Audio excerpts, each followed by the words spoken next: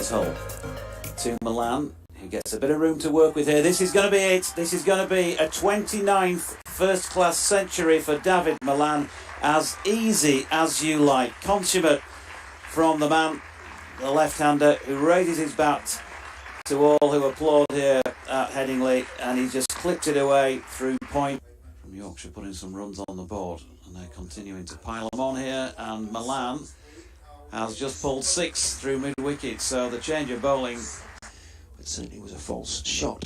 Ahmed is in again. Toom is driving in the air. Is it going to be caught? He's caught at long off, running in. Good work. That's Hope has gone.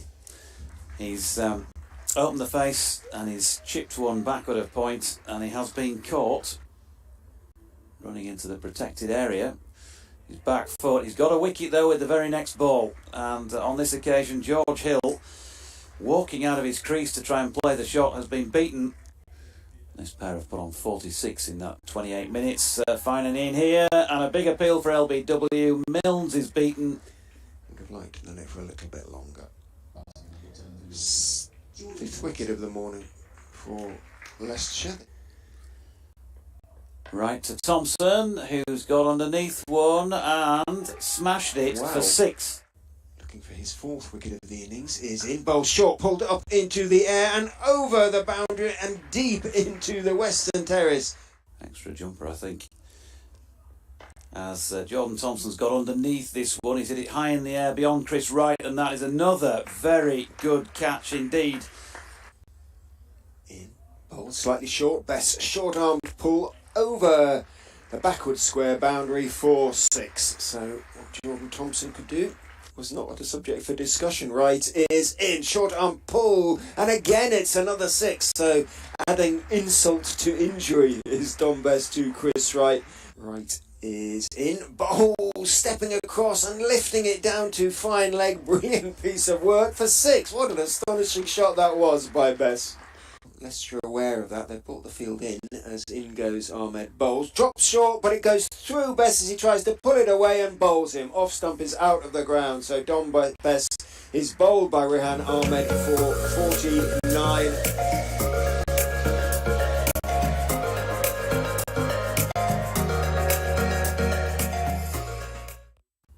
Already Milnes is in, pulled up into the air, should be caught at mid-off by Revis, moving to his right and is. Went for the pull, didn't time it, top edge. We've seen a few of those in this game. In comes Code, and that's hauled away through mid-wicket by Rishi Patel, and it's gone all the way. Coming in past umpire Pollard from the coastal lane end, edged and gone. Adam Lyth takes the catch. Lewis Hill, the Leicestershire captain, is gone. Caught by the Yorkshire counterpart, Adam Lyth. Thompson is in. It's a catch. He's coming, pinning for a court. Come bowling. He's got there inside of the bat and pad. The ball looped up. Thompson didn't quite have to change direction, but obviously he was stepping away from the pitch to his left, which is ridiculous, really. In goes Thompson down the leg side, and this one is flicked on its way by Ackerman for 4. Revis is in, bowls full to Hanscom, who drives. Didn't quite sound as though it's got it out of the middle, but he's going to pick 4 nonetheless.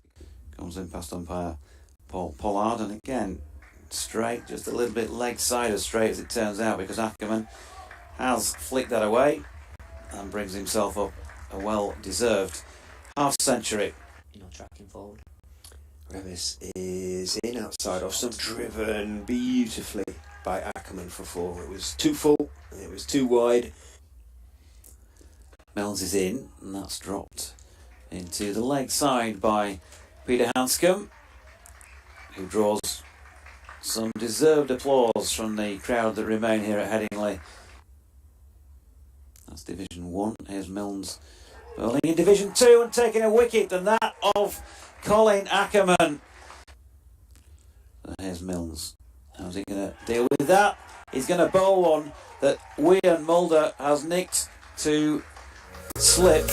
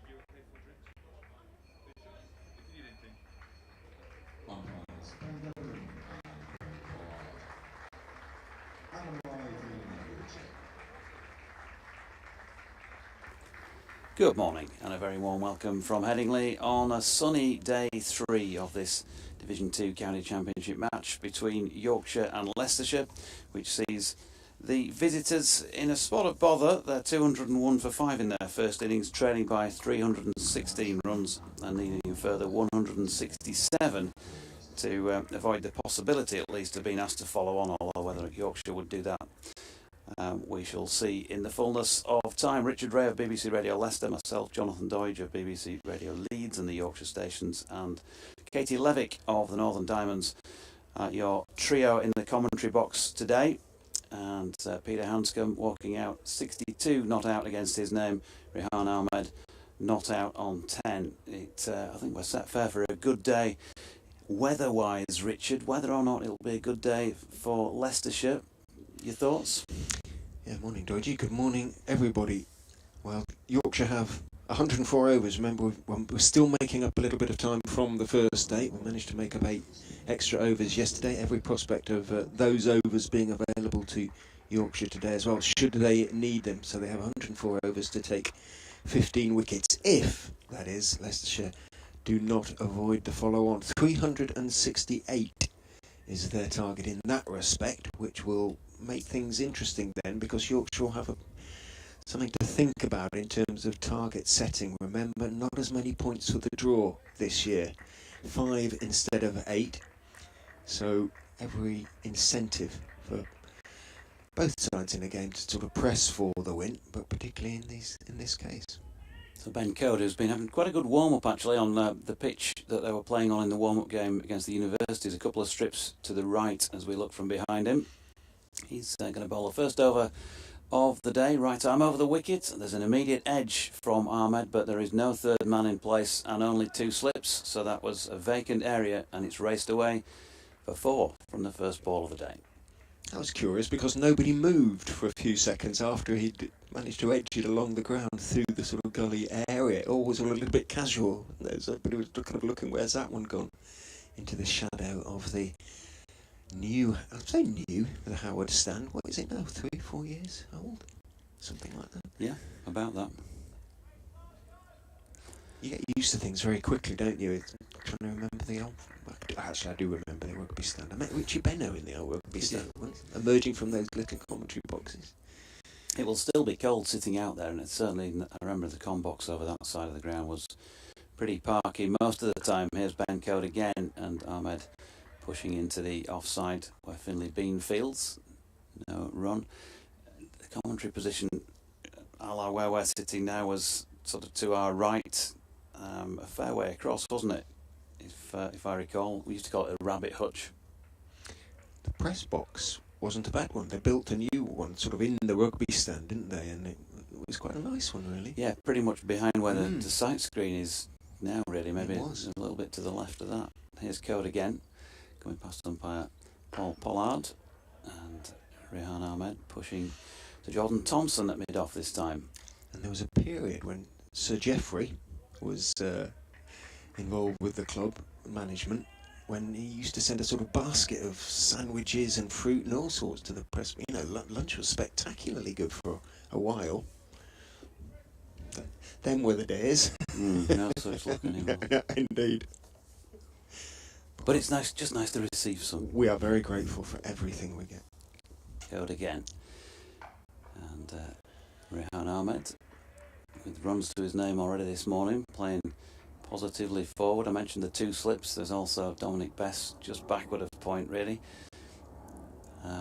Plethora of fielders in the offside, with Jordan Thompson shining the ball at mid-off. Finlay Beans at a sort of short extra cover. Matthew Revis in the covers. Matt Milnes going through some looseners. We take it he's going to be opening from the Howard stand then in a few moments' time. James Wharton is at mid-wicket. David Milan arms folded way down the far end by the Western Terrace, with a long leg position against his name as Rehan Ahmed turns this latest delivery into the onside again. Western Terrace, well, not, I don't think, open to the Speckies. There is one snapper in the distance, round about mid-wicket. In fact, 2 I can see. Halfway back in the stand. Oh yes, we need your new binoculars out. You brought them, did I? I've brought them. I did mean to tie the thingy round before play started, but I haven't managed to do that, as Rehan Ahmed. Well, this time it's a tentative push forward, isn't it? And not so far wide of second slip. He's going to pick up 4 more, so Leicestershire rubbing out 8 of those that they need to achieve that follow-on target. 209 for 5 after the first over of the day. Hindsight is a wonderful thing, but I'm a little bit surprised that Adam Lyth didn't have a third slip in. It's a very early stage in proceedings. Just the 2 slips, and it probably went. The third slip would have been in the game there, reaching to his right. It didn't go through fourth. This shows what I know, doesn't it? Jordan Thompson is actually going to bowl the first over of the day from the Howard stand end, so Matt Milnes, it was all a red herring, all that warming up. Oh, it's still pretty parky out there, although it looks wonderful from up here in the sun. It's still quite chilly out there. My weather app suggesting sort of late single figures still, but in the sun it'll be warmer. Tomo with 11 overs, 4 maidens, 1 for 40 against his name, Richard. Indeed, he bowled very, very well. In he comes and bowls very straight, Hanscom, solidly forward, slightly playing across his front pad, but everything in terms of the middle of the bat behind it as he pushes it out towards mid-on, and there is no run. They find a way, good batsmen, don't they, just to get through the best batsman, the international batsman. He did struggle for a while, certainly after tea. Hanscom went out. Yorkshire bowled outstandingly throughout that final session. Thompson is into him again, very straight, and again meets an equally straight bat from the Australia international. Back down the wicket it goes, bouncing into the hands of Thompson, who marches purposefully back towards his mark.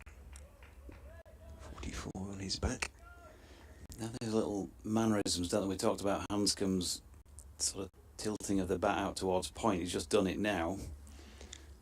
As Thompson is in and bowls to him, fraction shorter, he can stay on the back foot and play it firmly out towards the sort of short, straightish mid-wicket. Just watch Jordan Thompson, he just did it. As he turns round, he'll walk back a few strides and then he'll take the left arm and pull the sleeve up over the right shoulder, and he'll often then also go right arm to the left shoulder and pull the sleeve up there. Does it most deliveries, probably doesn't know he's doing it. Routine is important, isn't it, when you're trying to bowl a sort of similar line all the time. And he goes and does bowl very straight again, a little bit fuller this time, bounces back towards Thompson, who pauses and just puts his right hand down. Chris Wright in those circumstances always tries to deflect the ball onto the stumps, even though he knows that I've never ever seen him take a wicket with it, ever. And I've been watching him for a long time. He insists. He did it once back in the sort of day when I think he was with Warwickshire. He got someone out that way. Since when, he's been doing it all the time. Thompson in bowl, slightly shorter and slightly wider, and Hanscom's going to pick up runs. In fact, he's going to pick up 4 of them. It is such a relatively short boundary on that side of the ground that although the ball wasn't actually quite going over the square, it was just behind square, it still managed to maintain its pace, so to speak, and again not overhit by Hanscom. Made sure he just worked it wristily away, cut it away through the offside, and picks up 4. He moves on to 66. Leicestershire 213 for 5. Added 12 to their overnight score. Thompson, elbows jutting, is in and bowling, goes past the outside edge, played inside the line. Didn't do too much of the delivery, I don't think. It was just a very, very good line just outside off stump, and Hanscom played at it and didn't get the edge. Goes through to keeper Shy Hope. Interesting first over from Thompson. That's the questions. 213 for 5 at the end of it. Good morning, folks. Yeah, you sort of lose track of time, don't you, over an Easter weekend, normally anyway, but when you've got a county championship game running through the middle of it, I'm struggling to sort of, get my head around the fact it's a Saturday morning. Yeah, there's a decent crowd starting to come in as well, anticipating great things from Yorkshire.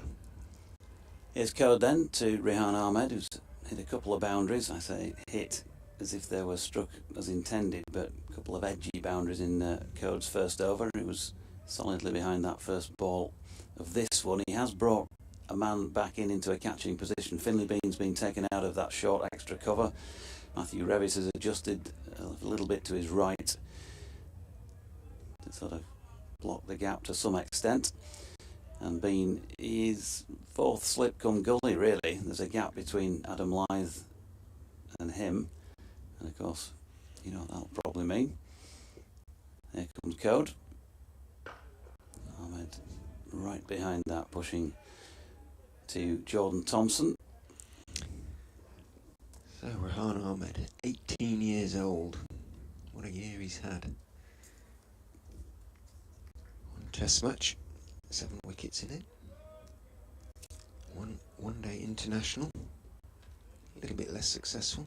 2 T20 internationals. His first class career, all of 4 games. Ben Code right on the money. That policy of bowling straight from yesterday doesn't appear to be much in the way of change. Ahmed getting quite a bit on that, but Matt Milne's round to do the fielding. Down in the distance, David Milan is having a chat with a couple of the backroom team by the looks of things. So this is Rehan's 9th first class innings, that's all. You forget sometimes how inexperienced. Here's Code, and that's flicked to leg where Milnes does the fielding. Speaking of Milan, by the way, I was asked by one of our regulars to do a bit of calculating where he's concerned batting at Headingley, because he has got a very good record batting here for Yorkshire. A double century, an almost double century, and a couple of other pretty hefty tons to his name. Specifically in his time here, rather than playing here as a visitor. Here's Code. Ahmed pushing up to mid-on where Milnes fields, no run. So David Milan's scores at Headingley for Yorkshire against Derbyshire, his first match back in August 2020, 219 and 27. Against Lancashire, September of 2020, he made 27. Against Sussex, June of 21, he made 199. And then against Warwickshire in September of that year, 9 and 12. And then last season against Kent, 152 in his only knock. Against Lancs, 23 in each innings. And then, of course, in this match, 132. Here's Code. That's wide of off stump, and Ahmed shoulders arms. End of the over, 63 gone, 213 for 5. So the question was really about the quality of opposition in those matches. And if we take it that during the COVID years, when we amalgamated into conferences, there would be second division sides such as Derbyshire and Sussex. Milan here at Headingley against Division 1 opposition, 246 runs at 41. Against Division 2 opposition, 577 runs at 144.25. His overall Headingley average for Yorkshire, 82.3. Jordan Thompson from the Howard stand end is in to Peter Hanscom, who is feeling for one outside off stump, trying to work it away, perhaps down to third man. There's only the 2 slips and a backward point. There is no third man. Didn't get anything on it, and Thompson is signalling to the ground stuff, I think possibly for a little bit of sawdust. He just had a little problem with his landing foot on the crease there. Might just have been a little bit of moisture, might have slipped a fraction. He's examining the bottom of his left sole. And indeed, here comes the ground staff. I saw the ground staff this morning when I was at, as I ran up Otley Road, the 3 of them. I recognised, obviously, the head grounds, the new head groundsman, but also the lady who's now working alongside him, and one other. And they all had their Yorkshire sort of kit on and shorts and stuff, marching purposefully down Otley Road towards Headingley. That would have been about sort of 7 o'clock, so that's obviously they start around 7:30, something like that. Anticipating not too much work, hopefully, today from their point of view. Certainly not in terms of pulling the covers on. They're out there at the moment, putting sawdust down on Thompson's footmarks and the crease.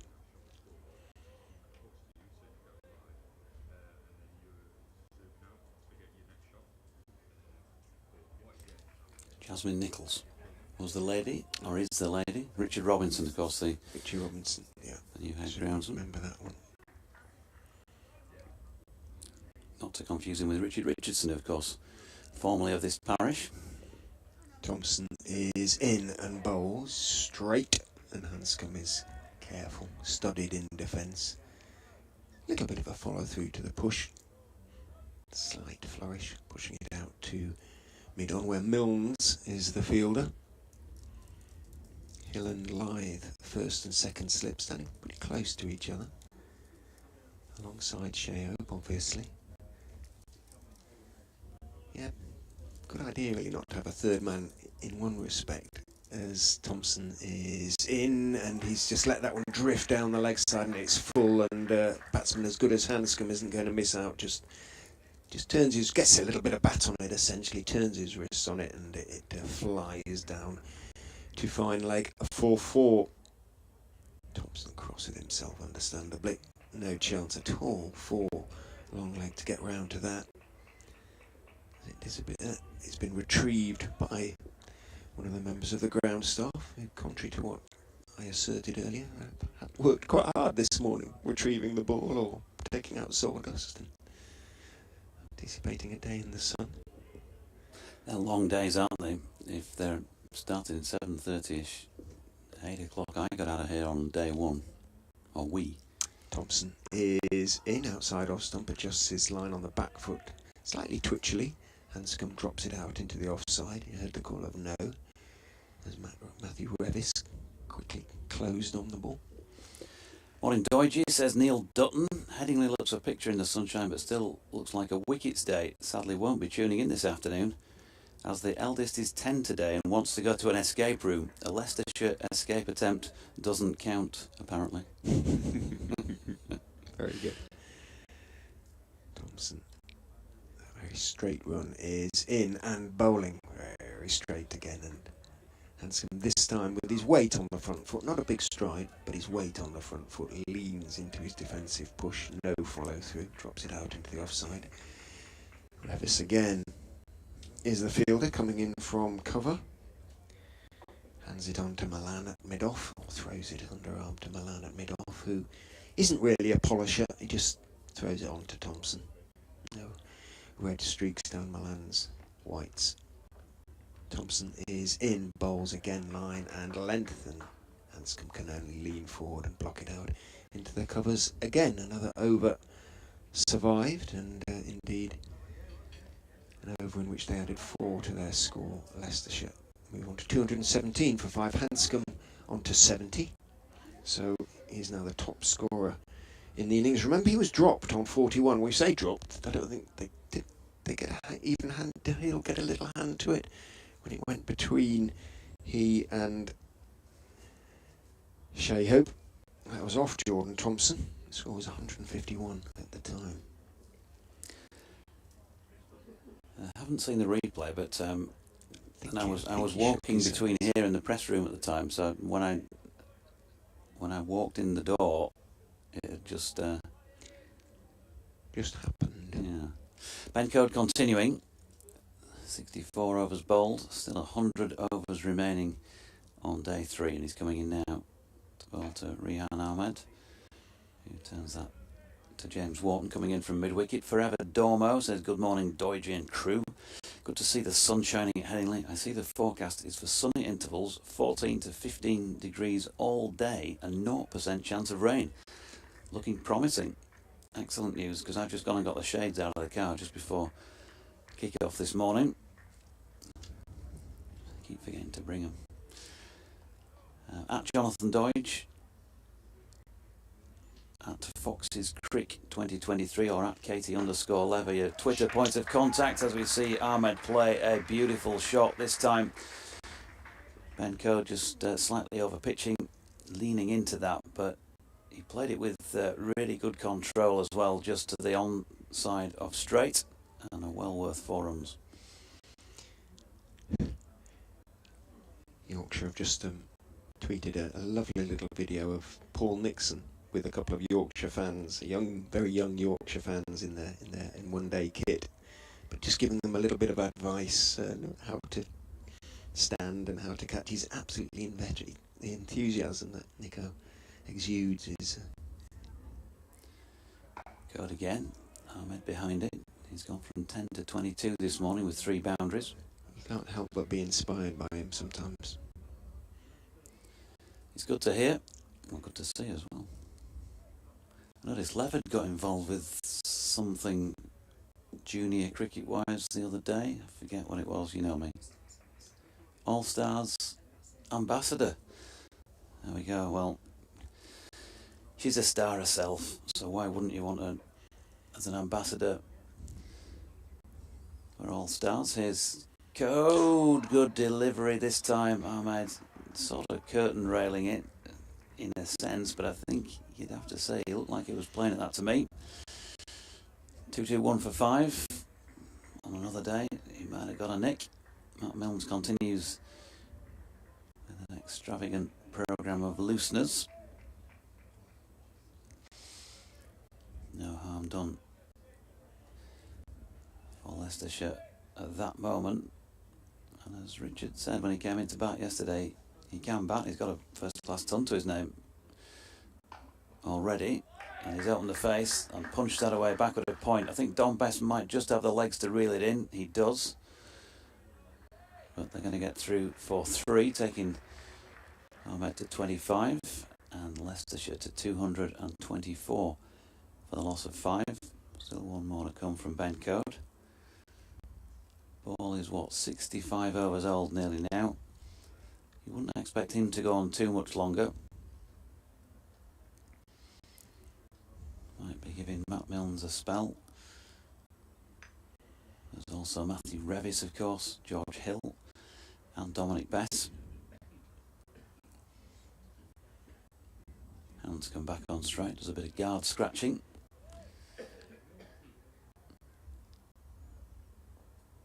Right-handed, taps the bat. And Code with the appeal here. Sounded a little bit of something more than pad to me, as if there was top end of the bat, handle possibly. Either way, Paul Pollard not interested. End of the 65th. Hanscom survives and Leicestershire 224 for 5. So I was mentioning the Twitter handles. You can of course also get in touch on BBC West Yorkshire Sport at gmail.com. Weather's better here than it was at Augusta last night. See a couple of trees blown over. Fango's impressed by the fact I'm wearing a shirt with a collar today, and Brunty thinks that the advent of cameras in the commentary box should mean all BBC commentators should return to wearing black tie like they used to in the 1950s. Funnily enough, that did go through my mind the other day. What? You were going to come in a I've got DJ? Yeah, I've got the DJ in black tie. Maybe one day.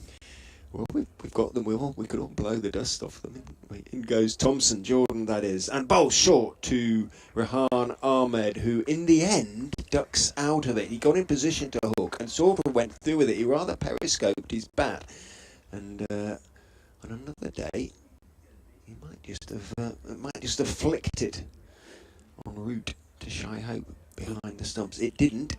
Third man has been posted for Rehan Ahmed, who was it the second ball he received last night, second ball of his innings. He tried to ramp it down to third man for 4 or 6. Thompson is in to him again. He's standing up tall and playing it very firmly and very convincingly through the offside for 4 in front of point. Really nicely timed by Ahmed, who's moved on to 29 from 10. His overnight score on to 29 already. 228 for 5. I think we know already that from his century at the end of last season against Derbyshire, in fact when he was attacking by the end just about every ball, he is a dangerous batsman from the opposition point of view, because he scores his runs quickly, or attempts to at any rate, and Yorkshire, seeing that, have posted a sweeper on the offside boundary at extra cover. Thompson in again to Ahmed, who is turning it wristily off the straight, but only as far as mid-on. And there's no run. So third man, backward point, big gap in the covers. Extra cover now being on the boundary, and Milan at mid-off. Gesturing away to the sweeper out there. Got a lot of hands in pockets, or tucked under armpits among the Yorkshire fielders. So it is still a little bit chilly out there. 15 degrees might be a bit optimistic at the moment. Thompson is in, bowls down the leg side, effort ball, but he lost control slightly, banged it in, and it was both short and down the leg side. Ahmed stepped inside it, gestured at the ball, didn't do so with any real conviction. And there's obviously no run. Indeed. I think if we do go down the DJ route, we'd need those old-fashioned microphones on stands. I need to go get some elocution lessons as well.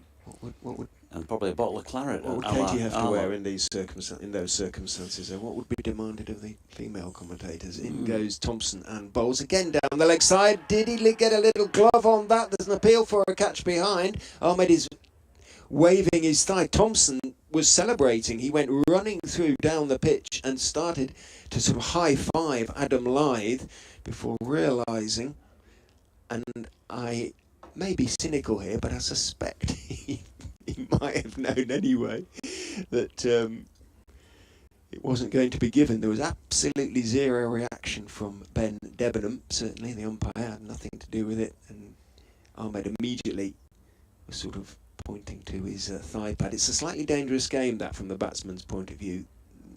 Some umpires could be a little bit annoyed about that, but there you go, he's gotten away with it. In goes Thompson, bowls an angry bouncer. It was a little bit too short, and Ahmed, who's not a tall young man, was able just to sink to one knee and duck underneath it comfortably enough. So Thompson, again, trying to make things happen, thought he'd done so, or hoped he'd done so at any rate. End of the over, 228 for 5 from 66 overs. 98 remain to be bowled today. Ben Cody's going to continue at the Kirkstall Lane end. Just to answer your question that we didn't get a chance to answer there with regard to Lev, if we're all in the DJs, I think, in Ball put it back in time context, you probably need to be in a ball gown, wouldn't you? Something like that, really.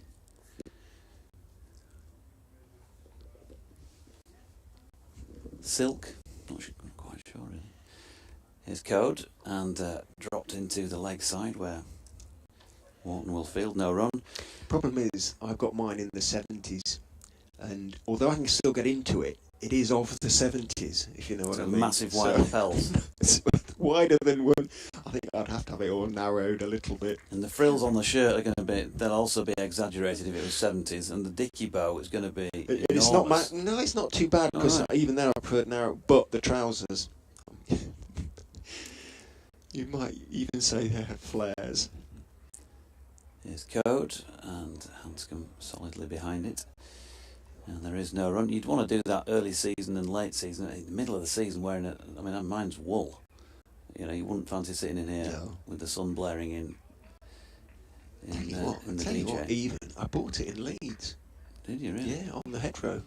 In the 70s? A big department store on the hedgerow.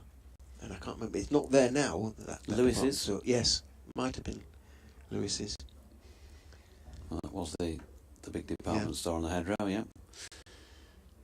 Here's Code, and that's dropped out into the offside by Hanscom. But Lewis is doubled up as Hearts, if you remember the series, A Woman of Substance, Jenny Seagrove. I remember the series now. Jenny Seagrove was in it. That was back in the middle of the 80s. That's a long time ago. A local hero she was in, wasn't she? She was the scientist stroke mermaid. Maybe. Possibly. Probably, yeah. Code in again. Hanscom pushes up towards Milnes, coming in from mid-on. There's no run. Also in in the thing with Martin Shaw. The professional? Judge John Deed. Yorkshire lad says, morning Jonathan, get Hanscom quickly and win the game. What's your thoughts on the Yorkshire side for the next game? A few interesting selection challenges.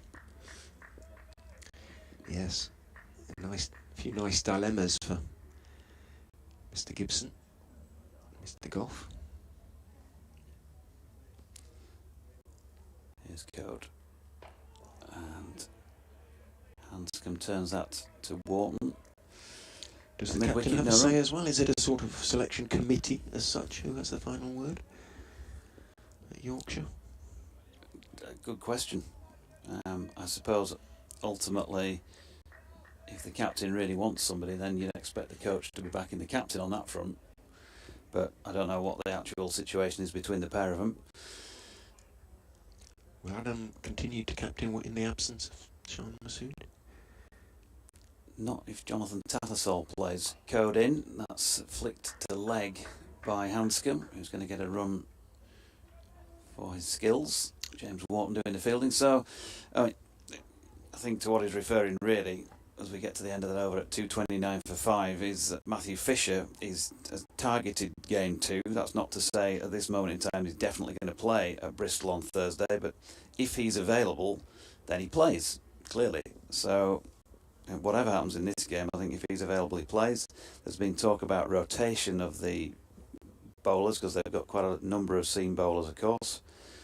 So I think we're really guessing Yorkshire lad. Because of that, it may be that Fish comes in and who knows? Matt Milnes, Jordan Thompson, Matthew Revis. Thompson is in and bowling short and slightly leg side. It's pulled, hooked really around the corner. Didn't get all of it by any stretch of the imagination, Hanscom, and it hasn't looked entirely convincing when he hooked last night in particular.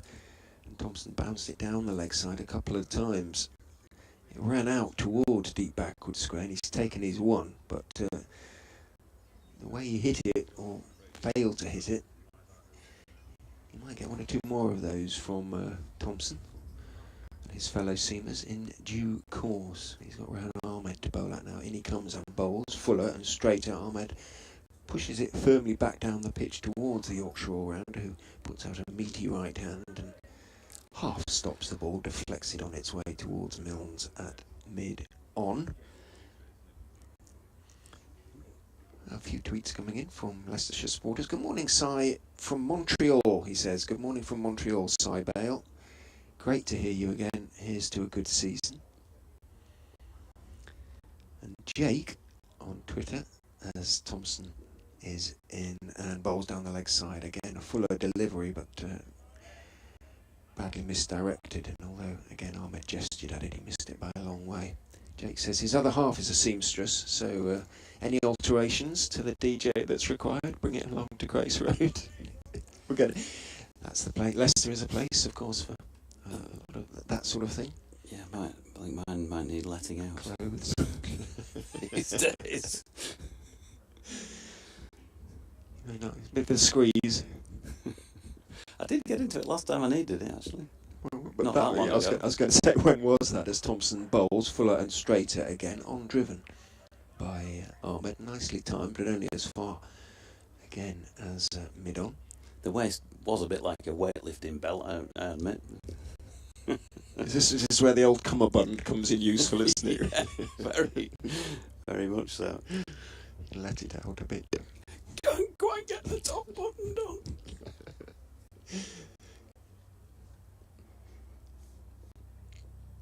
Thompson turns.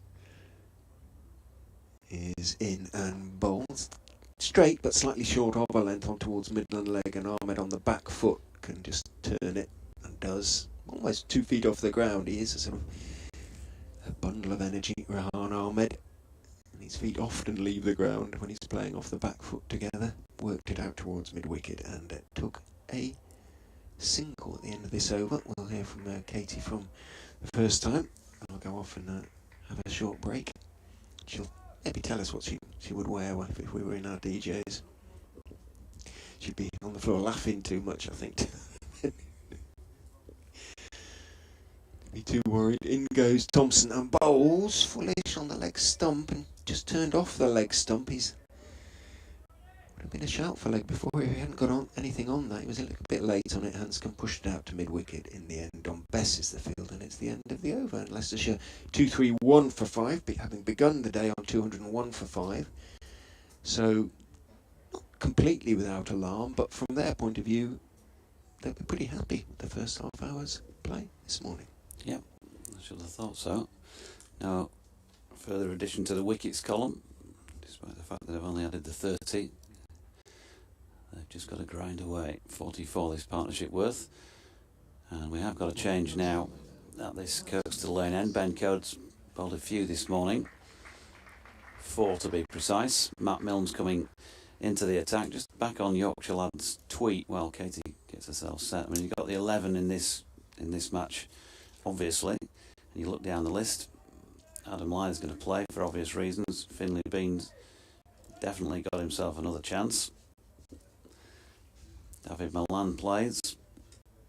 So 3 of the current top 4. James Wharton obviously less experienced and fewer runs on the board than most of those top 4. He did get score more than Adam Lythe if you're nailing it down to individual scores, which of course we don't in these sort of circumstances. Ahmed has just turned that one back of square leg for a single. And then Shy Hope's going to play. George Hill will play. You would think Don Bess is always going to play.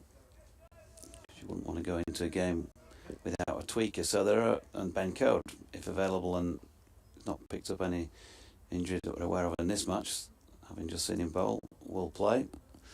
So there's a few, 1 or 2 questions about 1 or 2 places in terms of who would be available, as Milnes just feels one on the end of his finger that's driven back quite firmly by Hanscom, and there's no run. There's Rev, there's Tomo, obviously Matthew Fisher to come back into the equation. If Matthew Fisher doesn't play, if for any reason he hasn't quite made it with the hand injury in time, then that'll solve one of the headaches. There comes Milnes again. Good delivery. And Hanscom just doubled over in trying to play that, suggesting it nipped on him.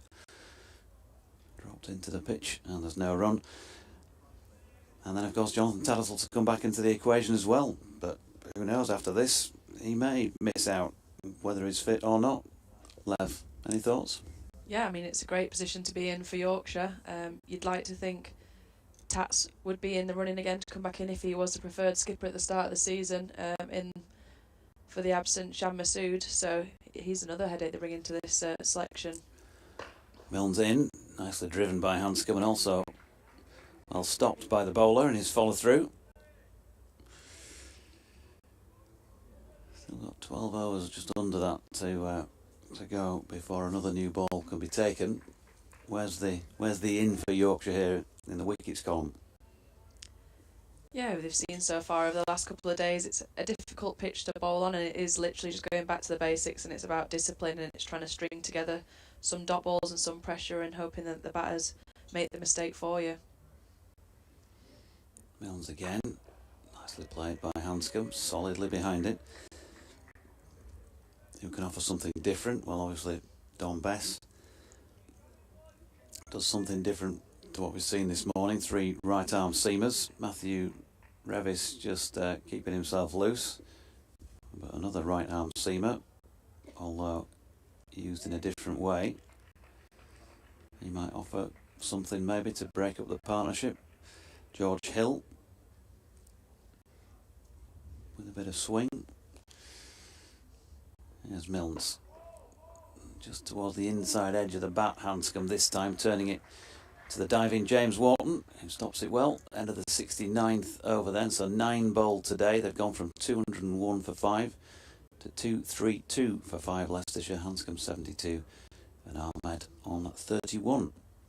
Yeah, it looks like they are having that bowling change. It's Matty Revis that's being thrown the ball. Just seen him take his jumper off. Is another right arm seamer but similar in sort of a Thompson style, and he hits the pitch hard, and they'll be really trying to target Rehan Ahmed's end. They've obviously had some sort of chats. You'd suggest a bit shorter stuff, try and get him to play an erratic shot.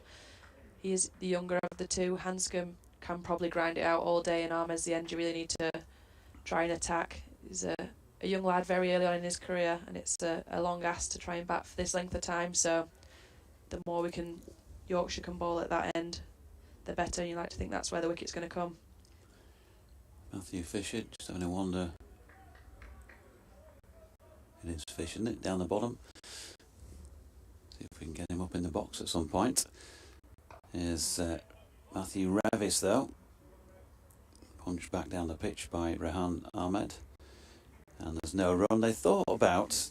Dominic Best did make his way down to our right, down to third man. And if you remember, Rehan Ahmed, early doors, didn't he? Played the ramp shot. Second ball, yeah.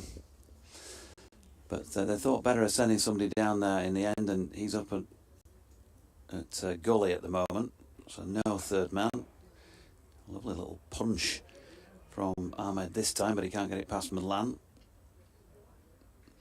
It does look like he's got something about him with bat in hand. Yeah, he's certainly got a long career with both disciplines. I think this will be a good tester for him early season. Can he stay there with the set Hanscom, with all the wealth of experience he's got, provide a real anchor role with him, rebuild and do a similar partnership to what Ackerman and Hanscom did yesterday, because that's what Leicestershire need to do in the current situation of the game. Yorkshire head coach Otis Gibson just wandered down to our left in front of the north-east stand, having a word with Matt Milnes, who of course is bowling at this coastal lane end at the moment, but Revis from the Howard stand end, and Milnes brought into play with a ball short of length that Rehan Ahmed has just flicked off the hip. 32 to him with that single, 233 for 5. Yeah, I think Matt Milnes had a really good over. Last over, challenged Hanscom, almost got through onto the pads, but a stunted appeal. And I think, like we've said quite a lot, it's just about who can blink first if we keep doing your skills for the longest period of time and try and force the error. Clearly playing well out there. Here is Revis. Good delivery. Certainly gets it to skid through from that height on occasions when he puts it that little bit further up the pitch as he did there. Hanscom has picked it off for a single, but you wouldn't say he played it 100% comfortably. Another one to the score, but still the deficit 283. And remembering Leicestershire have got to get to 368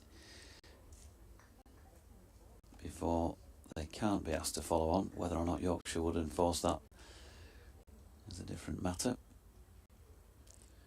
Revis switching to round the wicket. Short ball pulled by Ahmed, but he's not got the full shilling there. Ben Cody's at a short straight mid wicket, and he went straight to him after the bounce. They've got a man set back just in front of square Finley Bean. Adam Lyth is more or less in his eye line on the one.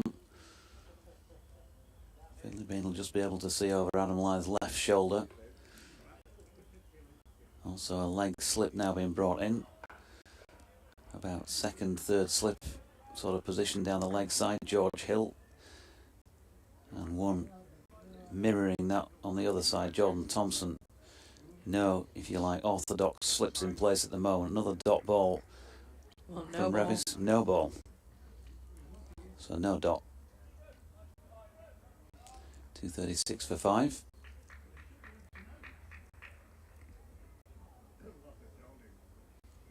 Bess has been sent down to the boundary edge at third as well.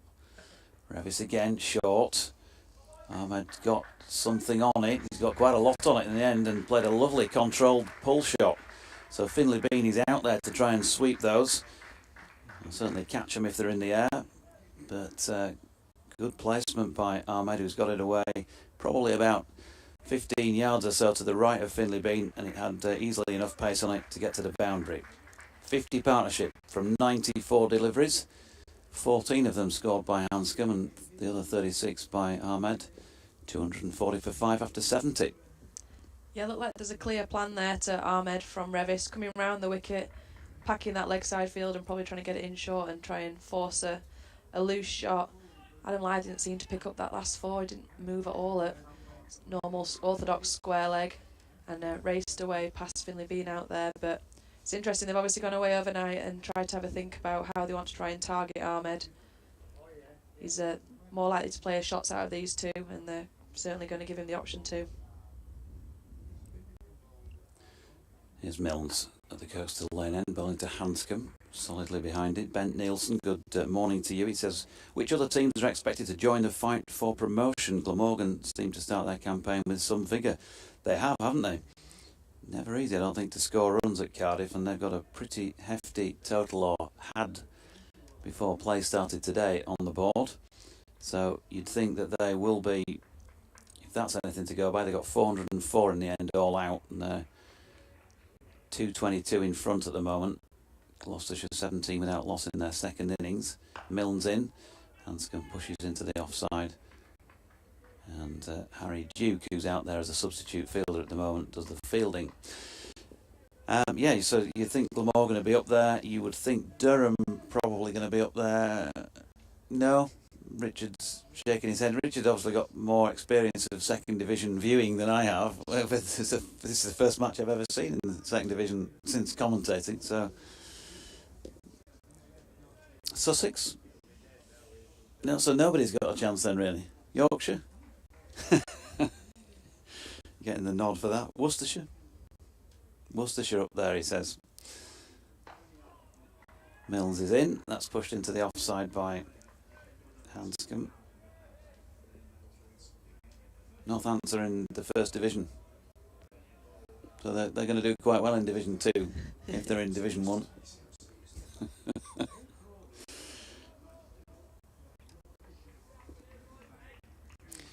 Chris Whittaker, good morning to you. It's great to hear your dulcet tones again as I sit with my dad watching a niece, Emily, 6 months, beginning her early cricket education. I like it, Chris. Happy Easter to you too. Nicely played off the legs this time, Hanscom. Matt Milnes again targeting the stumps, just a little too straight, and picked off for 1. 241 for 5, approaching a batting point, Leicestershire, which maybe at some point could have been brought into question. Russell Walker, good morning to you. Greatly enjoyed listening to yesterday's comms. He says, looking forward to the bowlers getting stuck right into the batters early rather than later, which is essential, I think. Is it too early for tea and cake? Definitely not. Short ball from Milnes here. Now then, Ahmed has fended at that one, really. It's safe, because on this occasion, having had a leg gully to him from the other end, there isn't one. Milan coming round to do the fielding, but he didn't play that with total comfort, and good to see Matt Milnes just trying something a bit different as well. Yeah, that'll be promising for Revis from the other end. That's obviously the tactic they're going to take, with Revis being able to get that bit of extra height. Maybe didn't back Milnes to be able to get it in as short and uncomfortable. Milnes again. Hanscom this time pushing to Revis, who removes the cap before feeling the ball, because he's going to be coming back on to bowl again at the Howard stand end. If he can get that short ball right, Matthew Revis, you know, a bit of chin music, it could be interesting, because he certainly can bang it in. Quite often we've seen it fly over the batter's head, and of course that's a bit of a waste of energy on his part, and easy to deal with at the other end. Also, we've seen him bowl a few mean Yorkers. Bowled an absolute peach last year at Northamptonshire, I think it was, to get rid of Will Young. I think it was Rev. His dad'll remind me. Come on, Keith. Tell me I'm right. Here is Matthew Revis. Short ball, nicely pulled by Rehan Ahmed. Adam Lyth with a despairing dive across at mid-wicket. Finlay Bean does the fielding and they get just the one. He wants to take it on. They don't want to feed him in the sense that they're going to give him runs. But if they get it right and he makes a bit of a mistake, then that could see the back of him. Yeah, it's a unorthodox tactic, and the field out there is just going to make the batter think, what are they going to try and get me to do here? They obviously want me to play the short ball, and just hopefully create that little bit of doubt in his mind. Like you said, Matthew Revis has got a good Yorker in the locker as well. If he could try and surprise Ahmed with that, when he's obviously expecting the shorter stuff with the leg side so packed. But it's interesting to see that they kept the same field now that Hanscom's on strike. So maybe this is just trying to exploit Revis's strength in the bounce that he manages to generate. Here is Revis, trying to tuck Hanscom up this time, and he flicks it to leg. Adam Lyth doing the fielding. Guten Tag, says Russ Harker from Skipton, but in Berlin. Morning all. I think Yorkshire are missing Mr. Patterson and Mr. Fisher out there. The seamers are toiling, but there seems to be not a lot of deviation on what is turning out to be a pancake of a pitch. Let's hope for better balance between batting strength and bowling threat.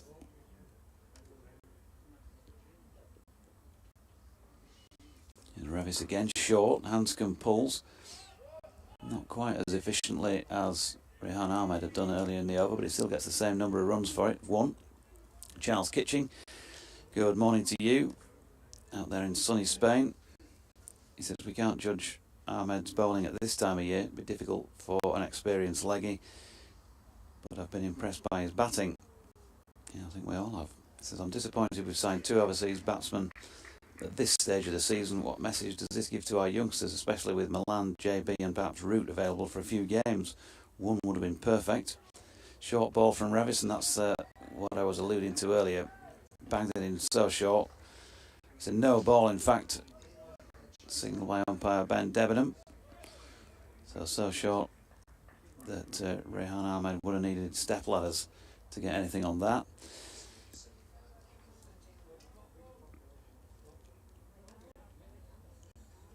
Malcolm Palmer as well, good morning to you. Hard work this morning with a soft old ball. He says maybe George Hill would offer a bit of variety.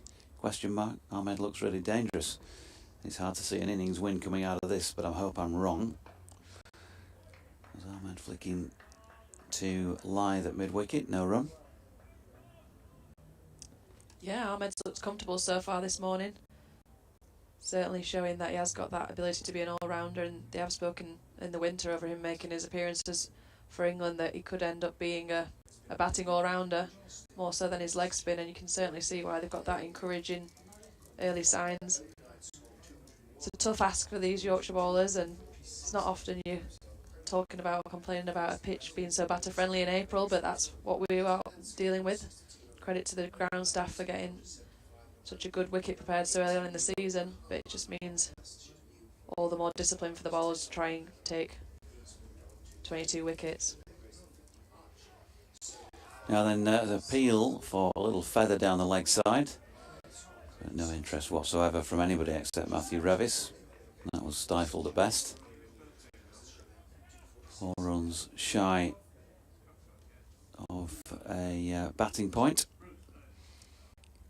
110 overs, of course, to rack up your bonus points. Yorkshire have got 1 with the ball so far. Another wicket, they'll get a second.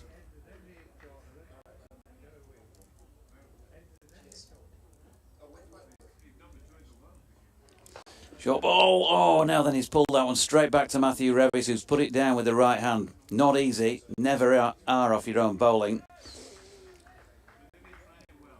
And he almost got it, but didn't quite. Rehan Ahmed rings the hand because he must have taken that somewhere up towards the top end of the bat. And so both these players have now been dropped, and both on around about the same score. Ahmed 38, Hanscom was dropped on 41. 248 for 5 at the end of the 72nd. Yeah, real tough chance. Revis is angry with himself, you can see there, little kick of the turf afterwards, but those are the ones that just either they stick or they don't when you're still in your follow through. But promising signs that Ahmed will give us a chance, and hopefully the next time we can take that, but difficult chance. If he'd have taken that, it'd have been a great grab and it would have been a turning point in the game, but it's hard to try and not dwell on that as Revis still rings his hand out. It was obviously a stinger because he did strike it back hard. So first semblance of a chance of the day, and it's gone down. Milnes is in, and that is run backward at point by Hanscom. Another single to him, 76. 249 for 5.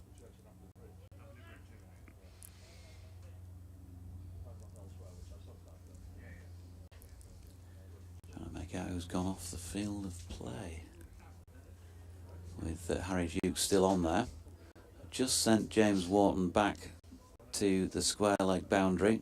He'll be a few yards in front of being square on. Western terrace side of the ground, yawning gap through mid-wicket. We're going to see another short ball here from Milnes, who's in now and bowling. No, we're not. In fact, it's just a flick off the leg by Ahmed to a length ball. Another single to him. That is a ripple of applause for the first batting point of the season for Leicestershire. They've made it to 250 for 5. And a little cheer comes out the back of our comms box. But they've really worked hard for that batting point. It's not being the easiest, trying to follow on after Yorkshire got that big first innings total, but they have just stuck away. Hanscom holding together their innings, and Ahmed really ably joining him so far this morning. Here's Milnes coming in once again past umpire Pollard, fairly wide on the crease, targeting the stumps once more. Hanscom pushing back to the bowler. Yeah, 64 for 3. Could have been forgiven for thinking, with staring down 517, that it might have been all over by now. 187 for 5. Possibly that there'd have been a few more wickets on the board as well, but it's clearly playing well. It's been dry and for the most part sunny for the last couple of days now. Taking wickets not the easiest. Milnes in again. Hanscom right behind it. Yorkshire, of course, will be pinning some hopes at least on cleaning things up with a second new ball. They're still 7 overs and a bit away from taking that. And you'd think they'd want it in their hands as soon as possible. Yeah, and it's just a case of keeping that run rate down until they can get that new ball and try and pose a more of a threat. With such a big total on the board in the first innings, and Leicestershire, although together building a really good partnership here, they're still a long way off that follow-on target. At 1 or 2 wickets quickly changes that, and you're suddenly a long way off. So we've seen the bowlers so far from both groups give just a few too many gimmies, especially in the first innings, that's allowed that run rate to stay high as well. So it's all about building pressure now for Yorkshire until that new ball can be taken. Wharton sent back to the boundary again. Milnes switches to round the wicket here to Hanscom, and then slants one across him. Hanscom has cut this. Now then, chances for a run out. He would have been out by absolutely miles had Don Bess been accurate enough to hit from backward point. Rehan Ahmed took a couple of strides and then said, "No, thank you very much." And Hanscom has had a let-off. Yeah, rare moment of madness from Hanscom there. You wonder if he thought he'd beat the fielder, the way he set off, but it just straight to Bess. And those are the moments that can really change the game if you just manage to get that direct hit and cause something to happen from nowhere. This time solidly behind Milnes' latest delivery. Not sure if we're going to get a replay of that little incident or not. But he was long gone. He'd given it up, in fact, hadn't he, when the throw came in.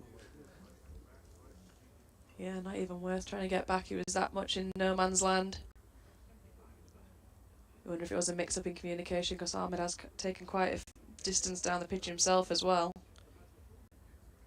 But a reprieve for Hanscom and for Leicester. And Yorkshire again thinking about another half chance. How can they convert those half chances into full chances and make something happen?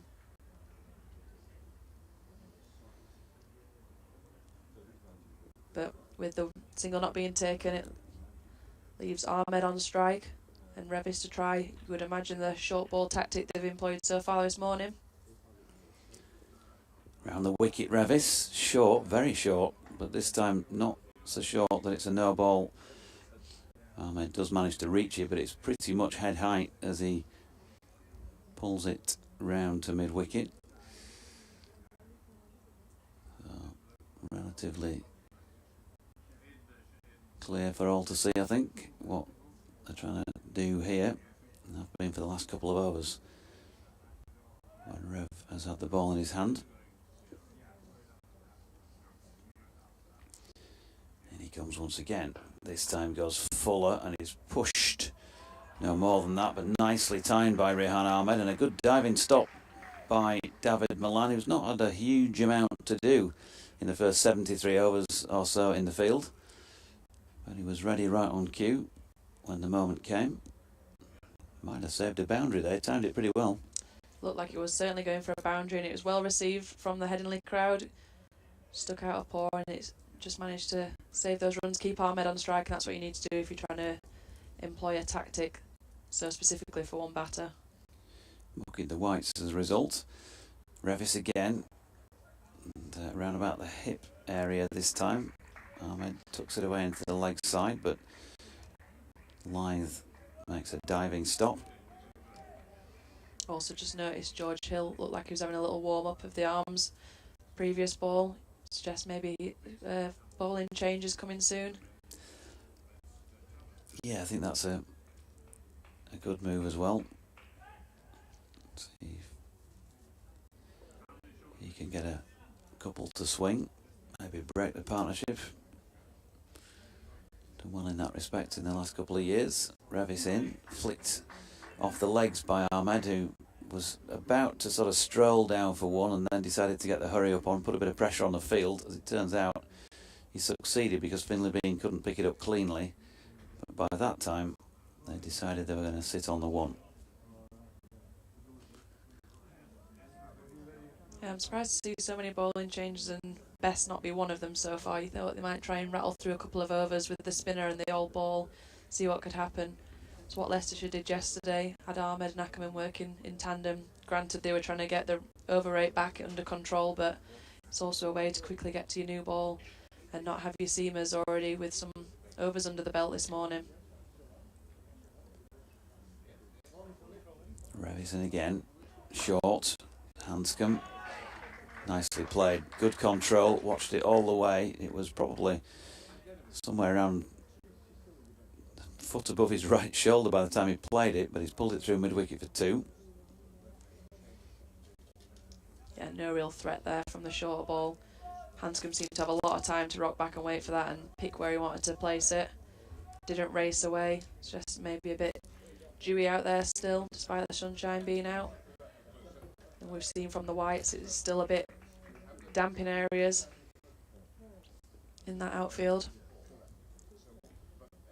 Revis to Hanscom again, once more short, guided round down to long leg for another single. Well, doing his best here, Matthew Revis, certainly putting his back into it. It's not always been directed where he would have wanted, but I guess when you're trying to bang it in short, that's the way things are going to go, isn't it? You're just looking for that one delivery. Yeah, certainly. It's interesting to see that he has gone with the short ball pretty much every ball.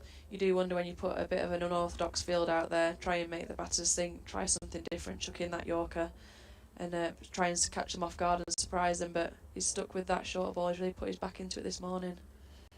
Yeah, there was just that one that Milan fielded that he threw up fuller, and if he could get that Yorker off at one point and land it like he did a couple of times last year, then it'd be difficult to keep out.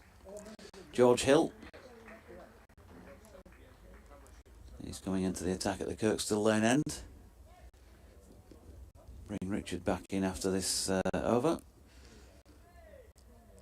6 overs, 3 maidens, none for 14 for George Hill. Number 18 on his back, and he comes then. First up, Loosener's good enough. pushed back by Hanscom. They've gone with, they've retained the 2 slips. Backward point. Revis is at cover. Milnes at mid-off. Jordan Thompson mid-on. And then mid-wicket. Deep backward square. Oh, sorry, deep square leg just in front. Coming into play now, James Wharton and Milan down at long leg. Single by Hanscom off hill.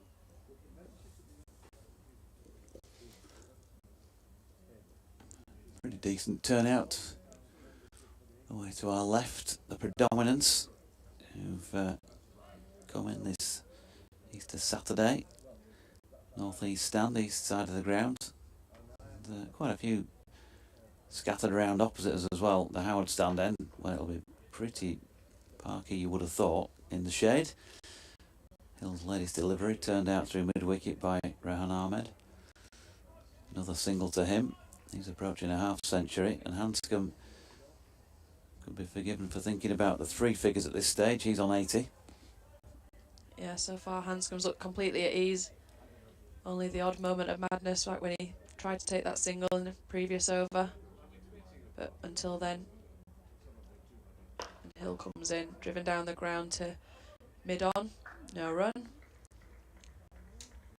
But yeah, Hanscom will be certainly thinking about those 3 figures and trying to bat on as long as he possibly can. He knows that this innings will be hinged around himself, weight of a senior player and also the overseas, but more than capable on this wicket in particular.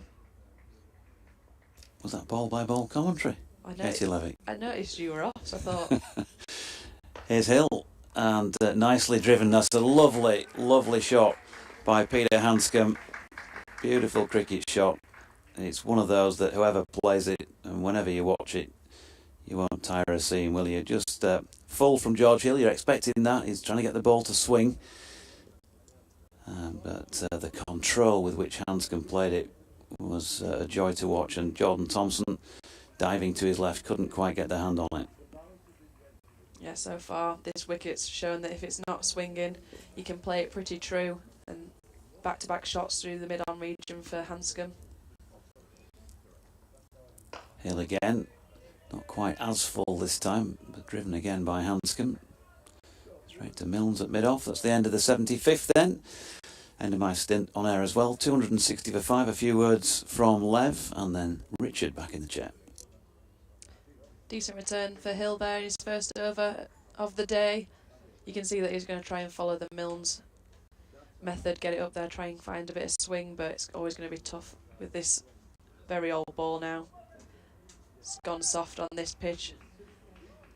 See what he can do before the new ball is taken, but Revis to continue from the Howard stand end. You can imagine that he's going to stick with the tactic they've done so far this morning, that short stuff into Ahmed, and hope it comes off.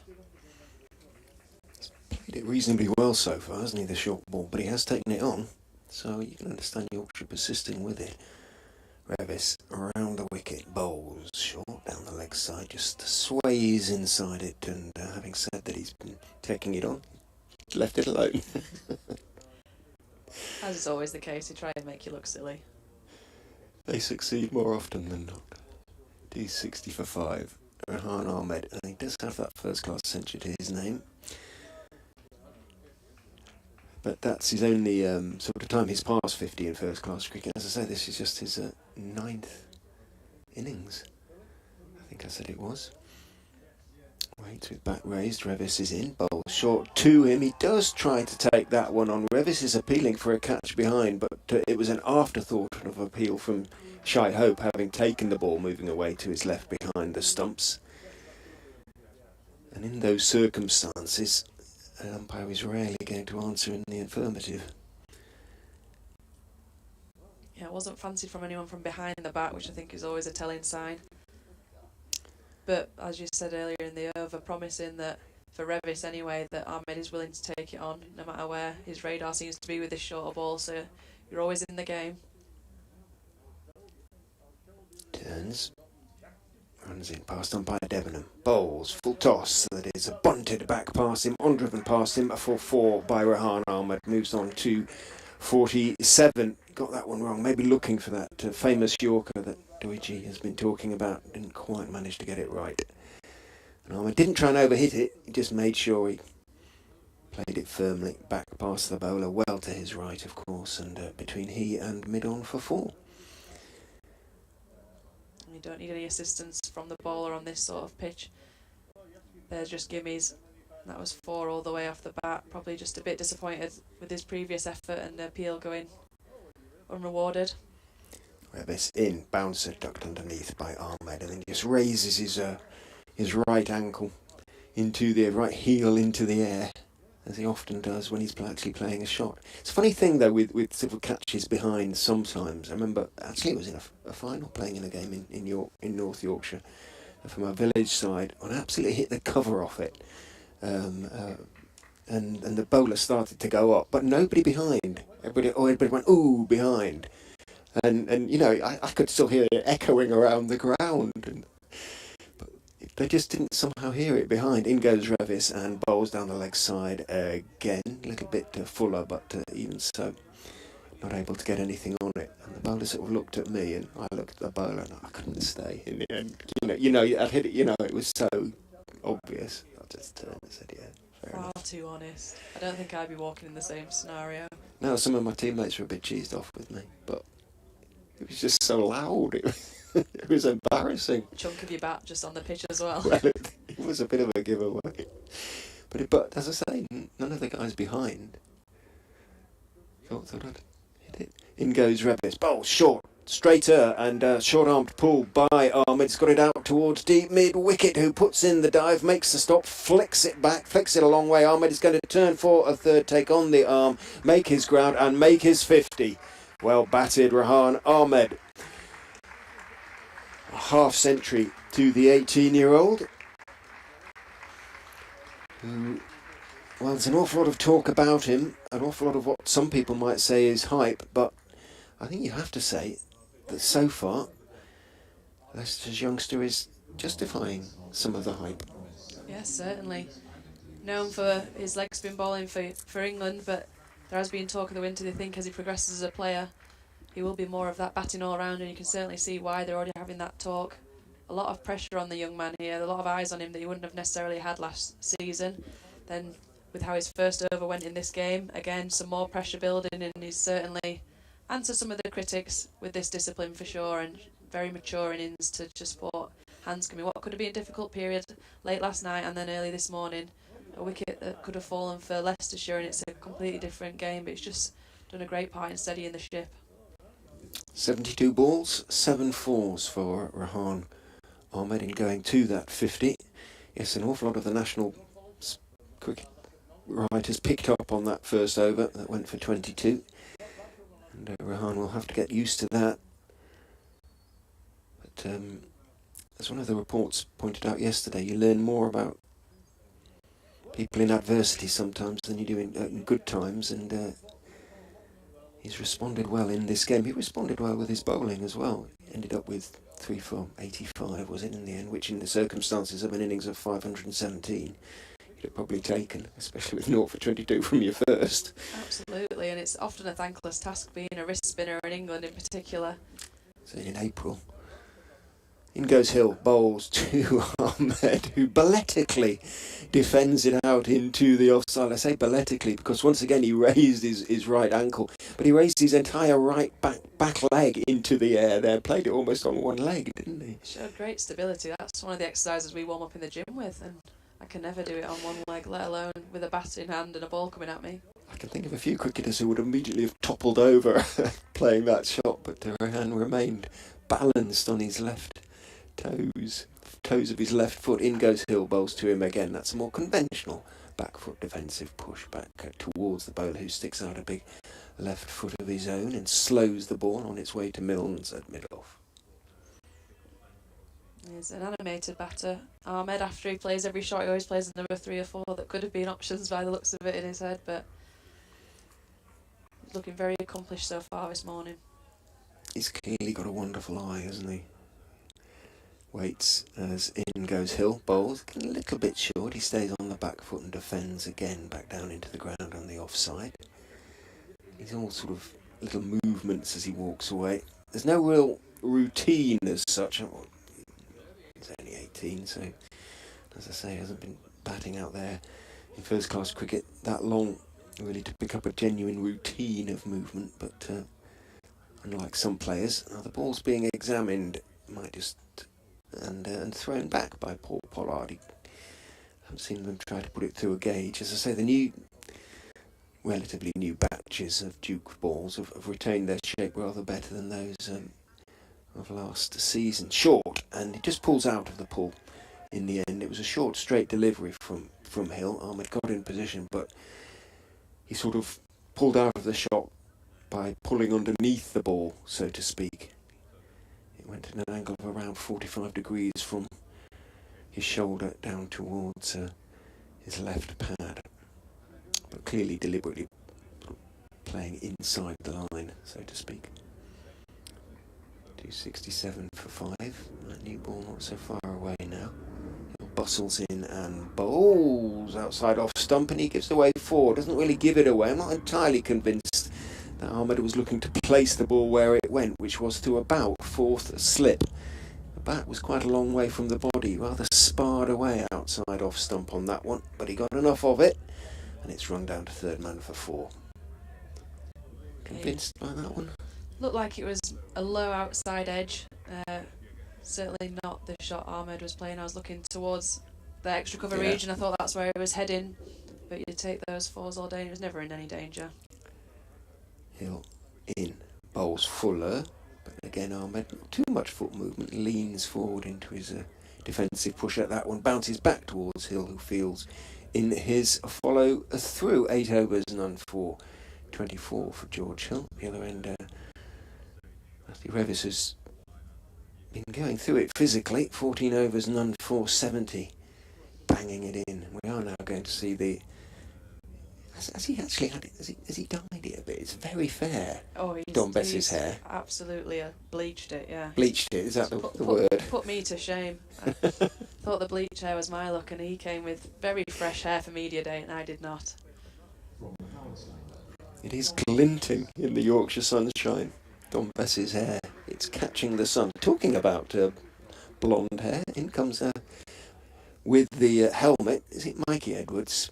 He's got his blue bobble hat on, his Yorkshire bobble hat on, but his locks are fairly streaming out of them. That's some mullet he's got on him there. Yeah, he's got a very traditional Aussie haircut. I don't think you'd struggle to pick out the Australian in the dressing room with the Barnet he's sporting currently.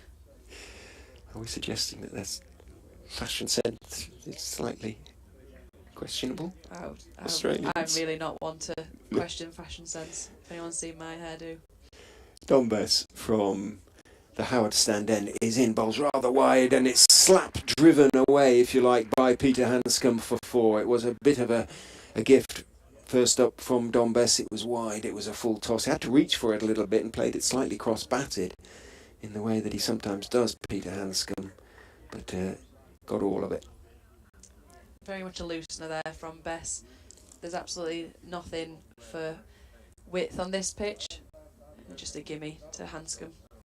Bess is in. That's a better, straighter line, but again, just not quite where he'd wanted. He's able to prop forward Hanscom and just turn it twistily into the leg side, where Revis had a bit of ground to make up from extra cover towards cover, and by the time he'd done so, Hanscom and Ahmed had completed the single. Just hesitating, because Ahmed and Adam Lai, they've just had a brief conversation, not quite sure about. Bess is in, and down the wicket goes Rehan Ahmed and drives it firmly wide of mid-off for 4. So intent shown by Rehan Ahmed. He does love to get down and have a go.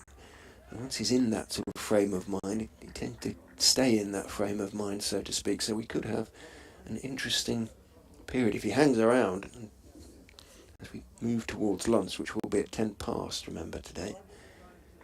You do wonder if what Adam Lyth might have just said to him encouraged that bit of aggression at the very next ball. What that was all about.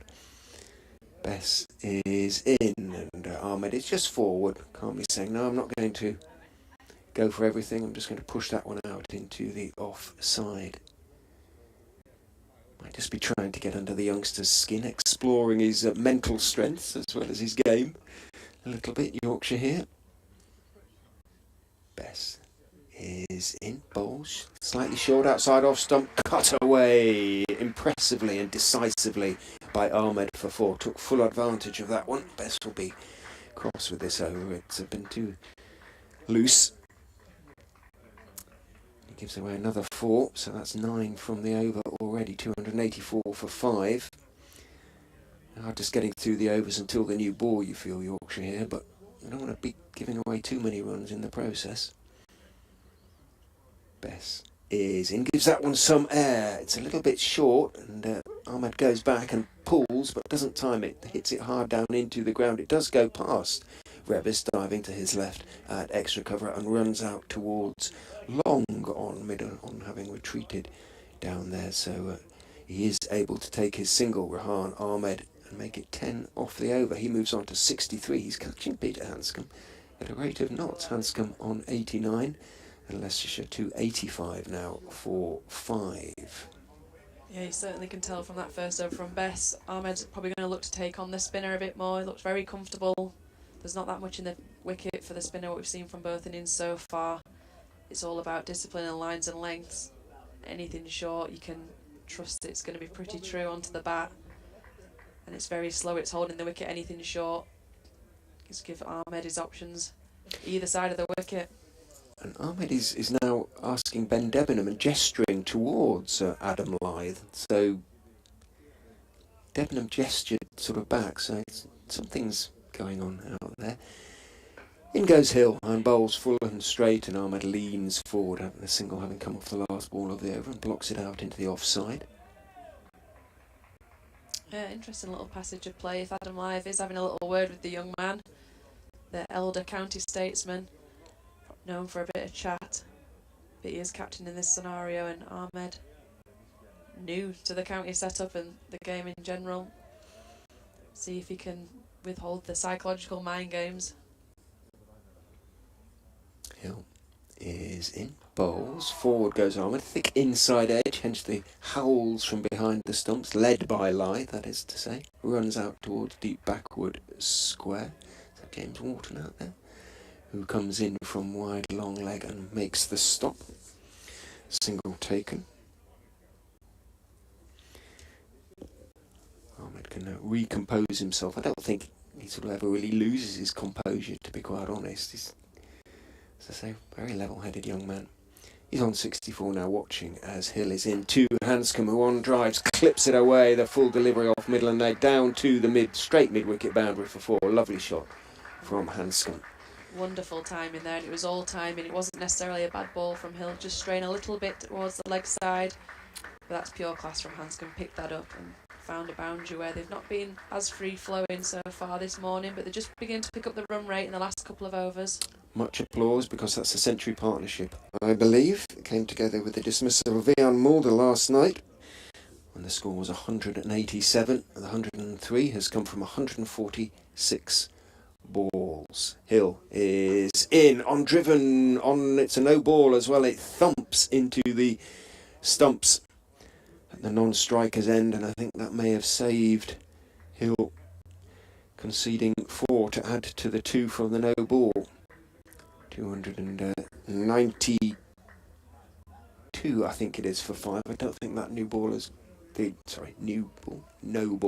has gone on the score as yet. May have done. Hill is in again. It's full and straight again. Hanscom looking to on drive, but it's not quite there, and it's just a firm push back past Hill. Mid unable to make the stop. Hanscom on 93 now. Well, one of the Leicester supporters, Fango Fox, who is down in Melbourne and obviously saw a fair bit of Peter Hanscom over the Australian summer. He made a lot of runs for Victoria. Said he's going to get 100 here on this pitch. In goes Hill and bowls, and he's driving. He's going to pick up 1, just the 1 though. Milnes managed to scramble to his left to make the stop and save a couple more runs. He keeps the strike in so doing. Moves on to 94, 291 for 5. Said it's his sort of pitch.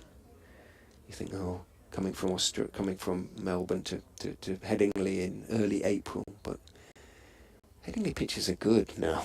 They're not the older reputation. I don't think it's deserved, really. No, I've certainly, in my experience, found that they're very batter friendly, and it's a tough ask for bowlers to try and find something from these pitches. The outfield's usually absolutely lightning as well, and you get money for your runs. Don Bess then, with possibly the last over of a short spell. I would suggest it being the 80th over of the Leicestershire innings, unless of course he picks up a few. Now, why has that gentleman gone into the Western Terrace? Looking for something, perhaps. Bess is in. Back goes Hanscom and drives it off the back foot out into the offside. The sweeper is out there. It is Wharton. Makes the stops at just a single to Peter Hanscom, moves on to 95. One of the Yorkshire players has gone into the... looking for something in the stand in the Western Terrace. The bottom thereof, Bess is into Ahmed, who's forward, just dabbing out into the offside where there's a huge gap in the covers. Bess has to run across and field on his own and able to take a comfortable single. Intelligent from Ahmed, a little bit of thinking there. I'll take the single if it's on offer. I actually think the players in the Western Stand, because Milan's just returned to the pitch, and I think that's the quickest way back without looking like you're still on the pitch in your full whites. Bess is in. Two Hanscom short, outside off stump, chopped away into the offside. Wharton is not going to get there. Hanscom is going to pick up 4 and move on to 99 in his first innings for Leicestershire. Not looked threatening at all so far. Bess, it's a tough ask on this pitch. All the spinners so far have had to toil away, but these two batters, set fair as they are making it look easy work. Well, Lyde brings in Wharton from the offside boundary. The leg side boundary is still well populated. However, Bess is in. Two Hanscom short, outside off stump, cut away, but only as far as backward point where Ben Code is the fielder. And for all Hanscom's experience, there will be a few extra nerves. You would have thought when he's making his debut for a new county, he'd love to get 100, I'm sure. Waits with bat raised, Bess ready to go. Just makes him wait. Steps back, starts his run, such as it is. Just a few steps in. Again, outside off stump, goes for the drive, misses it. Peter Hanscom, and it's taken by Shy Hope. I don't know whether that's the first time I don't think it's quite the first time he's played and missed today. I think there was one early on, and there was also that run-out chance, of course, for Bess, in fact, it was, wasn't it, when Hanscom had given up, rightly sent back by Ahmed. He was on 76 at the time. Bess again makes Hanscom wait. Steps in and bowls. Hanscom is down the wicket, looking to work it into the leg side. It's come off a leading edge. It's moved out into the offside. He's got the single, though. Goodness me, that was a nervy one, because Wharton came running in from extra cover, picked up, shied at the stumps, missed them. It would have required a decision of umpire Debenham, and he may well have been short of his ground, but he didn't hit the stumps. He raises his bat to the Yorkshire faithful, who are applauding generously, also to the Leicestershire balcony. But that is a century for Peter Hanscom. It's come off 180 balls. He's hit 16 fours in so doing, but a great start to his Leicestershire career. Yeah, for an innings that's been so composed and calm so far, it was a very frantic way to reach those 3 figures. The Yorkshire players looked like if there was a direct hit, it was going to be a tough decision for the umpire. But you've got to say he certainly deserved that century, where he's gone about his business so far. He's been the overseas pro that you want from a signing. He's held this innings together in the middle in some tricky periods, and he's reaped his just rewards. He's certainly not job done yet, though. He's got a long way still to go. Yeah, I was just thinking exactly that. Only halfway through his work, really, in a way. Well, he's got a new ball. Well, he's got it off the last delivery with the old ball. He's now going to be facing the new ball, and it's a whole different challenge. Ben Code with a new ball in his hand. 298 for 5. They need another 70 to avoid the follow-on. Code is in to Hanscom, who covers up to a full delivery. A little bit of shape to it. Nearly always is with Ben Code's deliveries. That sort of bowler. A little bit of outswing looking for. And there was fraction there, perhaps. Jordan Thompson beginning to do some serious calisthenics to warm up as well. At mid-on. Looks like he's going to share the new ball with Code, who turns. A few little steps to get into his run. And then he's in, and bowling goes through Hanscom and is taken by Shea Hope, moving to his left behind the stumps. Somehow missed everything. Yeah, it's gone through Hanscom's defences there. That's the length that Code's so dangerous at. Getting it really full, make the batter have to play a shot. And he's found in something with this new ball. A little bit of extra bounce as well. It missed the stumps by 2 or 3 inches above them, above the leg stump. So a little bit of bounce and movement from Code. Who is in past umpire Pollard, and bowling going to leave. A very, very late decision to leave by Peter Hanscom. It's a lively start to this new ball, that's for sure. It's making Hanscom have to think about some things in his innings here. He's been so calm and collected so far, but against a softer ball, it looks like it's going to be a tricky period for these two to navigate now, with Code getting something to happen already with the new ball just 3 balls in. Again, he left it on bounce. It bounced a good couple of inches above the line of the stump, so it really is making a difference. The hardness of the ball. Fuller this time, though, and unfortunately for Ben Code, Peter Hanscom on 100. He's not going to miss out on a delivery like that. It was a bit of a leg stump half volley, and he whipped it away to the mid-wicket boundary for 4. Yeah, not happy with himself there, Ben Code. As we said, all innings really, you've got to try and build the pressure, and he's just had 2 balls that have made Hanscom think and made play a false shot. The one before, that you don't want to then relieve the pressure instantly with a half volley that you can tuck away to the boundary. Second batting bonus point for Leicestershire. 302 now for 5. Code is in and bowls. That's a better length, but the line is a bit wrong, as again it's sort of middle and leg stump line, and Hanscom leaning forward can just turn his wrist slightly, and out into the leg side it goes, behind square, pursued by mid-wicket, and Hanscom takes 1, moves on to 105. It'll be very interesting now to see how Rehan Ahmed takes on the new ball. Yeah, I was just thinking the same. He came in a tricky period last night, but a different challenge that in the fading light of the day with an old ball compared to this new ball, and Benko getting it to do things. 3 slips go down in anticipation as Code is in, but Ahmed defies him. Big stride forward, leans forward, bat slightly in front of pad, and pushes it back down the pitch to the young Yorkshire seamer. End of a very interesting first over with the second new ball. Leicestershire have survived it. They've moved on to 303 for 5 with Hanscom 105, Ahmed 65, and the partnership now 116. Encouraging early signs with the new ball for Yorkshire there. Ben Code getting something to happen straight away. We're having a change of ball, and as you suspect, Bess has come off, done his job, got through to the new ball, but Thompson is the man to replace him from the Howard stand end, and what can he get this new ball to do? Right choice, Thompson? I think so. I think so, yeah. He had took the new ball quite a few times last year due to those injuries we mentioned a few times, and he's always the man that's up for the challenge and trying to make something happen. He's ready to go, and it looked as though Hanscom was ready, but Thompson pulls out only sort of a third of the way through his run and stalks back to the top of his mark. He's one of those bowlers who sort of turns and runs. He doesn't stop at the top of his mark. In he comes and bowls to Peter Hanscom, slightly short outside off stump. Carved away nicely by Hanscom through the offside in front of point, and once you beat the infield and there isn't a sweeper on that side of the ground, 4 is an inevitable result. Best diving away to his right, couldn't get a hand on it, and he remains on his knees ruefully. Picks himself up now. 4 more to Hanscom, moves on to 109. He will continue to take advantage of anything wide, that's for sure. How big can he go? Thompson.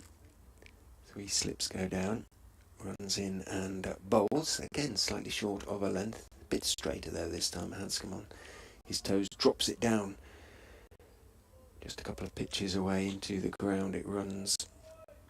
Bess comes running in from that backward point position to field. No chance of a single. Hanscom, long-sleeved shirt. Ahmed also in a long-sleeved shirt, but he sort of pulls his sleeves up slightly, so they're sort of halfway up his forearms. Hanscom keeps his cuffs down. In goes Thompson and bowls, leaning forward with an angled bat is Hanscom. He's got it wide, sort of inside wide of Best, running back from backward point towards gully, so a single is there to be taken. Hanscom on to 110, 308 for 5. Yeah, and Ahmed has looked great so far this morning, adding 65 to the score, but he's the one you want to be bowling at in this situation. Like we said, he's not really being tested with the new ball with his usual position in the batting line-up, so you've got to try and string together a couple of decent deliveries here to try and make the young man think. Thompson is in, bowls to him, does square him up a little bit, but he plays it okay in the end. He was looking initially, I think, to work it on the leg side. It straightened up on him, swung back towards him, and came off a thick outside edge rather.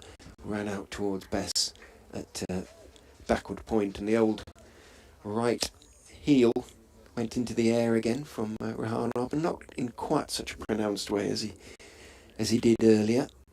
He sort of raised the whole leg up. Thompson is in and bowls, well bowled.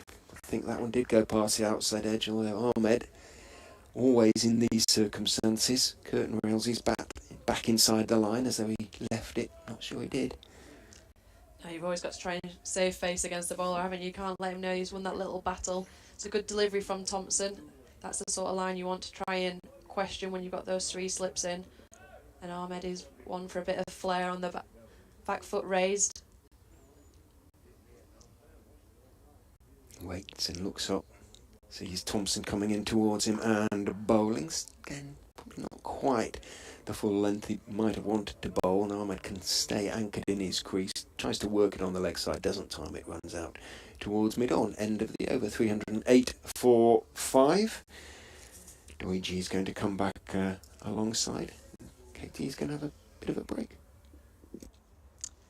Decent return there for Thompson. When he found those areas with the new ball, he managed to make Ahmed think. Hanscom looking a lot more comfortable at the crease, but then that comes with his years of experience. Ben Code looks like the one that could do some damage here with the new ball. He really got it to swing nicely, and he'll be looking to try and string together a couple of balls and make something happen before this lunch break. Thanks, Lev. Early lunch for you. Brought you some as well. Ken Code, Ben Code. Wrong ID. Sorry, Ken. That's Ben's dad. Ken bowling that. Ben bowling that first ball of my return. Seamless return as well. Dot ball.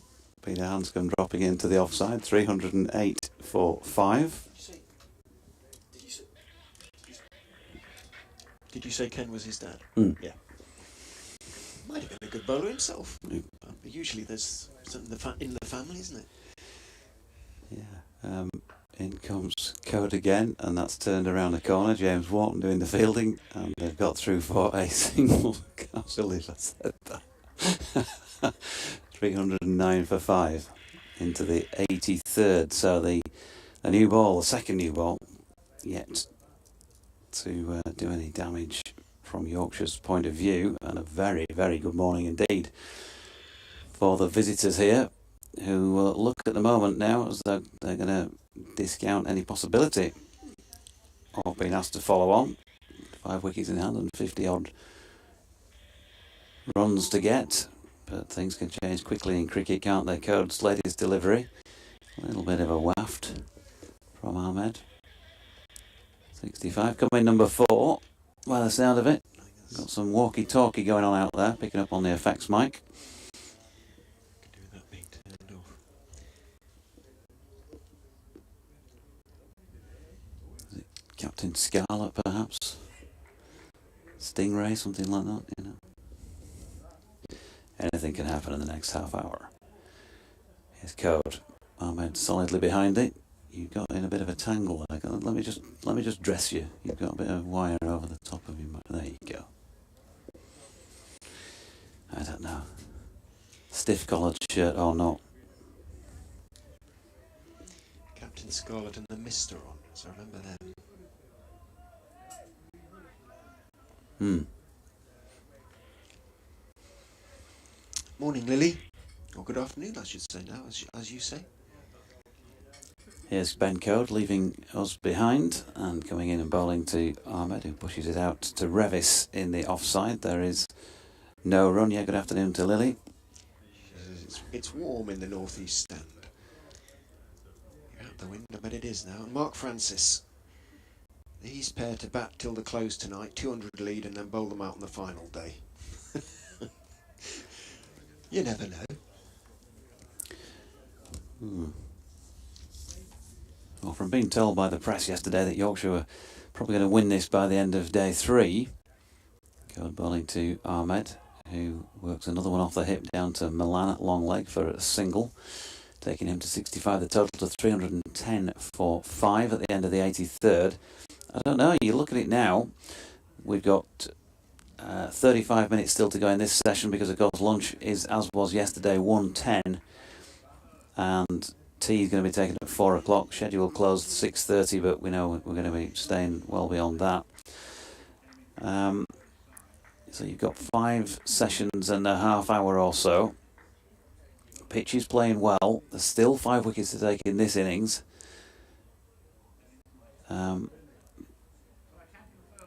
The draw certainly is now coming into the equation because of the time left in the game and the quality of the pitch.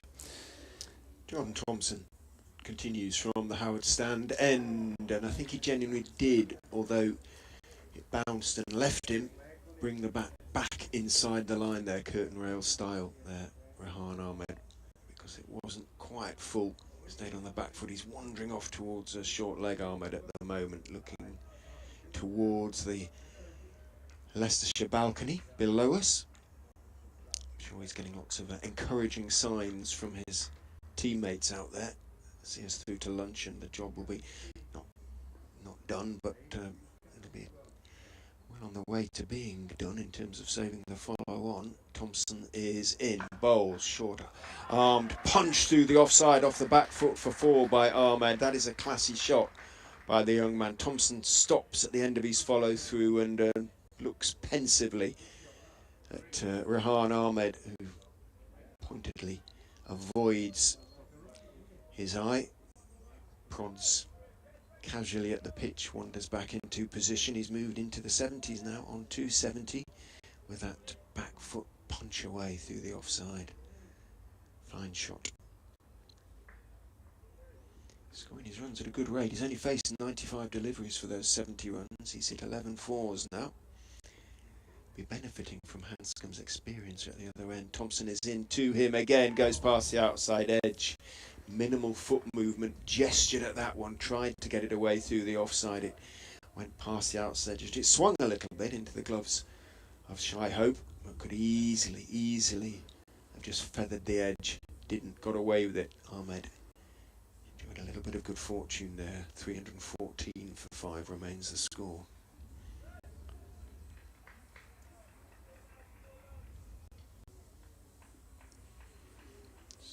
A little bit of sort of high misty cloud coming over the ground now. Take the edge off the temperatures as in goes Thompson and bowls. He is going to pick up a couple of runs there. Again, minimal foot movement, defensive shot, but played with an angle back. Bess has to run back from backward point towards the wide third man boundary. Picks it up a good 10 yards or so inside the rope, however. And Ahmed has to settle for 1. He moves on to 71. With his suitably weathered Yorkshire cap atop his head. There's much to think about. Collars up. Second slip there. Alongside Hill.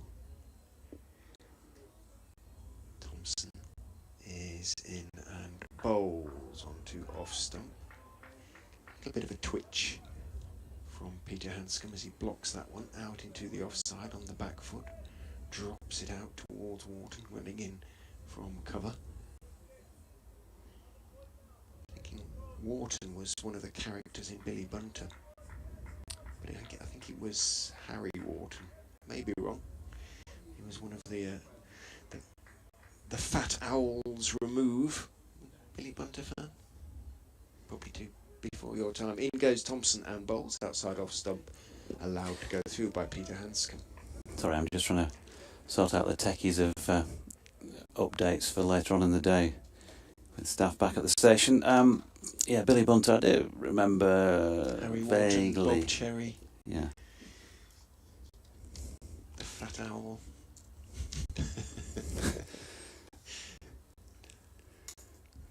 315 for 5. Yeah, I'm not sure Billy Bunter was a big thing in Yorkshire. Hanscom 111, Rehan Ahmed 71. Well, it would have been a big thing wherever he was, Well, wouldn't he it? would, yeah, absolutely. Yorkshire needs some wickets, says Lily. Rehan Ahmed is a good young player. Great to have a Yorkshire com team. Well, it is an all Yorkshire commentary team, isn't it? And she especially loves Katie Lev. Well, who wouldn't? Even though she's not adorned in cocktail dress with cut glass accent today, but we're working on it, darlings.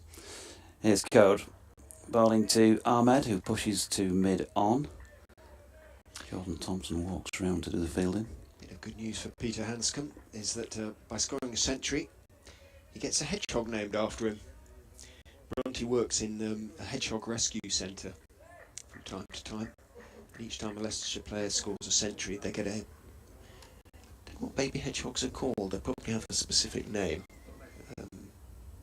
Like pups or something, but it isn't pups. Here's Code again. Ooh, looked for a moment as though Ahmed had got a nick on that through to Shy Hope, but it wasn't the case. First semblance of an opportunity off the outside edge for some time. Pat on the backside from Matt Milnes as Code makes his way back to his mark. One of the baby hedgehogs is now called Hanscom. Hanscom the hedgehog. Kind of works.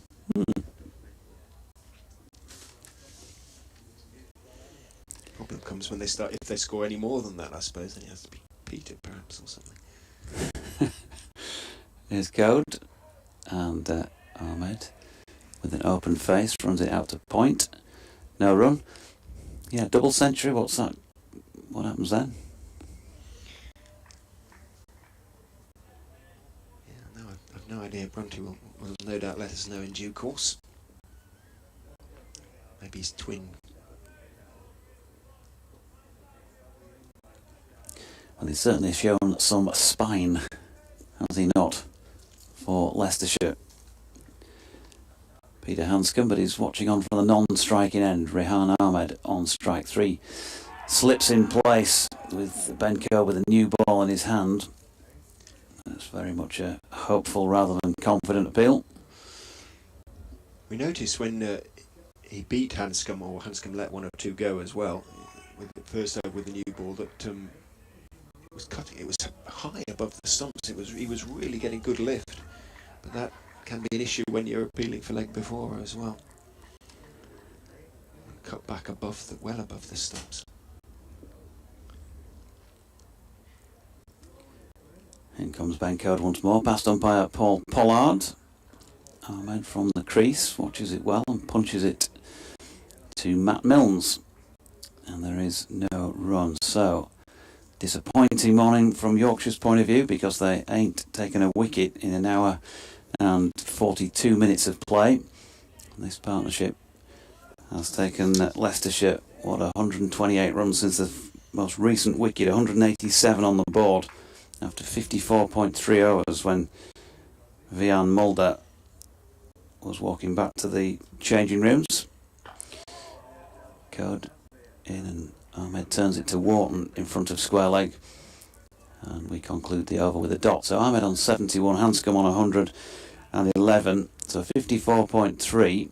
I make it 31.3 overs. This pair have been together for that partnership of 128, and they've done a brilliant job for Leicestershire. The pitch is clearly any moisture that was in it on that first morning when Lewis Hill decided that he wanted to field first, that Leicestershire didn't really, well, certainly didn't manage to exploit, did they? 517 for Yorkshire. Drying out, the pitch is certainly playing really well. taking wickets is proving tricky. Thompson trying to end the drought in that respect. Drops short at Hanscom, who pulls it around the corner. Code slides across from long leg. Makes the stop. Gets his throw away at the second attempt. Looks a little ruefully at his left elbow, but shouldn't be any scraping of the skin on the outfield. Although it is hard underneath, but it has still got that nice, not cushion as such, but just enough of one softness just on top. Hopefully to protect the fielders in that respect at least. Brings Ahmed back down on strike. Thompson is in, bowls to him. It's tickled off his hip down to the fine leg boundary for 4. Nice shot. Yeah, lovely. Just watched it all the way. And just a lovely little timed flick off the hips. Jordan Thompson just straying a little bit too leg stumpish. These are the days really as a bowling side.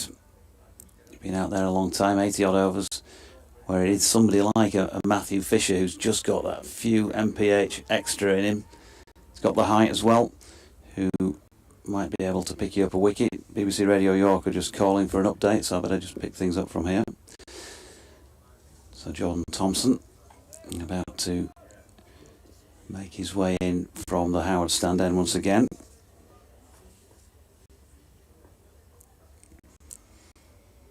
In he comes. Ahmed solidly behind it, pushing up to David Milan. Coming in from mid-off. And there's no run. The strains of nothing's going to stop us now. Starship, was it? Anyway, they're on before me on BBC Radio York in a moment. Really good knock from Rehan Ahmed. There's been one or two moments where it might have gone wrong with an odd outside edge, but played with very good control for the vast majority of it.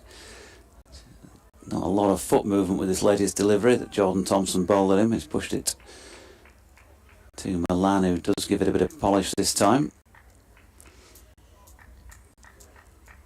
So can they make something happen? Can Jordan Thompson, the man that makes things happen, make something happen in this last 25 minutes of the session?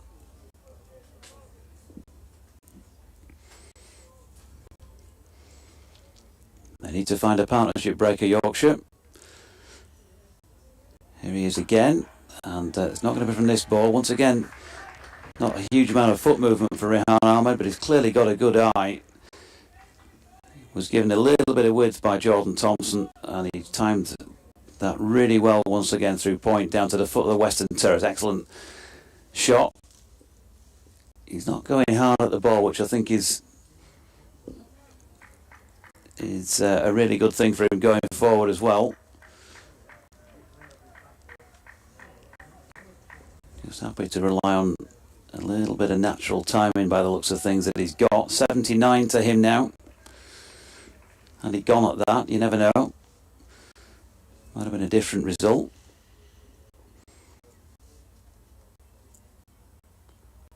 Oof, now then, good short ball, a very good short ball by Jordan Thompson, and an excellent bit of limbo from Rehan Ahmed, whose backside touches his ankles as he ducks down out of the way of that. Well watched, sir, and well bowled. Ben Mike had been out there as a substitute fielder. He's making his way back off. George Hill coming on. He raised his hand to the bowler, didn't he, there, Ahmed, in acknowledgement of what a good bouncer it was. But he played it well, got out of the way. As you say, a bit of limbo that would have left you in traction, I suspect. Yeah, I mean, we saw Matthew Revis banging the ball in earlier on today, but there's been no better short ball today, I don't think, than that one. Still didn't bring about a result, but certainly caused some discomfort. Still waiting for this update on BBC Radio York. Ben Code coming in here. Throws that one up a little more fully. Hanscom just falling over it slightly as he plays it out towards point. And there is no run. Here we go, stand by.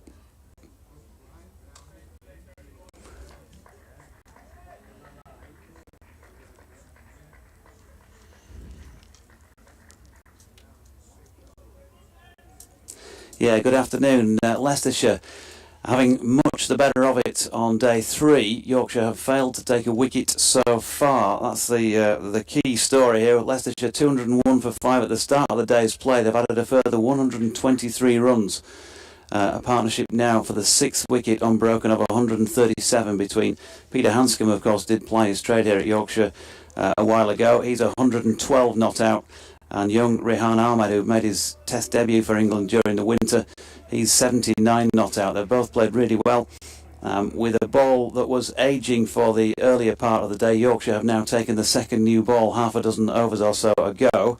Ben Code has it in his hand now, bowling from the Kirkstall Lane end, but so far he and Jordan Thompson have been unable to separate the partnership. There's been a little bit of an outside edge by Hanscom to Code's latest delivery, but he played it with soft hands and it drops short of Adam Lyth at slip. So loads of work for Yorkshire to do. Leicestershire, well, they're trailed by 193 runs. They need to reach 368 to avoid the possibility of being asked to follow on by Yorkshire. It looks as though they're going to comfortably eclipse that mark. It's a good pitch out there, good batting conditions today with sunny skies at Headingley, and if Yorkshire are going to win their first match back in Division 2, then they've got a lot of hard yakka between now and the end of this one tomorrow. Leicestershire 324 for 5. And Code in again and driven back down the pitch by Hanscom. Is that another one that's hit the stumps? I think it has. I think we've seen at least 5 in this game now, haven't we? Amazing, yeah. You see the odd one, don't you? But I can't remember seeing so many. So, well, we've got a couple left in the over. Might as well finish it off. Yeah, Paul Pollard having to put the bails back on, and Hanscom straight as a die back down the pitch. But again, showing that Ben Code, Yorkshire, continuing to ask both these men to play. Code wide of the crease this time.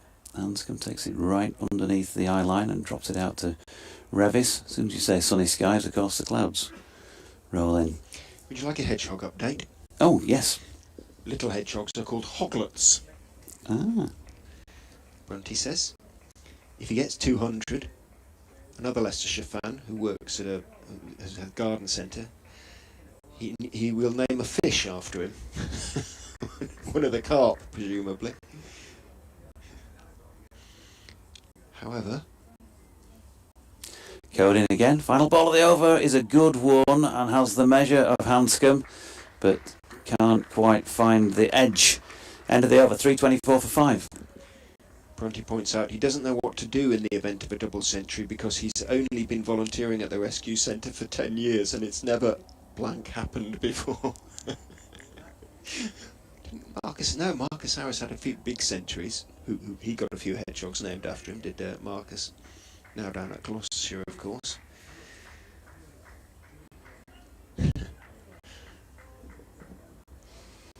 So change of bowling. Matt Milnes is going to have a crack at the Howard stand end. He bowled beautifully last night. It looked as though he'd broken the game open from a Yorkshire point of view when he picked up the wickets. 2 quick wickets, that was. He picked up the wickets of Colin Ackerman, caught and bowled, and then in short order, Vian Mulder, Leicestershire, South Africa international, caught behind for just a single. And at that stage, looked odds on Yorkshire enforcing having the opportunity at least to enforce the follow on, and I'm sure they would have done. It may yet happen. Still plenty of work for Leicestershire to do, but whether Yorkshire would enforce now, interesting to find out. In goes Milnes, both short and wide, and almost wasn't able to reach it, Ahmed, but he got just enough on it, taking the bottom hand off the bat as he did so. As he square cuts it away in front of square on the offside, and it's run away to the boundary for 4. Poor ball. Did well to reach it, but he got enough on it to get it away for 4. It looked a little bit ugly, the whole business. Taking the bottom hand off the bat like that, it didn't sound quite right. But it just shows us a 4 in the book. Ahmed into the 80s. On to 83. Waits as Milnes is in, bowls to him outside off stump, better length, but the line is still wrong. Swings away and allowed to do so by Rehan Ahmed into the gloves of Shy Hope. 3-2-8, so 40 short of the follow-on score. Now Leicestershire still trailing, actually by 189. Yes, that makes sense mathematically. Still got the 3 slips in, obviously, with the new ball. Yorkshire. Milnes is in. Bowles, that's better. Straighter delivery. Ahmed covers up, plays it slightly cross-batted. Off stump down towards mid-on. Very straight mid-on. James Green says, didn't realise Root was in the IPL. He questioned earlier on one or two things Yorkshire-wise with regard to Harry Brook and who was going to be playing and whether he'd make it. He says that's worrying for England. Will they play in the Vitality Blast, which may be the only option?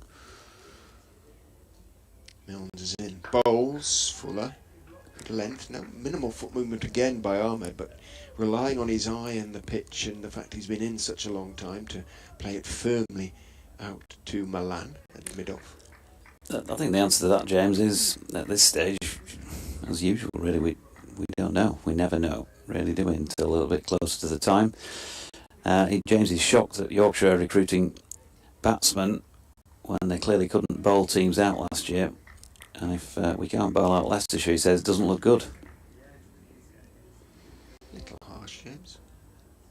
International class batsman in Peter Hanscom and indeed in Rehan Ahmed. That one comes back into him. He covers up, bit of an inside edge, and Pad drops it out into the offside. Wharton comes in to field, and there's no run. Yorkshire lad says a free Betty's fat rascal for any Yorkshire bowler who picks up the wicket of Mr. Hanscom. Betty's fat rascal. Other shops that serve food and coffee are available. Do they make fat rascals like that aforementioned establishment? Probably not. In goes Milnes and Bowles. In the air for a foot or two off the bat there of Rehan Ahmed as he plays it out towards mid-on. Might just have held up a fraction in the pitch. End of the over 3-2-8 for 5. Hanscom 112. Ahmed 83. The partnership now 141. Mind you, it's in Yorkshire, but I'm not sure it's Yorkshire prices. A fat rascal. I don't know what Betty's charge what they charge for them these days. You can get them on mail order though, because I often get them sent to me in Leicester. Really? Oh yes. People know to get them as a sort of gift. It's a birthday gift or something like that. A couple of fat rascals. Richard Ray of BBC Radio Leicester and ambassador for Betty's Tea Rooms. Here is pen code. Hanscom drops into the offside, Revis into field, no run. I was about to say, are you listening, Betty? I've never been to the one at Harrogate because there's always a queue right round the corner and down the hill. So I've never got in there yet. It's Ilkley. Closed, isn't it? They closed the one in York, and it's now just, as you say, Ilkley and Harrogate. Yeah, I've been to Ilkers a couple of times. A few times. Code turns again. Sun back out on his back at Headingley. Still wide on the crease and in towards the stumps. Good delivery. There's an appeal for caught behind and he's gone. It's a fat rascal for Ben Code because Peter Hanscom has nicked one behind and it's been caught by Shea Hope, and all hope is not gone for Yorkshire because Leicestershire are 328 for 6. Lovely delivery. Swung late. Just found the outside edge. Hanscom might think perhaps he could have got forward to that one. He was a little bit crease bound, so to speak. Little feel for it. And I think there was a momentary hesitation from umpire Pollard, whether Hope had managed just to scoop it up, because I think it was fairly low, just looking at the replay. But Milnes, who bowled so well yesterday, has worked the oracle for Yorkshire again. Hanscom receives the applause, raises his bat, thoroughly deserved in his first innings for Leicestershire. 112 off 201 balls with 18 fours. Yeah, super knock from him. Rehan Ahmed taking a well-earned drink as Chris Wright makes his way out from beneath our feet to take up the number 8 position for Leicestershire. But they really did need something from the situation they were in, And what he has done in conjunction with Ahmed is to just put the result of this game in some doubt at this stage, with not so long to go before lunch on day 3, on a good pitch, and with bowlers who've been out there for whatever it is now, the better part of 90 overs. 8 is high for Chris Wright. He's a sort of doughty defensive batsman, but to be honest, 9 is pushing it a little bit, really. He's a very solid 10. It's asking quite a lot to go in at 8. It's the partnership in the end. 328 minus 187. That is miles beyond my maths. Me too, and getting the calculator out. 8 minus 7 is 1. 12 minus 4.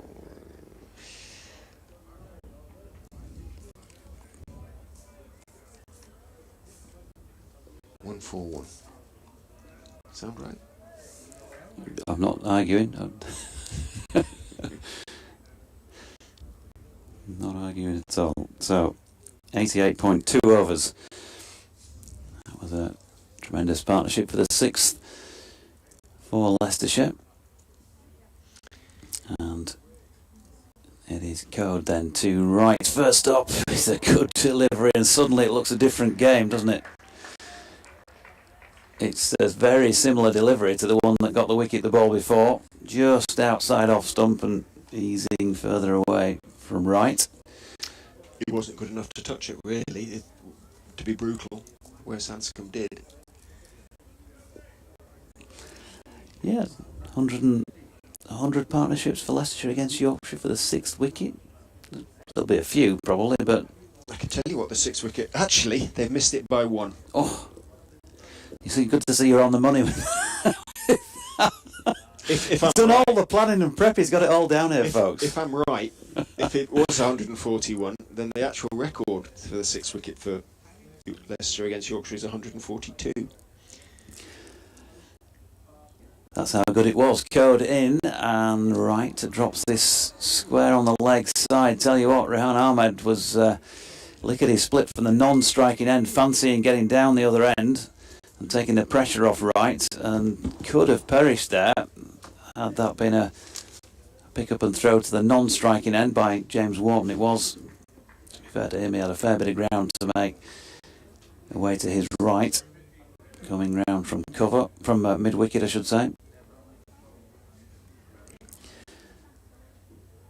Code again to Wright. 4 slips now in place, and another delivery that's too good for Chris Wright from Code, who puts his hands to his face in disbelief that he's not picked up what would be a 3rd wicket in this Leicestershire first innings with that delivery. So he's bowled 2 beauties to the new batter since he got out there.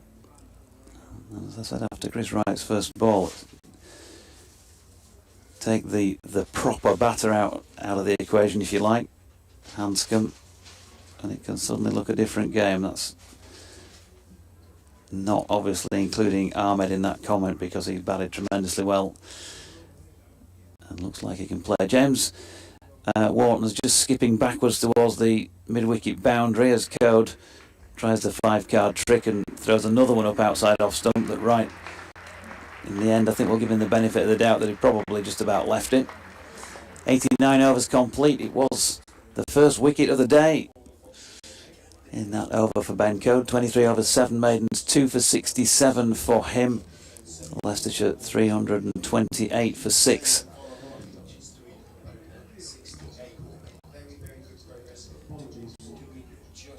Matt Milnes, he's going to continue at the Howard stand end. A reminder, if you're wondering why we're not gone off for lunch, 3 2-hour 10-minute sessions were scheduled before the day started, still making time up from that massive break in play on day 1.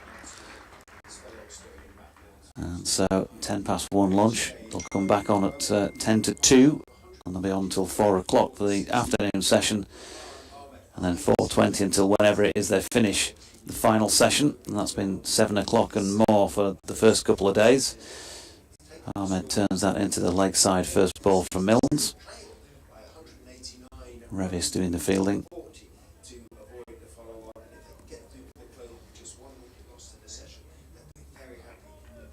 Yorkshire will be feeling a little bit happier about life, having broken that partnership. They'd love to take another one with them before the lunch break, and particularly so if it happened to be this man, Rehan Ahmed, who's shouldering arms to Milnes' latest delivery. Ricardo is back alongside. Indeed, hoping that one wicket is as good as it gets for Yorkshire in the morning session from Leicestershire's point of view. Obviously, they need Ahmed to stay there, right? Well, as I say, it is a big ask, and from what you've seen of him so far, you'll understand what I'm saying about 8 being a little bit high for him. Off the back foot, Ahmed is going to pick up runs there as he carves that one from Milnes, slightly short outside off stump, out to the sweeper on the offside boundary. Happy to take his one, as surely he has to be. When you've got the number 8 at the other end, you can't protect him, although not so very far from the lunch interval, so it might have crossed his mind. It didn't look as though it crossed his mind to turn the one down, did it? No. And the extra slip goes in. 4 slips behind Chris Wright as Milnes, 3 for 56 now, comes running in and bowls to him, and it's in the air, but it's going to go past mid-wicket as he works it into the leg side. It was well wide, in fact. You have Matt Revis in the end, a little bit closer, but in fact it was in the air for as long as it was. Plenty of shouts out there in the outfield. It was rather shovelled. Indeed, Adam Lythe at second slip and George Hill demonstrate the flaws in Chris Wright's technique as he played that shot. They're not taking the mickey or anything. They were just sort of doing it to each other, really. But it was definitely a shovel rather than a firm push. He picked up 2 for it. In goes Milnes, bowls to him again, goes past the outside edge with an outswinger. Yeah, 4 slips very much in place for Chris Wright from both ends now. George Hill at first, Adam Lythe second, Finlay Bean is at third, and Don Bess has gone in at fourth. He does have a first-class best of 87 in the 190 first-class games he's played, Chris Wright. But his average is 18, and that is a sort of slightly more accurate, probably a reflection of his ability. But he does his best to stick around. Milnes is in to him and bowls, and it's in the air, a drive again. It's mistimed and it drops short of mid-off, moving to his right. Second time in the over, he's hit the ball in the air without really meaning to, and got away with it. End of the over, 2 to Wright, 331 for 6. Ahmed, watching on at the other end, won't be particularly reassured. No, seen. He won't, will he? And he's now sort of the pressure on him. There's a couple of things into the equation. Yorkshire want wickets. There's only a few minutes to go before lunch, but he's got 84 to his name here, so that tons coming into the equation. But if as you say, Chris Wright is more like a number 10 than a number 8, and there are still people to come in behind him who clearly are maybe not of that ability, you would think if that's the case in the batting order, then he might be getting itchy feet and concerned that he might not get a chance of getting the 3 figures. Probably going to be the last over before lunch. Here is Code, another good delivery, this time to Ahmed, who's well set. That's a beaut. And that's the beating of him by the outside edge, but can't find it, unfortunately, for the Yorkshire bowler. 10 overs old, this ball, so it should be perfect now for Code, and he's making the most of it. Blacker will be off, won't it? Nice shine on one side. Nice and hard still. Lovely shape to that delivery. Sensing the opportunity here, Yorkshire. In he comes again then. High front arm, a little straighter this time. Ahmed pushes it back past Code. No run. We've got some lunch today as well. I managed to snaffle a bit. They just brought it in before I left the press box to come back for this little stint. Just a reminder to come for Leicestershire: Michael Finan, Matt Salisbury and the youngster Josh Hull. Meanwhile, code to Ahmed, who opens the face and he's going to run one out to point. Third ball of the over. So they're going to have to, if he's going in at number 8, entrust the strike anyway to Chris Wright. Can't sort of protect the last 3 or 4 men, can you really? That's pushing things a little bit too far. Ben Code gets a fat rascal, says Yorkshire lad. Morning, Doyd. You said Alfred Minns pads. Hope you're well. Sorry to correct your colleague, but Betty's in York was very much open on Tuesday. Huge queue outside as always.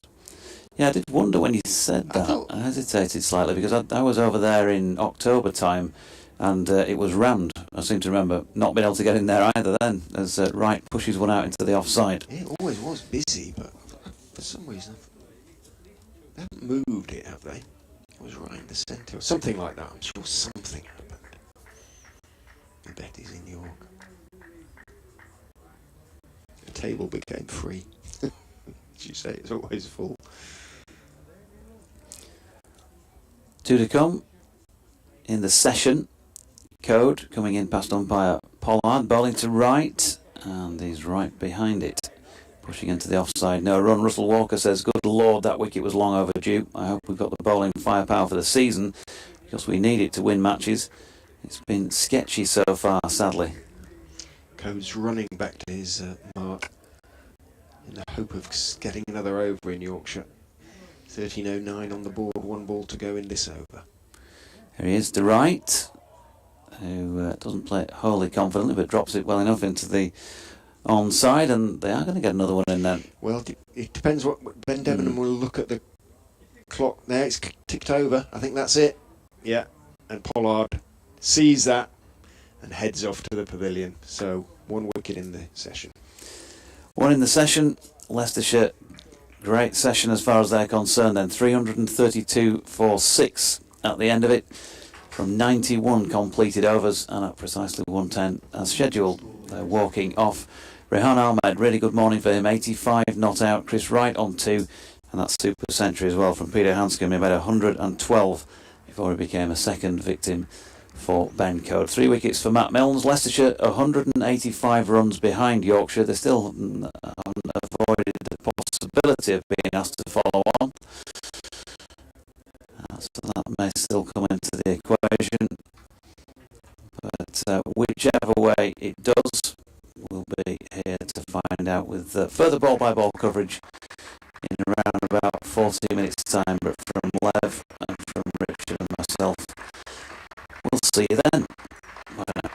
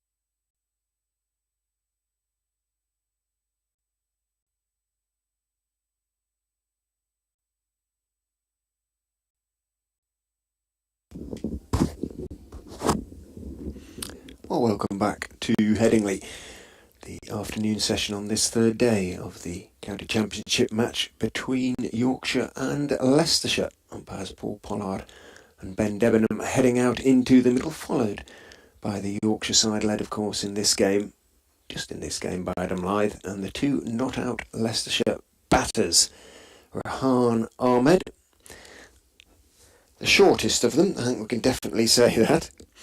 He must be a good 8 inches shorter than Chris Wright. His teammate walking out next to him. Ahmed is 85 not out right. 2 not out came in at the fall of the wicket, the only wicket that fell this morning, of Peter Hanscom, Leicestershire's new temporary overseas player. Here for the first few games of the season. Made a very fine century, 112 of 201 balls, 18 fours, before being caught behind off the bowling of Matt Milnes. Made the score 328 for 6. Hasn't moved on much further. 332 for 6. Still 185 behind, and needing 36 more to avoid the follow-on. Katie Levick alongside me from the Northern Diamonds. Would you enforce the follow-on? Do you think Yorkshire would if they get these 3 quickly? Yeah, Or if 4, you get them I should say. relatively quickly now, I think you would still look to try and enforce the follow-on at this stage. Can't imagine it's going to get much more friendly for the bowlers the longer this game goes on. Just whether they need a bit of a break, but they're young men, and they've only had 1 session so far. But if this goes deep into the afternoon session from a bowling point of view, it might be in their thoughts to go out and whack a quick 100, something like that. In comes Middles, and he's gone through him, and he's caught at slip. He is caught already. He's caught behind. First ball of the sings. He's looking back, Ahmed, for the decision, but yeah, umpire Denham says yes, and immediately a breakthrough. Very first ball after lunch. Surprised me, surprised everybody. I suspect, certainly surprised Rehan Ahmed, and his innings comes to an end on 85. Instant impact from Thompson there. We talked about him taking the new ball last year. Not had much success with it so far in this game, but to get rid of Ahmed, first ball after lunch is exactly what you want. It's a great start for Yorkshire, and now suddenly that follow-on decision is becoming more into the forefront for the Yorkshire captain. But don't take anything away from that Ahmed innings. He did a vital job batting long last night, and this morning with Hanscom. He'll be bitterly disappointed he's ended there, though. He'll have had a century in his sights. For sure. He was drawn into the sort of firm push again. There wasn't much foot movement from Rehan Ahmed. There hasn't been throughout his innings. And this time he found the edge. George Hill, good low catch, actually, in the end. Michael Finan comes to the wicket. Well, we did see one interesting innings from him. He scored a half century towards the end of the last season, which is when he came into the Leicestershire side. Will be familiar to 1 or 2 Yorkshire followers, if not more, from the brief trial that he had here. I think Yorkshire were interested in extending it, so to speak, but by the time they made him that offer, or they indicated that they remained interested, he'd already signed a deal with the Foxes. From Tameside, Michael Finan. But he biffed a half century.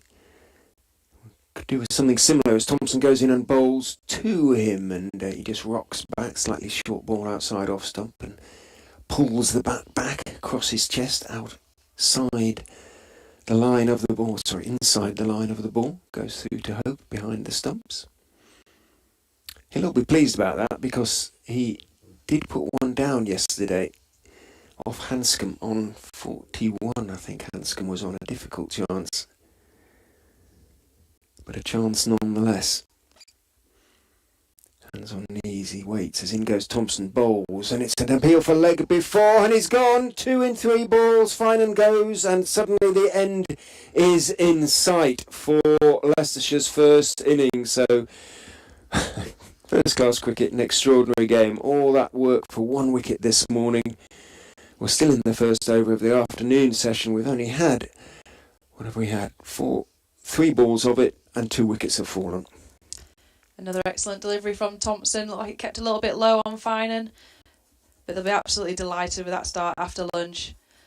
Like we said, we toiled away all morning trying to get that first breakthrough wicket, and it seemed like it was never going to come, but this new ball has done wonders for Yorkshire, really lifted their hopes, and suddenly that follow-on looks like it will be inevitable.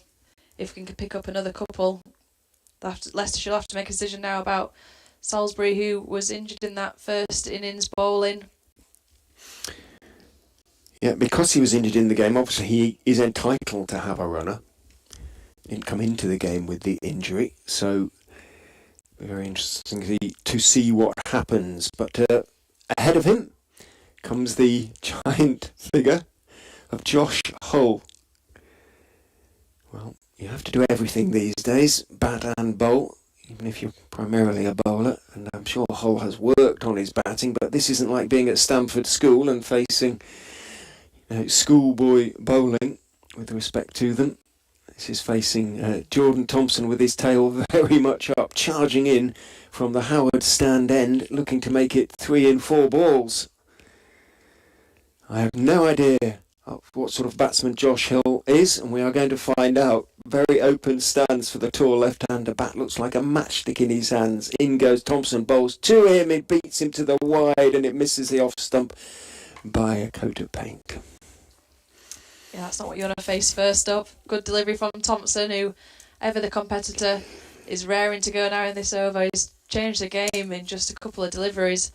Relatively quiet contribution so far to the game until this point. But now, going through these Leicester batters with ease. It would be fair to say that Hull was late on that one, wouldn't it? as in very, very late. His bat was still raised behind him as it went shooting past. In goes Thompson, bowls to him. That's a good solid forward defensive press from Josh Hull. I feel better about that. Everything nice and close together. He's a big man, as I say, tall man, 6'9", so if he gets forward a long way. But he does that too often, and you might find 1 or 2 whistling around his ears. It just takes longer for the message to get to his front leg to get forward than most. And Thompson, seeing that plunge forward, is going to go around the wicket. So just to perhaps put it into Hull's mind that this might be short. Young man, last ball, is it off the over? In he goes and bowls, and again Hull is forward as it zeroes in towards middle and leg, and it's pushing it past Thompson up to mid-on. But loud, warm applause for Jordan Thompson. We've described him as the man who makes things happen, and he certainly did in that over. Picked up 2 wickets without conceding a run, and as you said, Katie, the follow-on now very much a decision that it looks like Yorkshire are going to have to make. 368, the figure, remember. 3 for 73 now for Thompson. I'll be much happier with those sort of figures. JD's back alongside. So you've done your updates and what you've had to do. 1 more over then. And then he'll be with us to describe what Yorkshire folk will be hoping with the last knockings of the Leicestershire first innings. 4 slips behind Chris Wright as Matt Milnes is in from the Kirkstall lane end. Bowls to Wright, who steers it, just about gets to the pitch of the ball with the bat out into the offside, but without any really aggressive intent, and mid-off is able to move smartly around to his left to make the stop. Still no runs post lunch. Remains a lovely afternoon, spring afternoon. They're very much a spring afternoon. Not summer, although it looks like it out there. Milnes is in, bowls, outswinger. A bit wide. Wright leaves safely as it goes through to Shea Hope behind the stumps. Yeah, it'll be interesting to see how Wright plays this. He is, although he said probably batting a little bit high at number 8, he is the number 8 in this lineup. They're not all that too far from the follow-on, just some 36 runs. Will Will he try and get there quickly and then get a decision done, or is he going to try and bat long? I've never really seen him try to really put bat to ball, so to speak. Milnes is in, bowls. He tried to there, and he's going to pick up 4. Came off a thick outside edge as the outswinger. It was fullish. It was there to be driven, but he was, again, minimal foot movement. Went for it, somewhat unconvincingly to say the least. Thick outside edge, runs down to wide third man, which is unoccupied, and he picks up 4. Yeah, he's not a sort of big hitter of the ball, really, Chris Wright. When he hangs around, he tends to sort of do it in 1s and 2s, if you know what I mean. So, in terms of stepping down and flaying it to all parts, it would be a departure for the Oxford man. Oxfordshire, I think he was born. Chipping Norton. Cotswolds, isn't it? Something like that. Milnes is in and bowls. Slightly slower ball. Now he's clipped that one away off his toes. No, he's not running. He'd better run because the fielder very nearly got there. But Chris Wright and Josh Holt sort of wandered towards each other. Well, they'd have been better doing their running there, however, for it was as in the shadow of the floodlights. Fielder put in the dive, almost got there. Wasn't quite able to do so. So consecutive boundaries to Chris Wright has moved into double figures. 340 for 8, another 28 needed by Leicestershire to avoid the follow-on. Still 177 behind. That's a lot of runs. Milnes is in, drops a little bit shorter, swings past the outside edge of Wright's defensively proffered bat. So if they were to bowl Leicestershire out sort of 170, say, in deficit, come in and whack a quick 150, get them back in tonight, and get a bit more wear into the track. Yeah, Good forecast for tomorrow? Yeah, you probably think so. I don't know, really. It'll be an interesting one for Lai, the standing skipper. It's certainly a big decision to try and have to make early on in the season when last year so much emphasis was on not being able to get those results. Milnes is in to Wright, thick inside edge. It was a good delivery from middle towards off. It swung, but Wright somehow got something behind it. Came off the thick inside edge, runs down to wide long leg, picks up a single and keeps the strike. He moves on to 11, 341 now for 8 at the end of the over. And after a word from Katie, it'll be Jonathan. Yeah, slight bit of confusion in the previous over when Wright hit it out to the sweeper and didn't look like he was going to take the run. Not sure if Wright and Hull have communicated yet what the right thing to do is in terms of keeping the strike. Wright, not necessarily a number 8 batter himself, but the more senior out of this pairing. Hull didn't look the most comfortable at the crease the previous over against Thompson.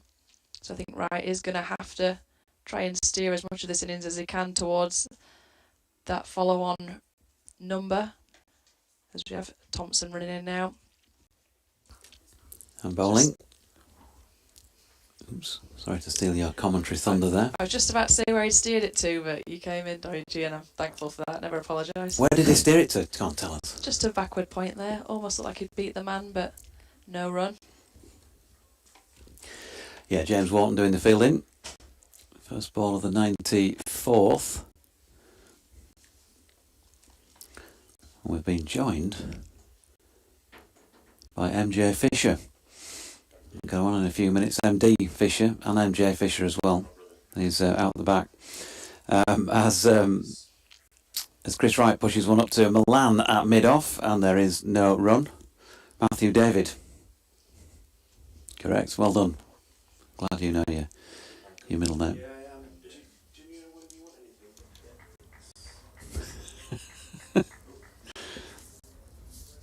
MDF, yeah. Top grade wood. Jordan Thompson's in again, and Chris Wright with a bit of a curtain rail, pulling the bat inside the line. Ish. He's on 11. Flurry of wickets. Those 2 and 3 balls by the man that makes things happen. I've got the shades on now, Lev, after that faux pas, forgetting to bring them in yesterday. I can't see you now. Oh, don't worry, I still look beautiful.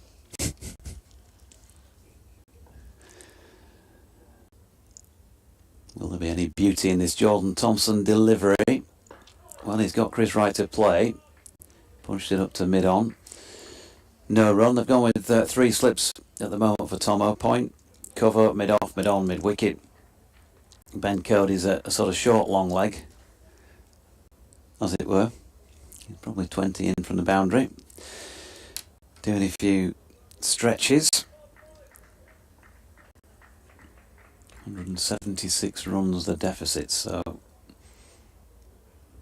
there could be the follow-on question still to come. 20 odd runs for Yorkshire to play with, and Jordan Thompson gets nasty and bounces the pretty tall figure of Chris Wright, who got under it of a fashion.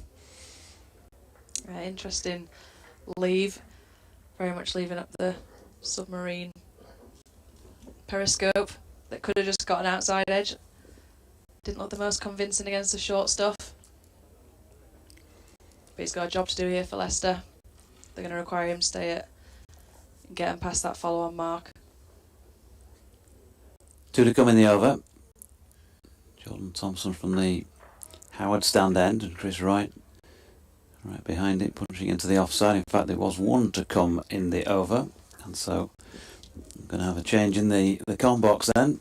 Lev is stepping aside.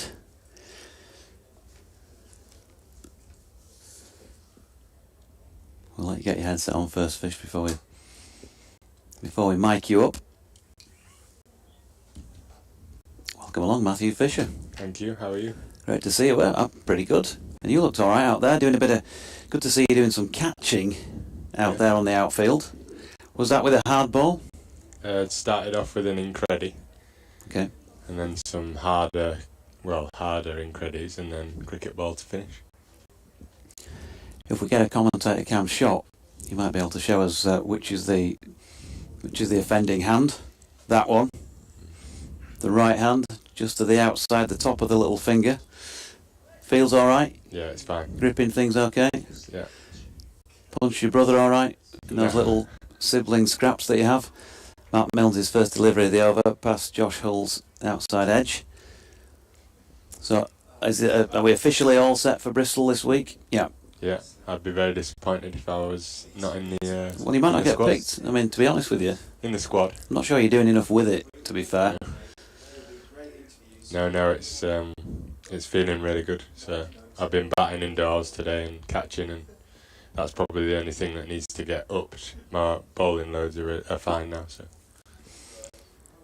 here's Milnes, and fading across past the outside edge of Hull once again, who didn't really play much of a shot at it, which is great news then, folks, isn't it, from Yorkshire's point of view, to have Fish back against it.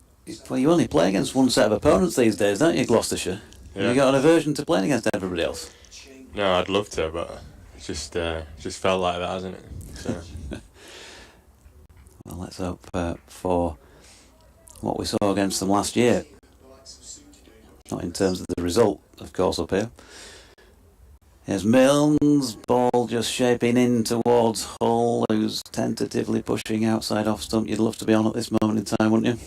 Yeah, I'm going to take a little bit of credit for picking the new ball. Are you? No, to be fair, like, Milnes is in his first game for Yorkshire, I think he's been the pick of the bowlers. Coming back from a stress fracture is obviously very tough, and this will be a good test for him. But he's bowled beautifully all game. And he comes again past umpire Paul Pollard. Just a little bit too much width this time to interest Hull in playing at it. Yeah, just those first sort of 4 or 5 overs, maybe it didn't quite settle into a rhythm in his first spell, and then after that, absolutely. Yeah. Well, we all fight to try and come down the hill, so right. It just looked like he's probably realised that quite early in his Headingley career. He's coming down the hill. It's not that bad, is it? That slope? Well, when you're down there, gentle incline. Nah, it's tough. Usually the breeze in your face as well. Here's Milnes again, 3 slips in place. Certainly good shape on that one in towards the lefty, who deals with it, punching it out to Milan in the covers. So, I mean, what are your thoughts on that first session for a start? Just the 1 wicket. Got to be disappointed overall that he didn't manage to take more than that. Didn't manage to clean him up this morning. Yeah, I didn't see the whole of the session. I saw probably the first hour, and I quite liked, like, some people might not agree, but I quite like that we went to short ball and stuff like that. It's fairly flat pitch. It's not something that we'd usually do, and we want to try and do that a bit more this year. Milnes again goes short, and not the best of ducks. Hull nearly ducked into it. It was the end of the over, 95 complete, right 11, Hull none. And Leicestershire 341 for 8, still trailing by 176. It's looked pretty obvious to us from up here that the tactic from ball one really in this Leicestershire innings has been to attack the stumps. So therefore, if you don't get that quite right against county players, there's a bit of you picked off into the leg side, but it's just been consistent in that respect, apart from that particular spell with Rev bowling it back of a length that he does. Yeah, like, we were a bit disappointed with how we bowled in that first 20 overs yesterday, and we had a discussion at tea. Then we bowled brilliantly after tea, and I think we've done the same really all along on a pitch that's not doing that much. Sometimes you got to find ways of trying to get people out and take 20 wickets. So it's quite a lot of what probably England are chatting about. You can't win the game without taking 20 wickets. So doesn't matter how many runs you get or whatever. It's about taking 20 wickets to win the game. So just trying to find ways of trying to get wickets on a fairly good wicket.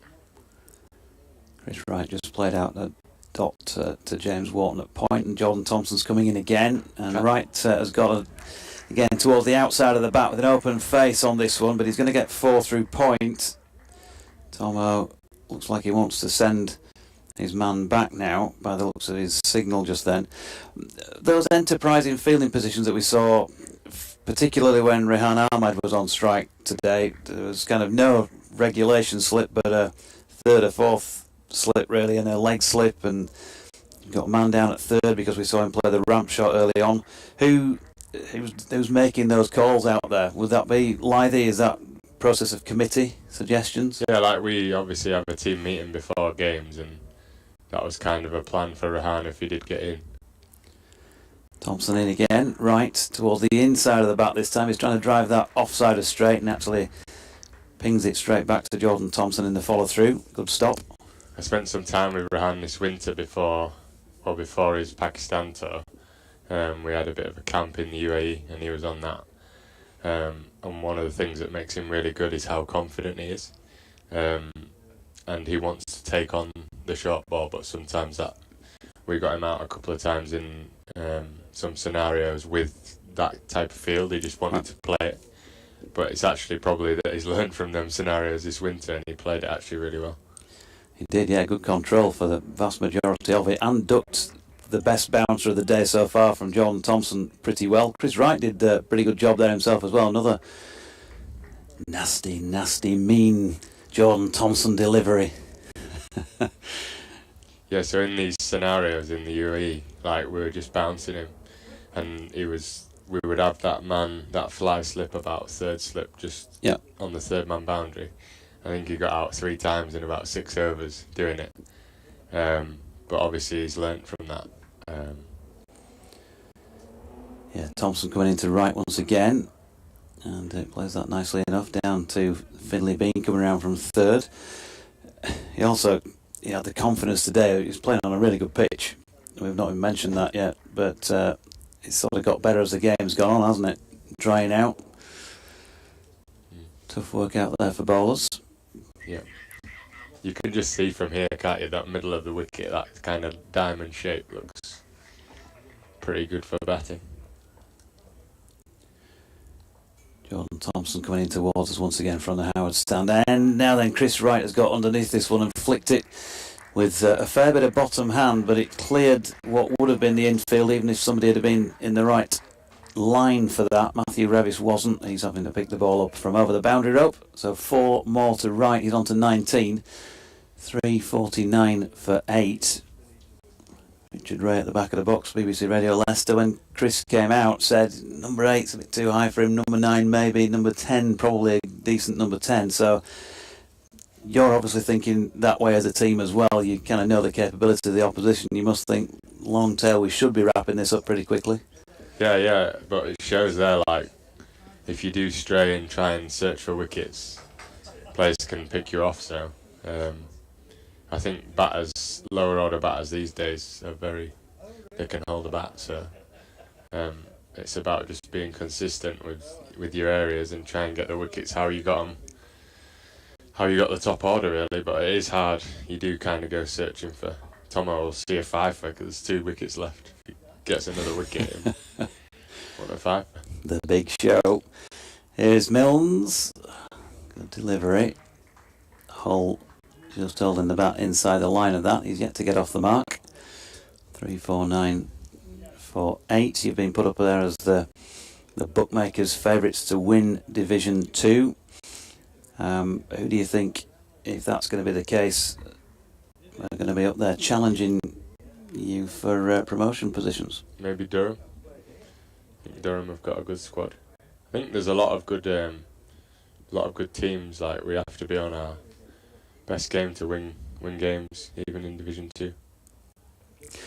Good delivery from Milnes again, shaping towards the left-hander. A little flash at that one before walking away. 3 for 67 for Matt Milnes. There'll be a bit of competition down the lower end of the order as well. You're talking about players can hold the bat. Matt Milnes comes in as night watchman and gets 75. Cody fancies himself, doesn't he, after his 60 odd here? Yeah. I know you do. Yeah, I fancy myself, but it's not a bad thing, is it? No, we've got a good.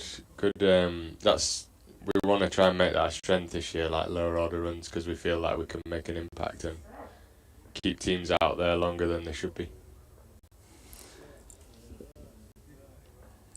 Yorkshire being kept out there longer than they probably would have hoped themselves here. Matt Milnes coming round the wicket now to right, just straightening things up.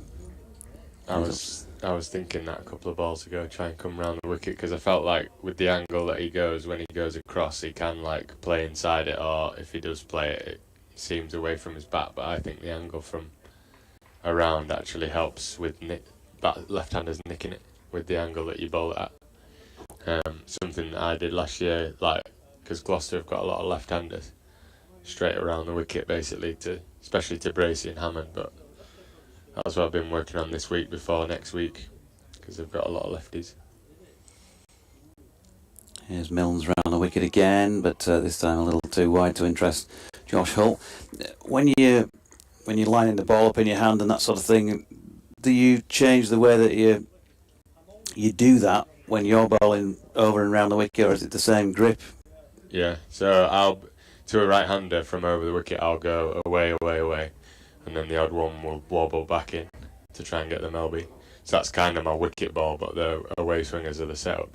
And then when I come round, it's actually the wobbles because you're wanting to try and get that movement away.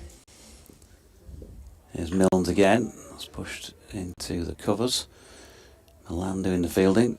Otis Gibson's going to have a few, whatever the result of this game is, in terms of who's performed and who's to come back in. Yourself, not sure what the situation is with Jonathan Tattersall. Is he going to be okay for this week? He's been in the last couple of days, but I think it's just a case of when he becomes like pain-free with batting, that'll give us an option as a batter. But then if not, like, he's obviously our keeper and captain, so yeah, I think it's just waiting until it's pain-free for him. But yeah, we'll wait and see. Just a change in the field here. Third slip's been moved and brought across Finley Bean to leg slip. He must have been chuffed to bits, you guys, with the way he played in that first innings. Yeah, I think it's really important to our team. Beanie there getting confidence and scoring runs helps us massively. Milnes goes full this time and he's been driven through extra cover. Nicely played, Josh Hull.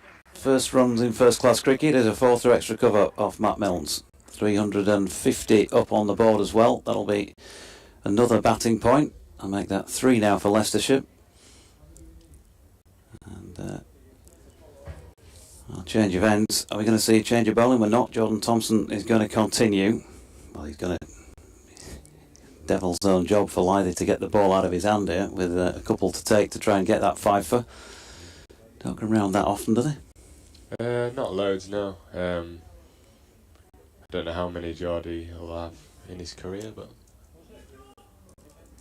maybe 3 or 4. We'll have a look at that.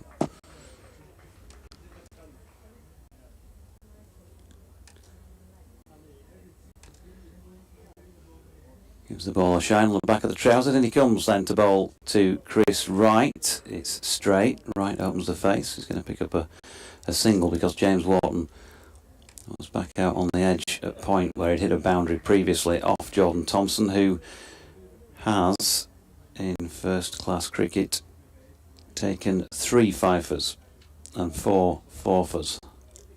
Best of 7 for 53. Best bowling in a match of 753. Apologies. Best in an innings of 5 for 31.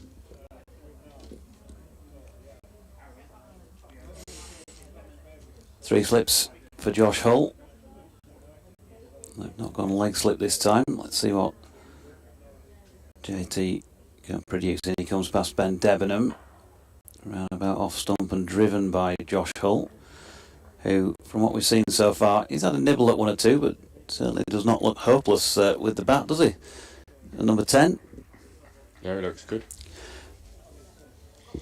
Tomo, top wicket taker again last season. There's a lot was asked of him in terms of how many overs he bowled, though, and because of injuries to the likes of yourselves, and maybe people not always doing the business when they had the ball in their own hand and being asked to come back on more often than perhaps would have been ideal. He's gone full this time and solidly blocked by Hull. Yeah, I think obviously it's a headache for Gibbo, but I don't think as a squad we see it as a headache because touch wood, we're all fit now. So it's a case of when you come in, you're fresh and you're trying to make an impact to try and win a game.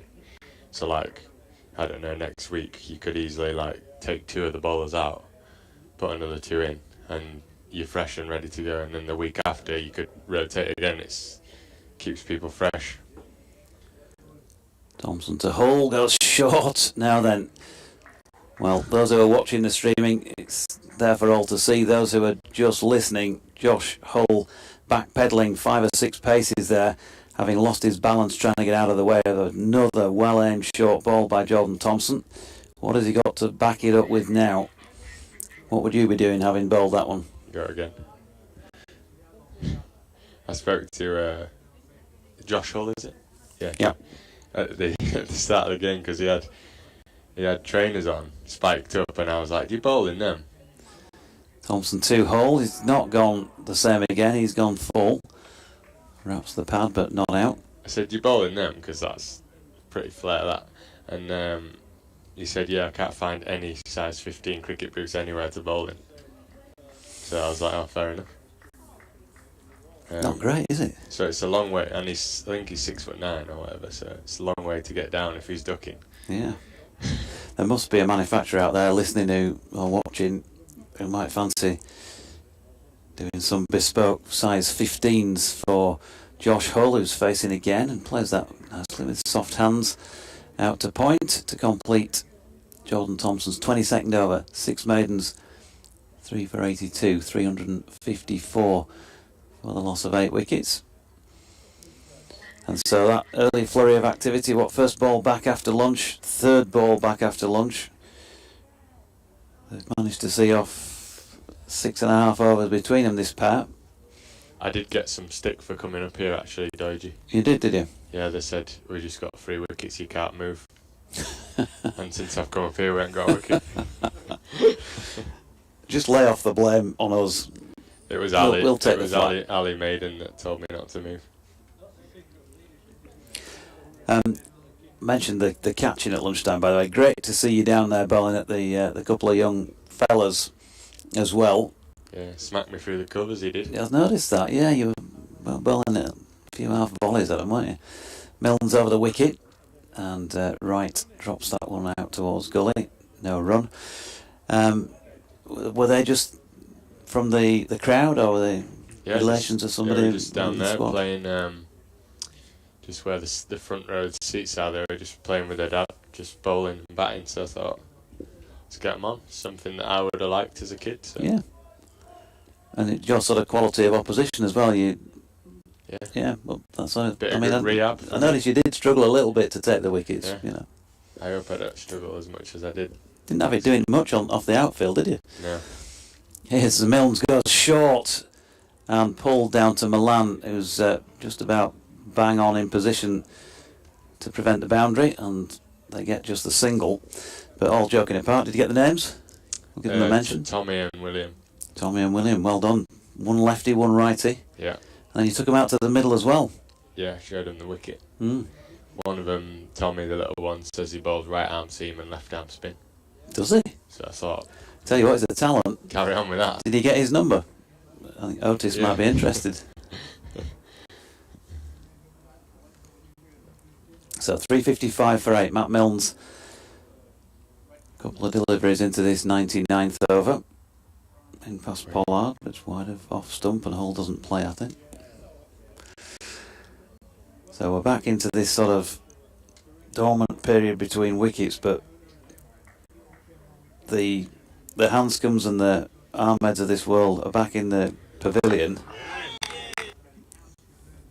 What are we doing from here, bowler? What are you now looking to do? We've not got a wicket for 6 overs, trying to clean up the tail, trying to advance the game. Well, my thing is always, the last thing I would want is a few bounces as well, so... Milnes, good delivery, and beats Hull, who definitely has a little waft at that, and then tells himself off, I think, as he walks away. So I'd want my 3 slips, but I think that, like, I want Tailenders to see the cover open, even though he's driven at that, but I'd move Mala maybe to a short leg or a leg slip, put it in their mind. You don't need the square leg out, because I feel like they probably won't pull you in front of square, so you can stay up, just bring him out and keep bowling good length, and then 2 bounces and over. There's Milnes across the face of Hull. There's the thoughts, you see, folks, of an England fast bowler. The sort of processes that go through his mind when he's in situations like this. What sort of role do you take on when you're out there, when you're not bowling yourself? I mean, is this the sort of thing you're going up there and having a chat with Matt Milnes, or you've not yet played with Matt, obviously, in a competitive game, but Cody, something like that? Yeah, it's hard. It's because it's like everyone's a little bit different as a bowler, and they know what works for them. But so when I'm sat off, I probably won't. There's Milnes to Hull, who's behind it solidly, top ball. Probably won't be as vocal as if I was on the field, because you're in it in the game. I'm bowled on this wicket, so they know better what's the wicket's like. But if I was on the field, then definitely a little bit more vocal with plans and stuff. Because the second last ball there, you could see it nipped away. If he's gone back over the wicket. If he was round the wicket, he might have followed that a bit more. Mm-hmm. Whereas he could play the line, and with the angle of him pushing it across, if that's around and it's coming into your body, then they're more likely to follow it with their hands. Even at the length it was a little bit short, but that's why I would be going round probably. Fascinating to listen to you talk about that. Just wondering, when you started your career so young as you were as well, come back on that in a moment, because Jordan Thompson is coming in to right, who takes a full delivery and digs it out nicely up to mid-on, but no run.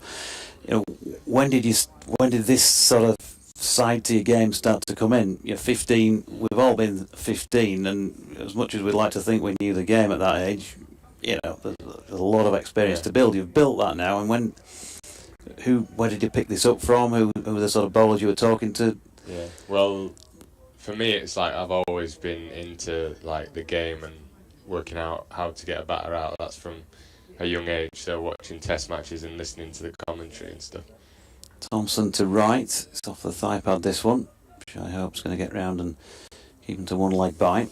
But then from just playing first class cricket, it's just around when I was 17, I came into probably one of the best attacks in county cricket for the last 20-30 years, with the people that were in that attack. So learning from that, and then even just like Stuart Broad to left-handers in the recent like time, and listening to him and stuff, and just think it's a good option. Left-handers don't like it as much around the wicket. Tomo's coming round now. But it's something that me and Gibbo actually have healthy discussion on, because he wants bowlers bowling over the wicket. But my belief is around. Thompson to Hull from round the wicket, but still too wide of off stump to get him to play at that. What are Otis's reasons for wanting you to bowl over the wicket? So Otis, obviously, and he's right in this fact, and I would, but I go off like a lot of how batters' stats look. So some people will get out more over the wicket. So like maybe Chris Dent next week. Let's hope he's not listening, but he's probably playing. But I'll probably start over to him because his stats are more over the wicket, whereas Bracey and Hammond, it's like quite obvious to go around the wicket. Thompson driven by Hull, can't get it past the infield. Matthew Revis doing the cleaning up. But on Gibbo's point, he kind of wants you to go across. So his style of bowling, it's like he wants to go 80 away, whichever you go into the righty or the lefty, and then 20% back. So like if you're going across to the lefty from over, you do 80% across him, and 20% back, swinging in. And while it is still swinging in, that's not a bad option. But I just think left-handers, because they always have right-arm seamers bowling over the wicket, they leave much better. Mm-hmm. You've actually margin for error to get them out nicked off is actually quite small. You have to maybe pitch it on leg, it has to seam away, and then you might get the nick and it has to be the right length. Whereas like Lively, so Chris Wright in this game, if I was coaching Chris Wright, he's obviously a brilliant bowler and more experienced than me, but like I was amazed that he didn't come round the wicket, because I felt like Lively left him so well on length. If he came around, he'd play miles more balls. Yep. And it ultimately is all about making them play. We've seen a dot there as Fish was talking. That's a beautiful shot by Josh Hull. Jordan Thompson over pitching, hands on his hips and then on his head. Well, what can you say? He's coming at number 10, but that was a shot of a player who'd probably normally be going in higher up the order. Just take a quick break, Fish, because I've got to record a quick piece for BBC Radio Leeds, something like this. We're exactly 100 overs into the Leicestershire first innings here at Headingley, and they're 360 for the loss of 8 wickets. They need just 8 further runs to avoid being asked, the possibility of being asked to follow on. They trail still by 157 against Yorkshire's 517 that they made first up. Chris Wright is not out on 21. Josh Hull has just played a beautiful shot, the Leicestershire number 10, straight down the ground to the Howard stand end for 4 off Jordan Thompson. He is not out on 8. Yorkshire turning back to Ben Code at the Kirkstall lane end. They're still in control of this one, but time is starting to ebb away, and they still need 2 wickets in this innings and a further 10 if they're to start life in Division 2 with a win. Leicestershire 360 for 8. You can talk now. Lovely. Just checking the Durham score. Well, check the score. Yeah, you can give us a roundup from elsewhere in a minute if you like. We might as well get our money's worth while we've got you in the box. Here's Code over the wicket. Now then, that has been pulled one-handed, really, one hand off the bat by Wright. James Wharton's pulled it back in, chasing from mid-wicket. They've got a single. Who am I invoicing?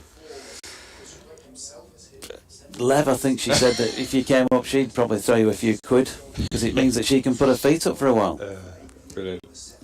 Now Durham, 106 for 6, which is a bit surprising, but that'll be a good game there, down there at Sussex. So the scores are? Durham lead by 147, 6 down. Do we want other ones or not? Yeah, I think we'll go through the full Monty if you like. Code in, that's swinging in towards Hull, who plays it out into the offside, no run. Come on, let's get the radio delivery right for this. So, where is it at? We've got Glamorgan versus Gloucestershire At Fire Gardens, Cardiff. Superb, love that. Glamorgan no they didn't. Gloucester got 165 all out first innings. Glamorgan replied with 404 all out second innings. and then Gloucestershire are 176 for 1, trailing by 63. Here's Code coming into bowl to Hull, not so far from the outside edge, but doesn't take it. Dot ball. So Gloucester are getting in some good form for next week, so hopefully they're using up all their runs. You're listening to a score update here from England and Yorkshire's Matthew Fisher on the BBC and on the Yorkshire stream. And next up, Fish, we're going to the Incora County Ground, Derby. Did not know it was called that. Well done, you've even got the sponsor's name in. Who batted first there? Derby, I think. 321 all out. Code to Hull, flicks it to leg, but fielded by Bess, no run. Worcestershire, 473 all out in reply. Matthew Waite, 109 out. Go on, Waitey. I'm glad you said that because I was going to mention it, but I thought I'd let Didn't you. know that. Yeah, he got 4 wickets as well, didn't he? Yeah, what a start. Good on him. At 8 as well. Next. And then Derby are in reply 53 for none, so they are trailing by 99. It's a great pitch and tone there. I'm liking this. There's a future for you on this. Here's Code round the wicket. Hull playing inside it. Dot ball. The Cooper Associates County Ground, Taunton. 284 all out, Somerset first innings. Tom Kohler Cadmore 34. Warwickshire 144 for 2 off 32 overs. Alex Davies 79 out, trailing by 140. I think they'll struggle to get a result there because they first day got washed out, didn't it? Yep. Cody's bowling again. Going well so far. Okay, we'll get another score in a moment. Code in. And thickish outside edge really round towards point where Milan fields and tries to throw down the wicket. And that is the end of over number 101, 361 for 8. Okay, so the delivery in terms of the ground and the score, the setup is all there. I think now next we're layering it up on a bit of enthusiasm, a bit of oomph with these scores. So let's go. There's a lot of games left. Can people not just check on their phone? No, I think we need to hear it from you. Right, Lord's Cricket Ground, St John's Wood, Middlesex. 170 all out, were they? Yeah, no, Essex batted first, 266 all out. Middlesex 170 all out. Essex are now 149 for 5, leading by 245. And it was a fair recovery because Middlesex were 4 for 4 at one stage in their first innings, so to get to 170 wasn't a bad effort in the end. Change of bowling, by the way, here, folks, and it is going to be Matthew Revis from the Howard stand end. Emirates Old Trafford. Boo. You can't show bias like that, you see, it's the BBC. Revis bowling, short of length to right to the curtain rail again, pulls the bat inside. Right, the floor is yours. Old Trafford, Emirates Old Trafford. Surrey 442 all out. Following on from that, Lancashire 291 all out, and Surrey are now 87 for 2 in the third innings, leading by 238 runs. We are really getting there now. Have we run out of matches now? Two more games. 2 to go. Revis, meanwhile, shuffling in, goes short again, and right drops that into the offside, no run. The Spitfire Ground, Canterbury. Northamptonshire bowled out for 117 on the first day. Kent replied with 222 all out, and Northamptonshire back in 163 for 5, leading by 58 runs. And the big finish. Should we go now? Maybe after this ball. Revis in past umpire Debenham. Again, short of length, a little bit of room for Wright to dab that out into the offside, and they're going to pick up a single. Last game, Aegeus Bowl, Southampton. Northamptonshire 185 all out first innings. Hampshire 231 in reply. Notts then bowled out for 177. This is a good game, and Hampshire are 51 for 1, trailing by 80 runs. Looks like they're going to see that one off then. Yeah. That's a good winning start to the season for Hampshire against Notts, of course, got promotion. A few words between the batters here. That brilliant roundup, that fish. Thanks.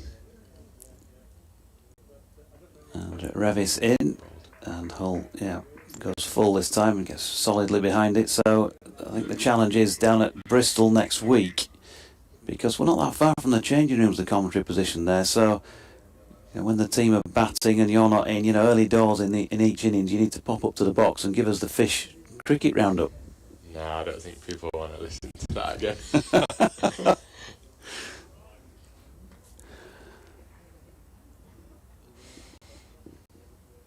Here comes Revis again. In towards Hull, who looks like he got some bat on that in flicking it, lobbed up in the air towards Wharton, but dropped well short of him in the end. I think the more time I'm on the field, that's better for the listener. Well, I think it's better for the members as well, isn't it? 'Cause, yeah. True. And it's definitely better for the team.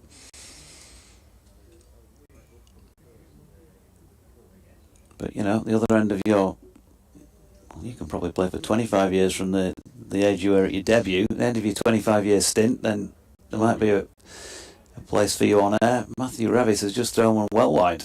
Probably the widest ball of the match so far, but not given as a wide. End of that over, 362 for the loss of 8 wickets. You want to go back and see the boys? Or you want to stick around? Yeah, Harry Booker's got me in the gym, so I'm going to have to go there. Has he? And then he's got me, well, I'm saying he's got me, I actually want to do it, but just time on feet today, so you'll see me doing some laps after. Okay. About 3:30 when I'm finished in the gym. Before you go, you mentioned Harry Booker. Harry Brook, first couple of games not gone the way he would have wanted in the IPL, but getting great experience out there. I know you were kind of around on the day of the IPL auction, weren't you? He mentioned you in his story, trying to get to see what was going on with that auction as Code's in and solidly blocked by Wright. But you must have been delighted to see what he produced. Amazing stuff during the winter. Yeah, unreal. Obviously, we've seen his talent for a while now, and it was just waiting for it to click in his own head and on the field. And felt like all the experiences he's been through, like he's scored his hundreds in first class, but he's also had tough periods. That's made him as a better player, a more rounded player. So here's Code, solidly blocked again by Wright.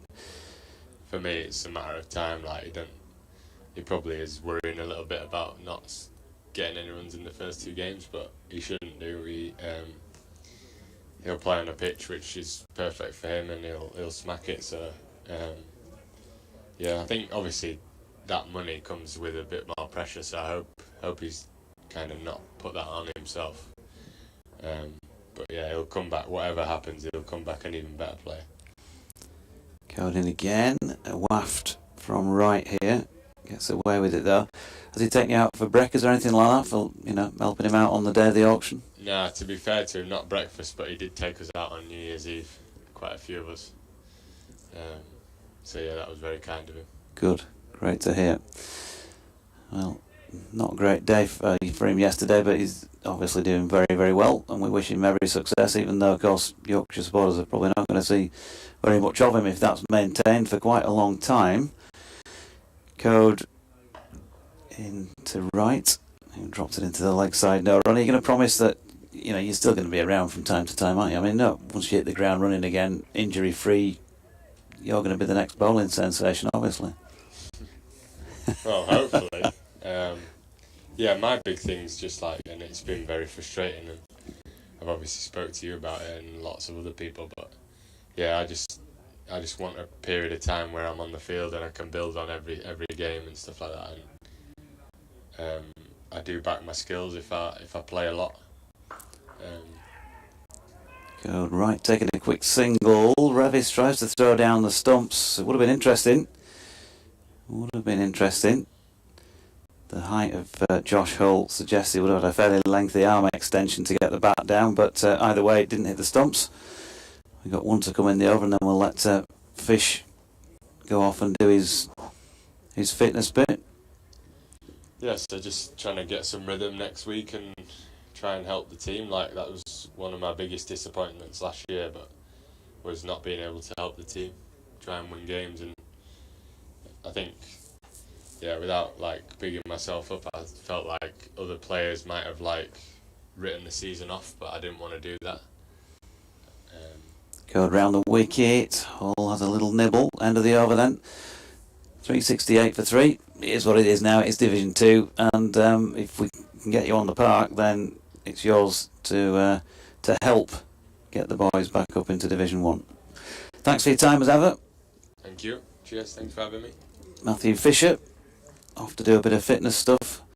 But good news then, because he's back at Bristol, hopefully then on Thursday by the sound of things. And I'm sure there'll be a few delighted Yorkshire supporters on hearing that news.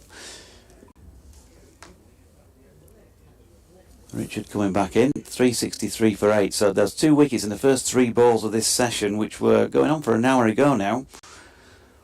They've held things together for 31, which is the number on the back of the man who's on strike at the moment. Chris Wright pulls the ball inside that.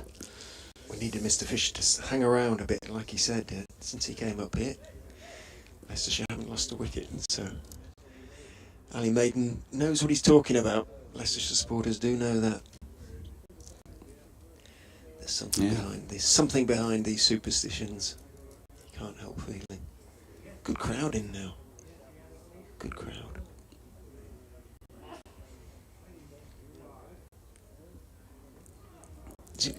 Revis is in from the Howard stand end. Bounces right, who does try to hook it away. Doesn't get anything on it as it goes slightly down the leg side. Did his very best. How are the hot cross buns?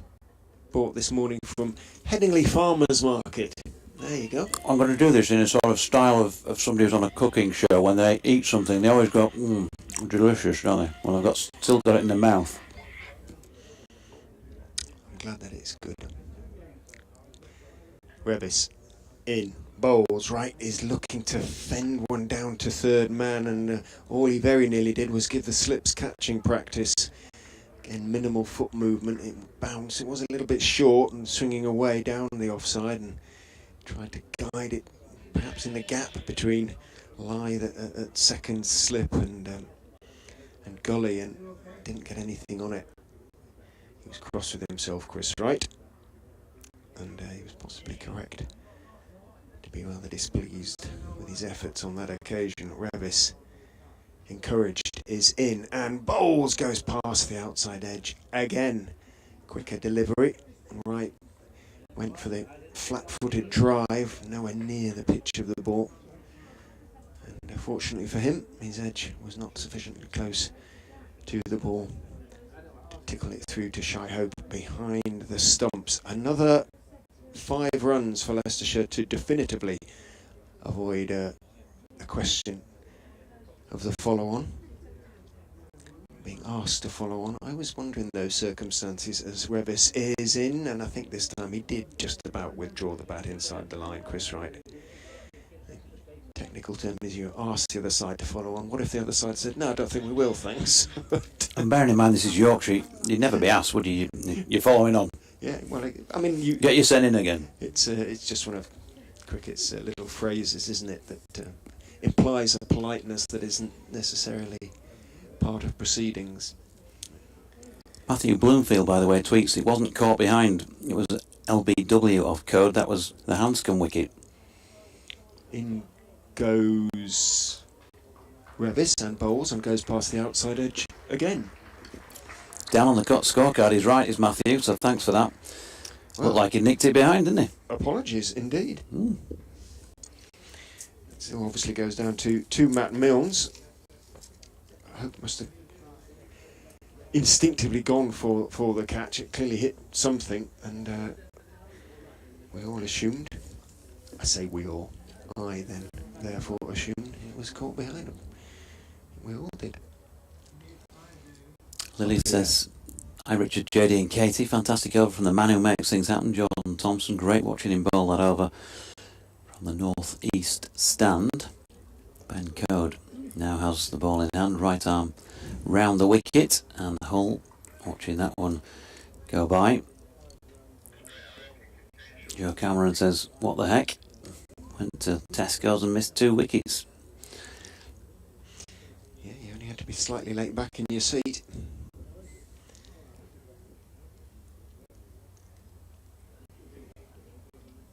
Ben Whitworth saying, big fan of Tailenders, no balls and good pace for radio from the BBC. Any chance of a regular county roundup on the TMS feed this year? Cody's in. That's flicked to leg where Ben Mike's out there on the field as a substitute at mid-wicket. There's no run. Kevin Howells usually features at some stage during the test matches, doesn't he, with a county roundup of some kind. But I don't know about a regular one. Certainly no call upon the likes of thee and me for that, anyway. No, we're not among the favoured few. I'm saying nothing. Code coming in. Oh, good delivery. There's an appeal, half-hearted albeit, from behind the stumps by Hope, and of course, the inevitable Adam Lythe. Unmoved Paul Pollard. It's at Jonathan Doidge or at Fox's Crick 2023 or at Katie_Lev if you want to get in touch by Twitter.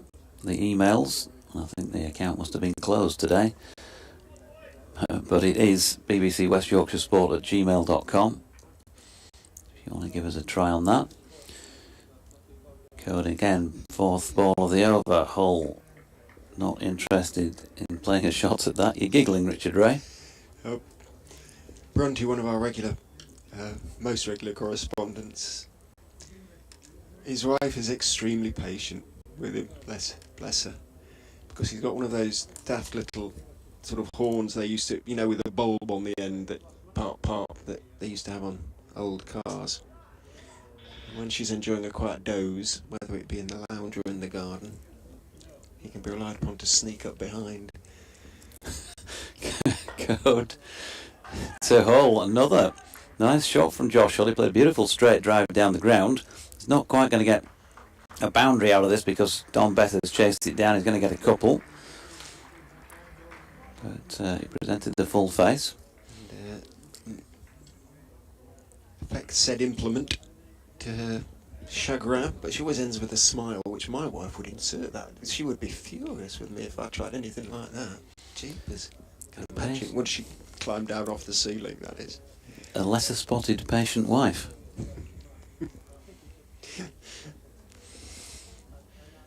Short ball from Code, ducking under it though, Hull. He's got a long way to get down, but it's not. On 2 occasions now, he's not done it.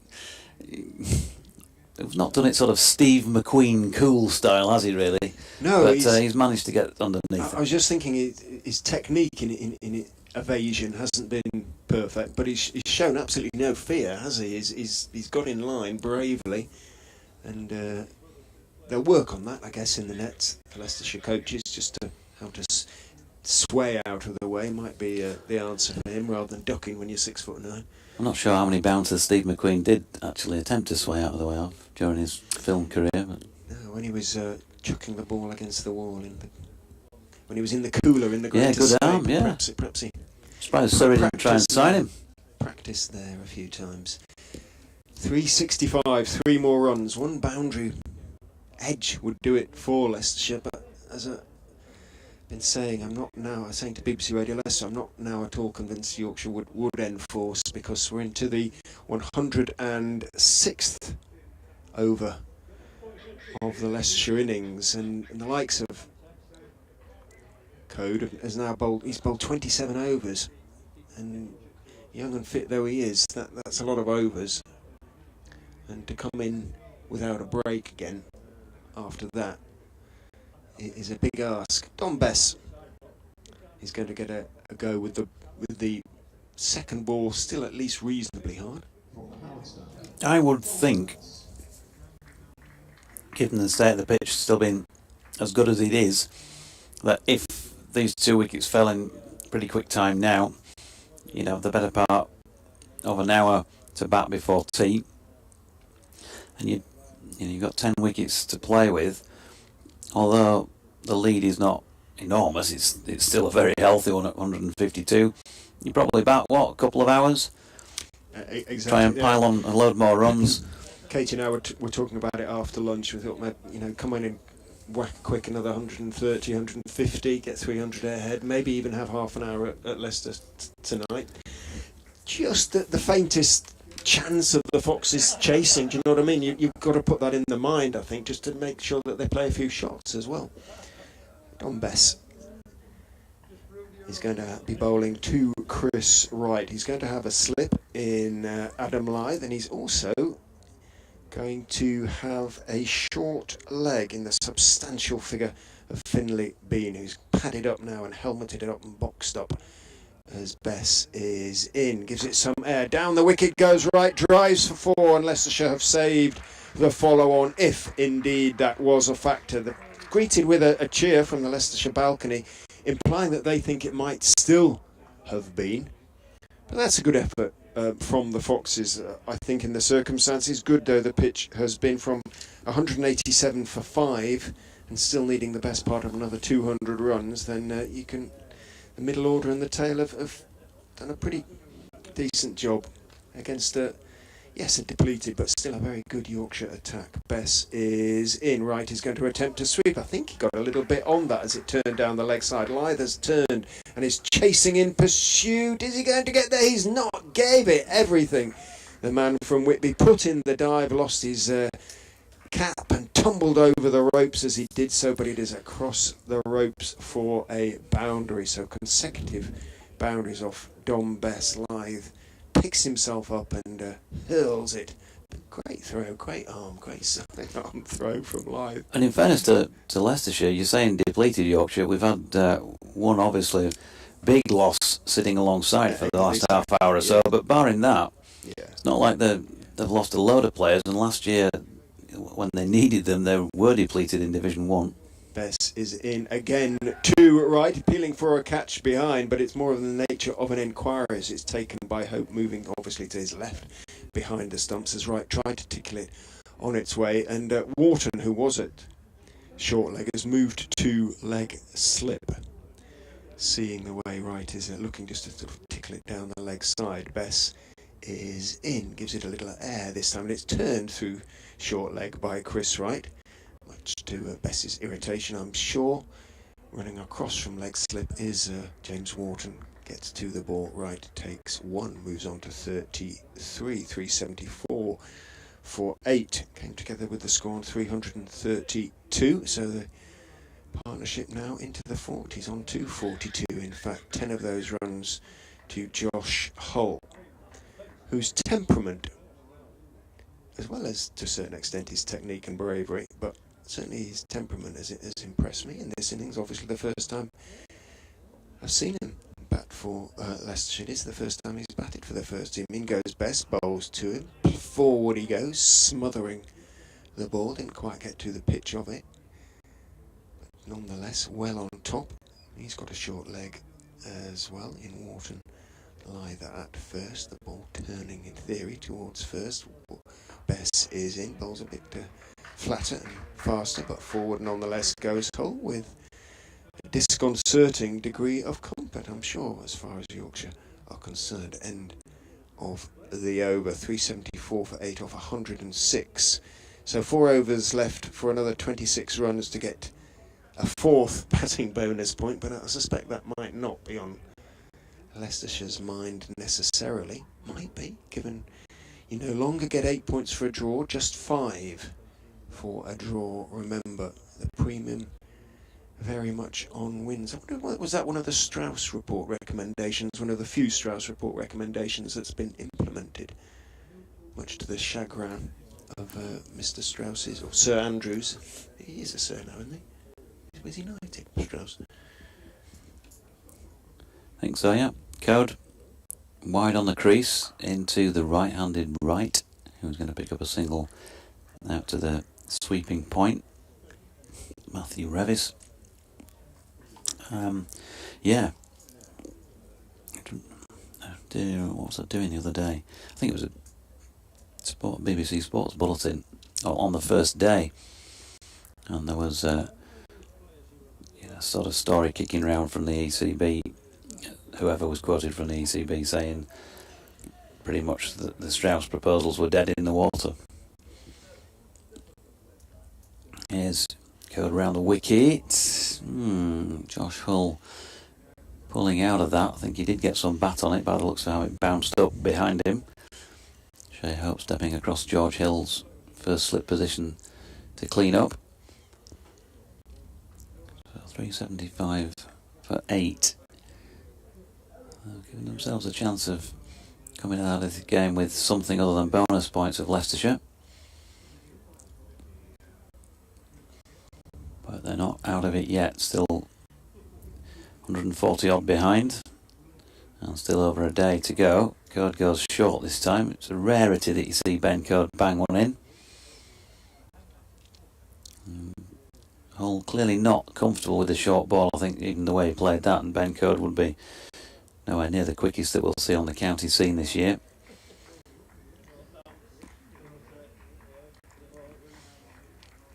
But Hull on 10, holding an end up.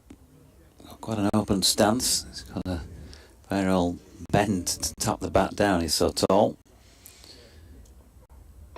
Code bowling to him, pushing that one back up the pitch. So he looks pretty comfortable when the ball is up there.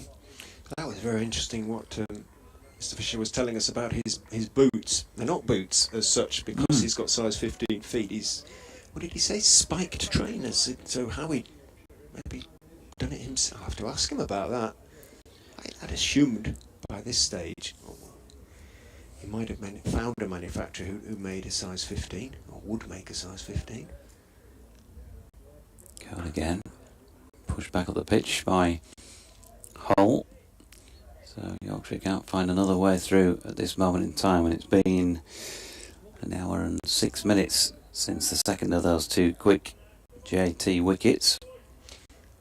I don't know these days whether they have bowling boots as such, i.e. with a little bit more support in the ankle, above the ankles. You would have thought with a medium fast bowler like Hull, you'd want a bit of extra support.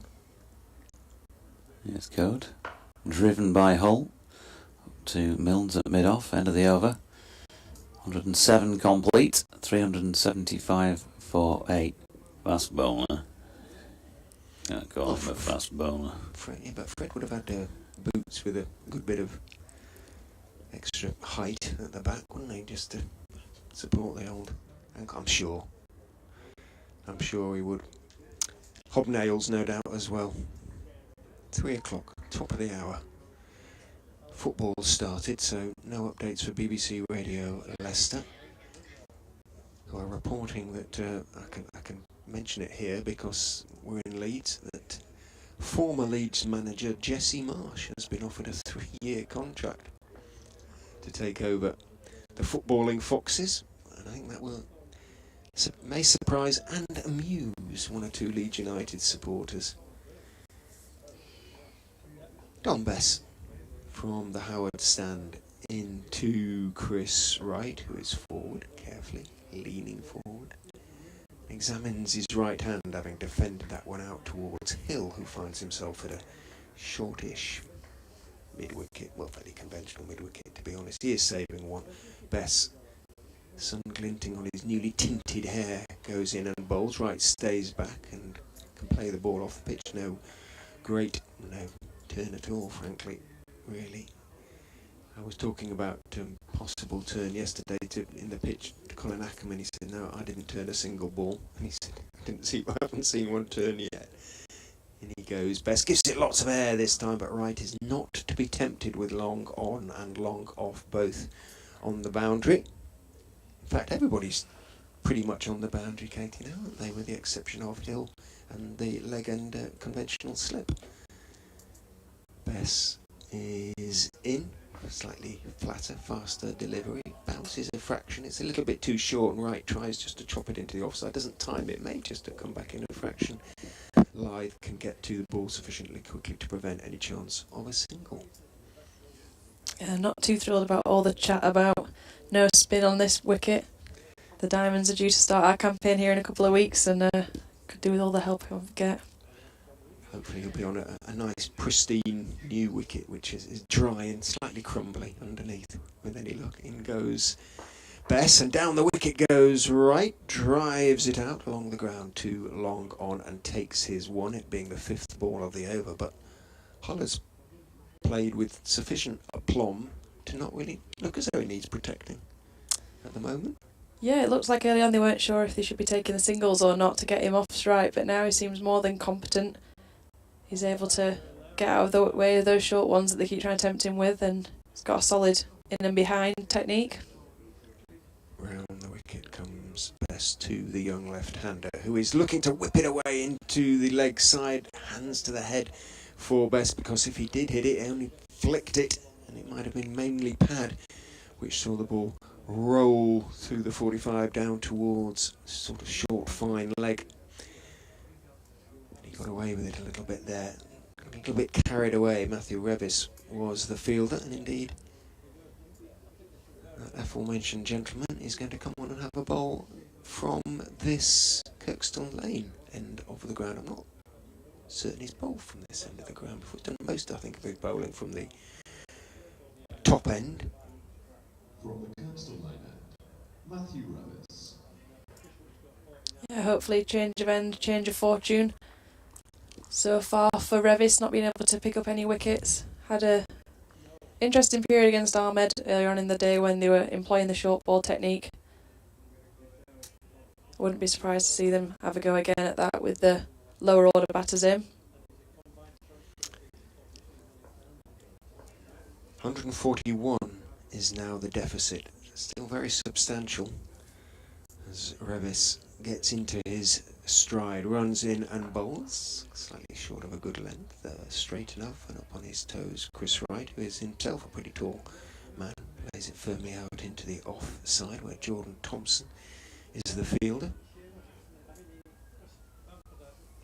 Definitely shirt sleeve order, looking down into that eastern terrace now. Or east stand, did you? East stand, yeah.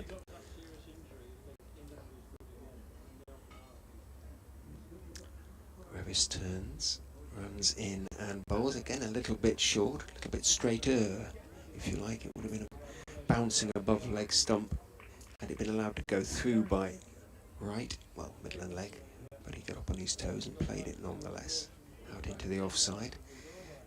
Again, just slightly drifting at the moment. Still got 3 slips in Lythe. We've got a golden arm, somebody who can come on. Well, Lythe himself bowls a bit of. He sometimes bowls the first over of a T20 game up at down at Grace Road, I should say. In goes Revis, looking for the bouncer, and it was steered off the back foot, slightly cross-batted by Wright, and it was pretty close to third slip, who may have just got a hand to that. Now, whether it was on the full... Yeah, I think the carry is the only thing I'd be interested in having a look at. We can see the replay, but we can't see the slip as the replay includes. Here we go. Yeah, looks like Did it it was. carry? Yeah, And looks third like it slip did carry. may even have got 2 hands to it, Yeah. diving away to his right there. I think that explains why Lythe has got both hands on heads after that. I think that's a definite chance gone down after a period of not a lot happening. Couldn't cling on. It's usually Finley Bean at third slip, as in goes Revis and bowls Fuller on off stump. Wright steers it, having picked up 2 from the missed chance out into the offside. This time there are no runs. Is it Bean? I think it is. Well, Doji talked yesterday about the number of chances that went down in the slip cordon last season, the Yorkshire slip cordon, that is. I think, did he say 29? You've seen a few of them. Yeah, it was definitely in the 20s. Finley Bean wouldn't have been one of the regulars last year, having only come in towards the back end of the season. Revis in full, swinging a little bit and looking to drive, but not timing it, is Chris Wright. Jars it rather, slightly towards the bottom of the bat, and it trickles rather than shoots out towards wide-ish mid-off, where it's fielded comfortably enough. Yeah, but Bean is also a wicketkeeper, as his other discipline. So you'd like to think he'd be a safe pair of hands in that cordon. Unfortunate for Revis, his toil continues trying to find that first wicket of the game for himself. None for 73 as he steams in and bowls a bouncer at Chris Wright, but Wright, well, he bats off the back foot 99% of the time, so sank to his knees there, squatted, if you like, and the ball high above his head into the gloves of Shea Hope. End of the 109th over, so they're going to have to hit 22 off this last over if Leicestershire are going to pick up a fourth batting bonus point. But I suspect at 187 for 5, if you'd offered them 378 for 8 after 109, it'd have snapped your hand off, frankly. Yeah. Would be an interesting turn of events, see if they went for it, if there was any message went out. I think they would have tried a bit harder up to this point in recent deliveries. You never know. Field comes in, Bess round the wicket to Josh Holt, just tickles it around the corner, hesitates. There's definitely a run there. Revis steaming in onto the ball from that sort of on the 45 on the leg side, picks up and hurls it at the non-striker's end, but Holt, having started slowly, does rather eat up the ground with those giant strides and then made his ground comfortably. But the throw, as unfortunately from Yorkshire's point of view, most of the throws at the stumps have missed again. And a couple of them, had they hit, would have definitely resulted in dismissals. Back over the wicket goes Bess. Bowls to right, who's looking to drive, doesn't get, I don't think got anything on it. Might just have been a bottom. No, he didn't get anything on it. It squatted down low and it went through the legs almost of Hope before he could get down there. Yep, Bizer signalled, ran down towards fine leg with Wharton in hot pursuit, despite being encumbered by pads underneath his whites and wearing a helmet. 2 byes to the Leicestershire score, 381 for 8. Still only 12 extras though. Bess is in, down the wicket goes right, driving firmly, but he's picked out mid-off. So no runs. Confident shot there from Wright, who seems to have built in confidence throughout this innings. Making a play for that more permanent number 8 spot. 12 extras in an innings of 110 overs is a pretty decent effort, I think, on Yorkshire's part. Bess is in. Down the wicket again goes right. This time he's cleared mid-off in some style. He's not only cleared mid-off, he's cleared long off. The position that is, because there isn't a long off, and it's into the stand. 6 to Chris Wright. A huge cheer from the Leicestershire balcony, because they brought up with that blow the 50 partnership. 55 from 109 balls.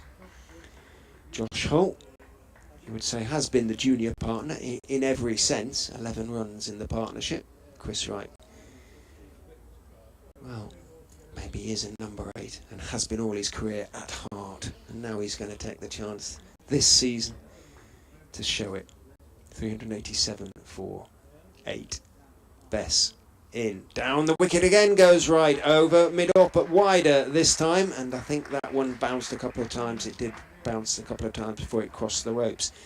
Well, this is a bit irritating in a way from Leicestershire's point of view, because certainly very irritating as far as Don Bess is concerned, but they're now within 9 of that batting bonus point, but they've only got a ball to do it. So if they'd done this an over or 2 ago. Yeah, I did suggest, I wondered if he'd go for it. It looks like he wasn't quite aware of how close he was to that batting point. Bess in to right, down the wicket again, and then clipped firmly, got more or less to the pitch of it, clipped it along the ground out towards long on, single taken. End of the over, the 110th, 392 for 8. So they miss out on that 4th batting bonus, actually, and Yorkshire miss out on a 3rd bowling bonus point, don't they? Because they're only 8 down, Leicestershire. So if Yorkshire do go on to win, it won't now be a maximum return. Yeah, and those small margins can mean a lot come the end of the season. You might just think, oh, it doesn't matter at this stage of the game, and good effort anyway, but it's those little 1%ers that can mean all the difference, especially when you're looking for promotion. It has been won and lost on a point. Promotion and titles have been won and lost on a point, and not so very long ago either. Revis is in, bowls to right, who goes back, turns him neatly, down to wide, long leg, and happy to take his 1. Eyeing a half century, Chris Wright moves on to 49, 393 for 8.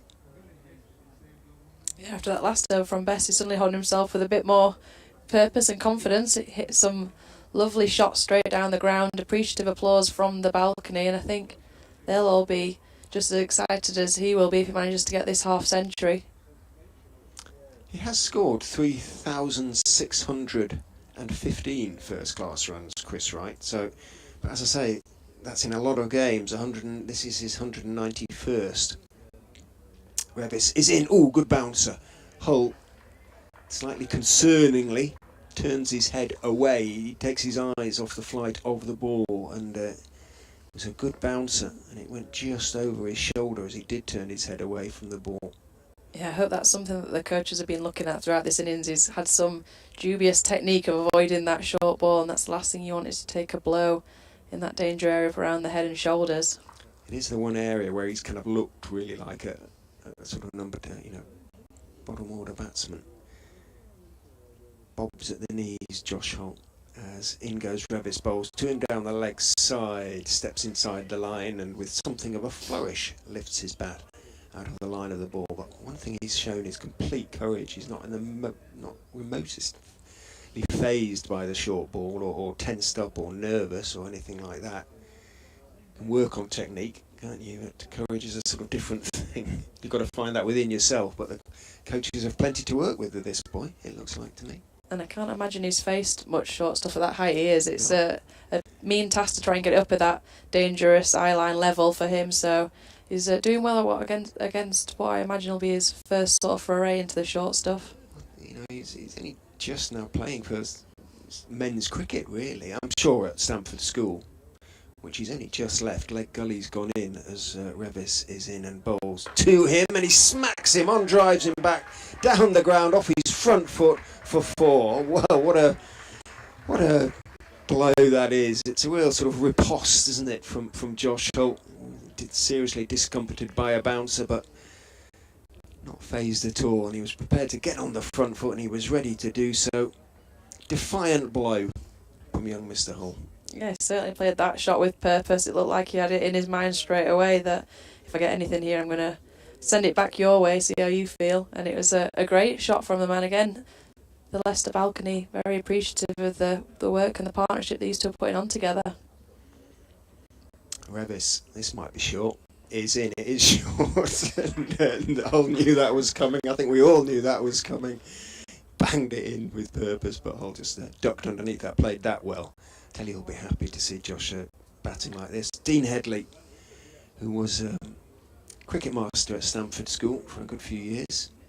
Recently, in the last few years, I think Josh said he'd moved on to another school last year now.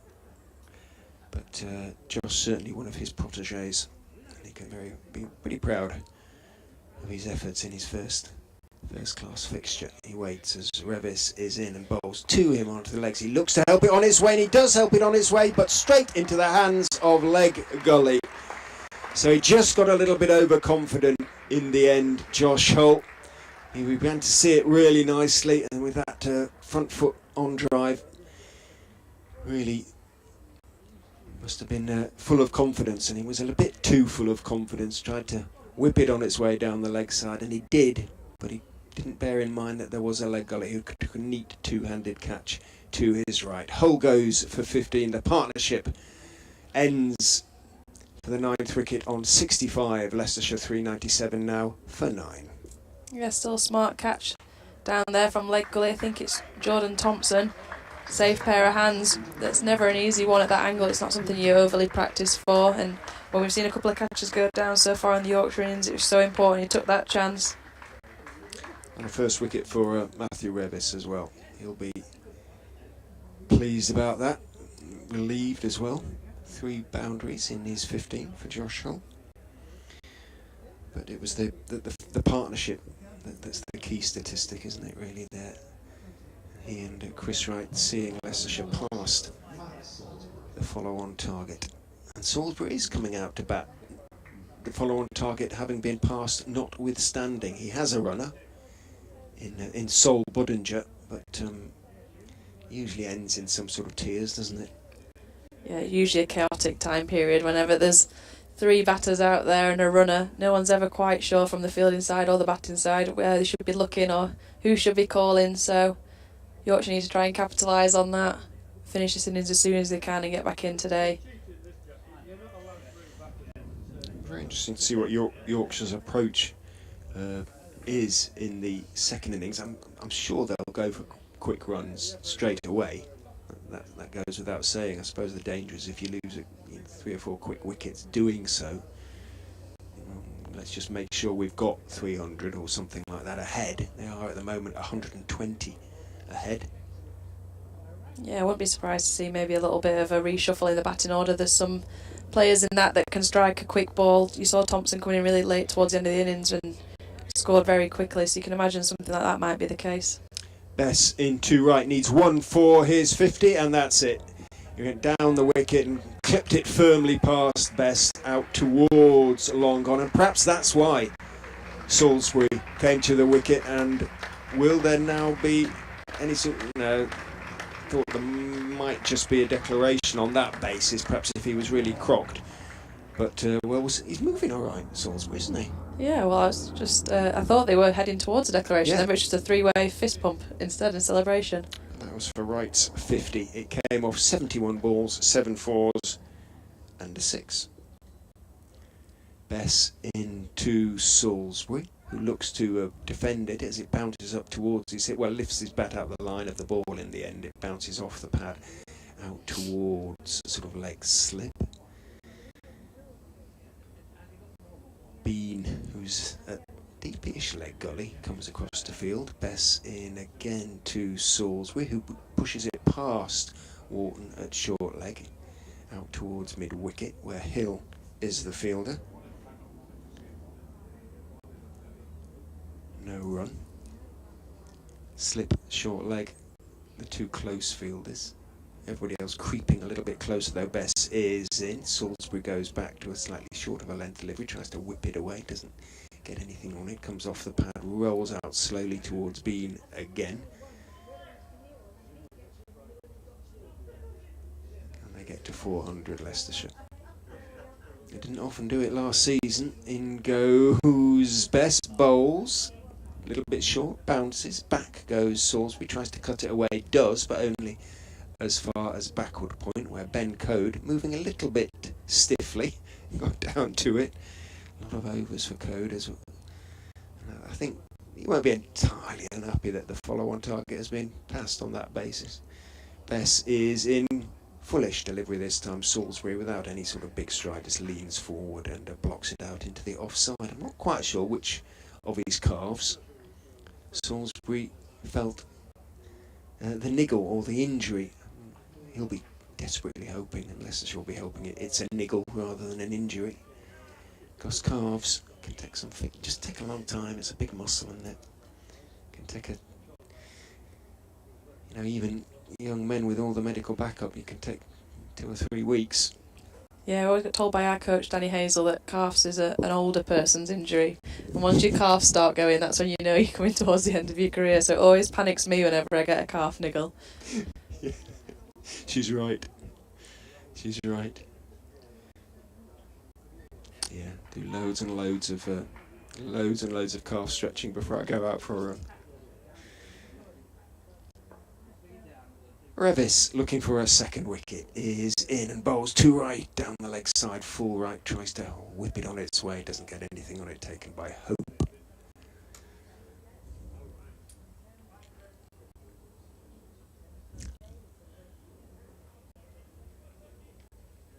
Three slips, wide open spaces on the offside, inviting Wright to take the single.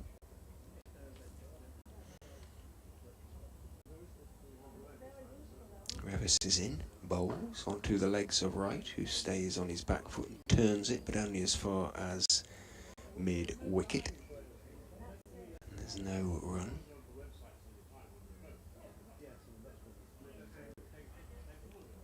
Bess at mid-wicket has left his sweater with umpire Debenham, who's deep in conversation with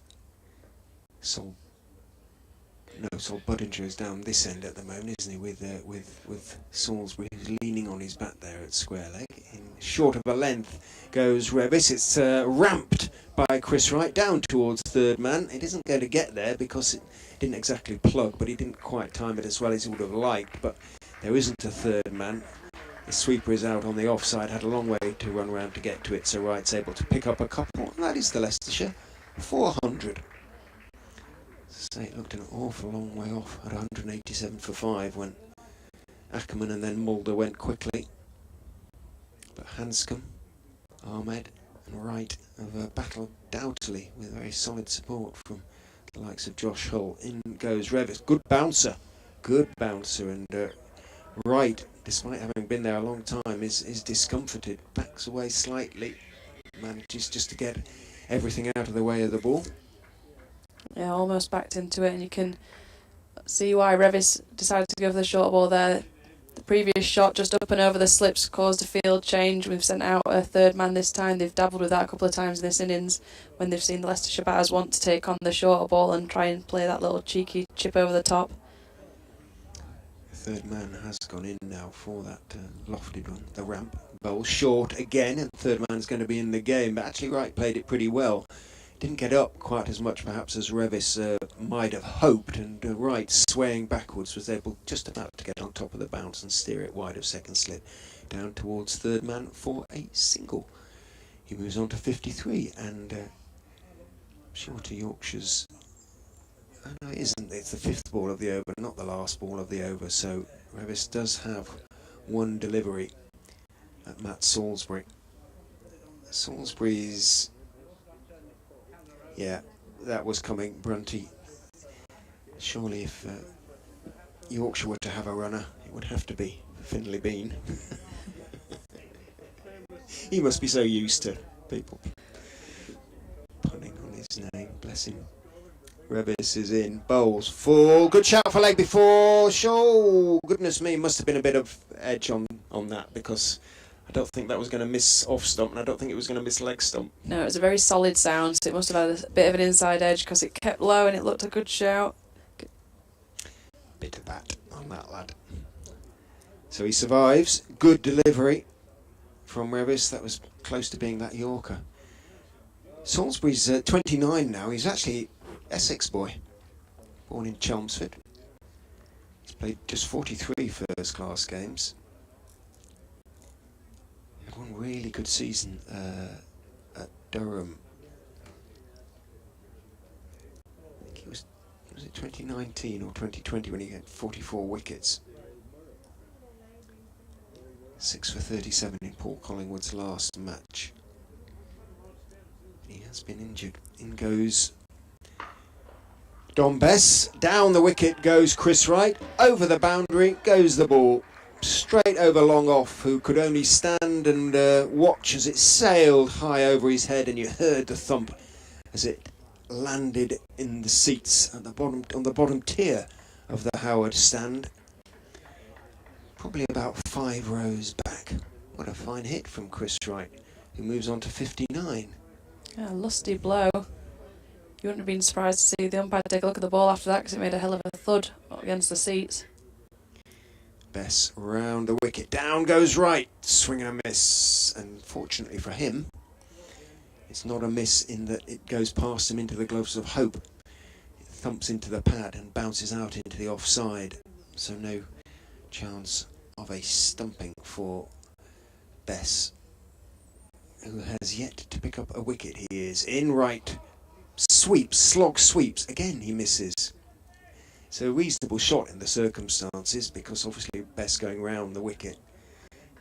He's not really going to get a leg before, but he missed the shot. Came off the pad out into the offside again. Bess steps past umpire Debenham and bowled lots of air, and attempted reverse paddle by Chris Wright, and he connects quite nicely. But he had to wait quite a long time for it to arrive. He got in position quite a long time before the ball arrived, and just managed to play it okay. Paddled it round the corner towards Ben Code, who's out there at deep backward point, and takes one. Yeah, it ended up looking ever so pedestrian in the end. It's one of those ones where you have a go in the nets and you all look a bit silly in the end, but you can see he's trying to just get a bit creative. Bess into Salisbury as the field comes in, tries to turn it down the leg side. Again, I don't think he got anything on it. Is it going to be given as... He did get something on it. Apologies to him. So Matt Salisbury is off the mark. Must have been a bit of edge onto pad because it rolled quite slowly towards fine leg. It only made about 15 yards on the way towards fine leg, and Finley Bean was able to run across from that leg gully position to field in the end. Single to Salisbury. Leicestershire 409 for 9. Bess will take him on again. Walks in, bowls, right is down the wicket, smacking it over long off, wide of long off this time for 6 more. Poor Don Bess. It is not a spinner-friendly wicket, but even so, when... Yes, he's the Leicestershire number 8, but he's no great reputation as a batsman, Chris, right? But he works hard on it, and it's obviously paying off at the moment, and not a nice feeling for a spinner. No, certainly not. Who'd be a spinner? You obviously can trust that it's going to play pretty true. It's not going to get much turn. There's no demons in this pitch that we've seen so far, and Wright, who's now obviously getting a wriggle on, trying to break down that lead by as many as they can before they lose this final wicket, and he's striking everything wonderfully so far against Bess. 66, he's moved on to Revis, has Salisbury to bowler. Full, outside off stump, edge, caught behind. All over for Leicestershire. Their first innings comes to an end on 415, 102 runs behind Yorkshire. 114 overs, Wright finishes not out 66. So he might have been eyeing his first class best, but it's not going to happen in this innings. But I think he'll be pretty happy with his efforts in the circumstances. An unbeaten half century in your first innings of the season always goes down well. Salisbury caught, Hope bowled, Revis 4-1, 415 all out. Then Yorkshire have a job on their hands to extend that lead to what? 300. That would take most of the rest of the day, however hard they go for their runs. But will they dangle a carrot? Will they say to Leicestershire, look, you know, if you go for your shots, I think they kind of have to, in a way. I'd certainly be tempted to try and get Leicestershire even back out again this evening, just for a little period. If you can score quickly, we know that Leicestershire are a bit wayward with the bowling in the first innings, and if they can capitalise on that, get some runs on the board. And the main thing that Yorkshire fell short of last year was forcing results. There was too many draws that then at the back end of the season, when they started to lose, proved costly. So they'll be definitely wanting to go for the victory here. So you can imagine some aggressive players to come. It could be an entertaining late afternoon and evening here at Headingley for the crowd who've been basking in the sun all afternoon. Well, we'll be back with you for the start of Yorkshire's second innings in around 8 to 10 minutes time. But just for now, time for us to have a cup of tea and who knows, perhaps a hot cross bun as well, it being Easter. Be rude not to. It would. Back with you soon.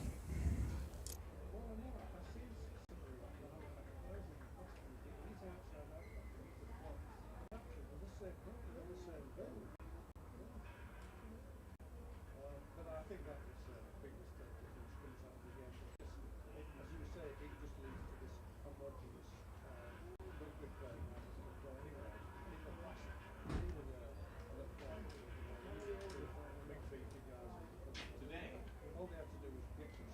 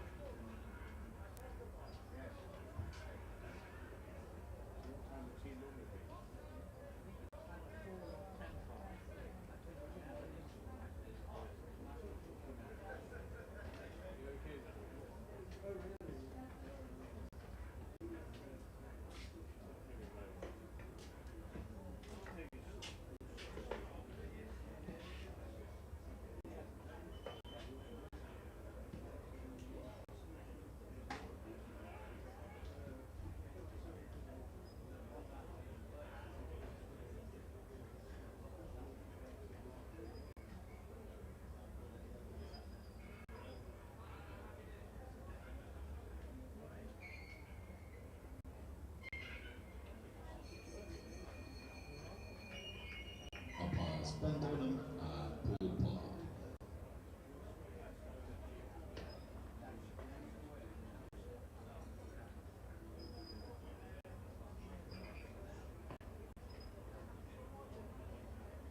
Lewis Hill leading out Leicestershire.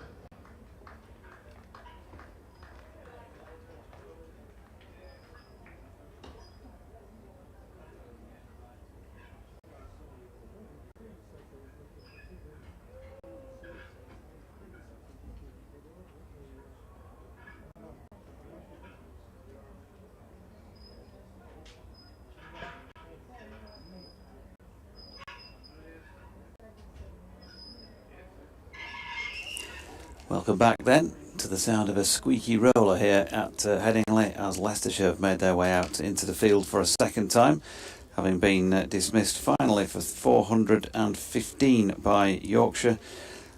A lead then for the home side of 102. Adam Lyth and Finley Bean to come out in a moment. Katie Levick and myself, Jonathan Deutsch, with you for this little spell. Ben Code, 28 overs, 7 maidens, 2 for 73. Opened the bowling for Yorkshire alongside Matt Milnes, who had 24 overs, 6 maidens, 3 for 72. Matthew Revis, 19.1 overs, 1 maiden, 2 for 81. Jordan Thompson took 3 for 86 from 23 overs and 6 maidens along the wickets again. Last year's leading wicket taker. Then George Hill, 9 overs, 3 maidens, none for 30. And a day that I'm sure he'll want to put behind him pretty quickly. Don Bess, 11 overs, no maidens, none for 69. So 102 lead, 4 sessions and an teensy weeny little bit to go. What are Yorkshire doing from here, Lev? It'll be interesting to see how they do go about it. We chatted briefly just before they did that final wicket. There is some attacking batters in this Yorkshire lineup if they did want to try and go at a quicker run rate or go at a similar run rate to they did the first over, gets a lead on and then try and force Leicester to, you know, be tempted to go for the win. Not forcing results last year was an issue for Yorkshire. Early on in the season, they were in a lot of positions where they could have gone on to win games and just picked up draws instead, where this year they really need to put down a marker and try and get through those tough periods and pick up some victories. Yeah, see how they approach it then. Will they go at it in this little spell before tea? I'll just play for the final session.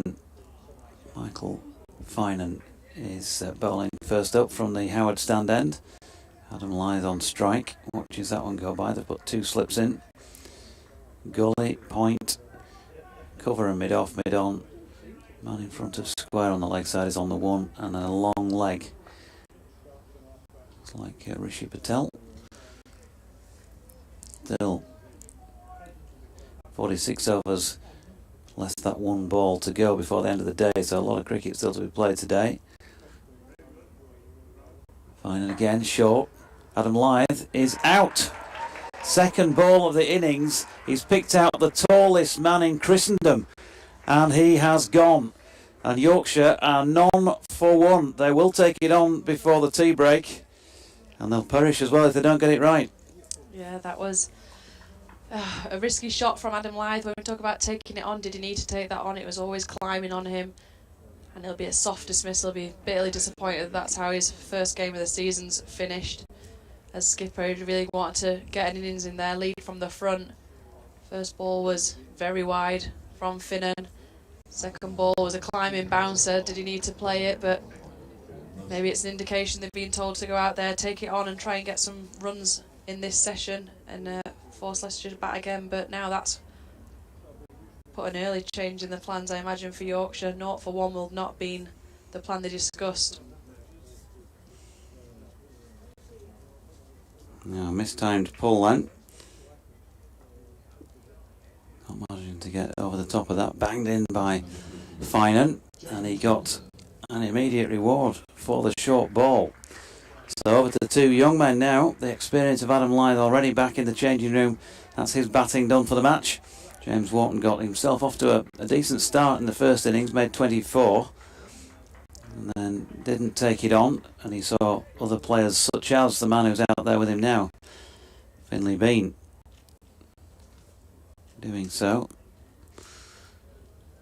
So how will he approach this? It's a left-hand, right-hand combination now, of course. James Wharton, a right-hander. We'll find and continue with the short stuff. It's pretty much the same field as it was for the lefty to the righty. Flipped over.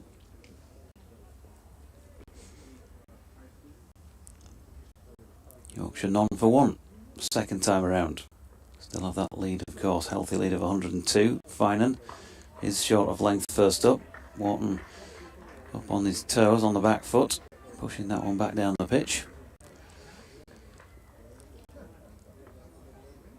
And if you were thinking that they were going to get in and among and score quickly, Adam Lyth would be a man who could do that. Not saying these two can't, but certainly far more senior than the pair of them. Finley Bean, I think we saw plenty of his attacking prowess in the first innings. Fine, and with enthusiasm in and bowling. And Wharton right behind it. Yeah, it just makes for an interesting dynamic now, doesn't it? In this period, two young batters out of the crease who both still wanting to make a name for themselves in this team. Lyth was your more senior county head captain, of course, of this game. Can score quickly at ease, as we've seen throughout his career in all formats. And now you've got two youngsters who'll be wanting to try and stake a claim for a regular place in this team, but also wanting to go at a rate of a decent run rate. Fine, and again, back foot from Wharton. Lovely shot as well. Just punched it away into the gap between point and cover. And brings him and Yorkshire their first 4 runs of his second innings. Pure timing there from Wharton. Just rocked back, waited for it, and punched it across that square area where it's racing away all day, but not necessarily a bad ball from Finan. Wharton just lovely timing, and he'll be happy to get that under his belt early on in this innings. A few taps of the bat. And Wharton stands tall. In comes Finan once again. Down the leg side he strays. He was, of course, strangled down the leg side in the first innings and wasn't far off doing the same then, having a little bit of a lazy flick at one. And there was a bit of excitement among the Leicestershire rank and file, but no harm done as far as Yorkshire are concerned. 4 for 1 at the end of the first over. Dean Southall down in Donny, good afternoon to you. Says enjoying the comms. Nice to hear Fish having a chat. Pity he's gone. I was hoping you'd ask him to sing, he says. Wasn't he the lead singer for Marillion back in the 80s? Very good. And Howard Ray says, hi Doige, attended the first 2 days, but a tummy bug means I'm watching the stream today, which is excellent. It seems that we've got lots of bowlers around, but medium pace, around about medium pace, but no real pace to blast teams out. Interesting to pair Fisher and Mike together to see how they fare. Possibly the big Aussie Edwards. Definitely need glasses from the East Stand with the pitch that far over, he says. Here's Chris Wright, one of the heroes for Leicestershire with the bat. Undefeated, of course, on 66. But he might also be feeling a little bit on the leaden-legged side himself by now in the match. He bowled 27 overs in the first innings. He batted for 109 minutes. And he's straight back out there and into the action. First ball, a dot. Yeah, tall order for Wright to quickly take those pads off, turn around and try and make something happen with the ball. Here he is again. But this time Finley Bean shoulder arm. Some days it just goes that way, doesn't it? And you have a great day. Look at Matt Milnes the other day. Yeah, we've seen 2 lower order batters come out and really stake a claim that they can hold a bat as much as the top order. And then, as it so often is with the way of cricket, once it's going your way, it's going your way, and they've been the ones to pick up the key wickets as well. So Wright will be hoping to continue on where Finan started and get another early inroad into Yorkshire. Here's Wright again with his third delivery. Bean not tempted. Finley Bean, of course. 118 first time around. And we know that the odds of him repeating that in the second innings are pretty slim, given the amount of first-class cricket played here and the number of people who've managed to get a century in each innings. There is one of those playing in this match.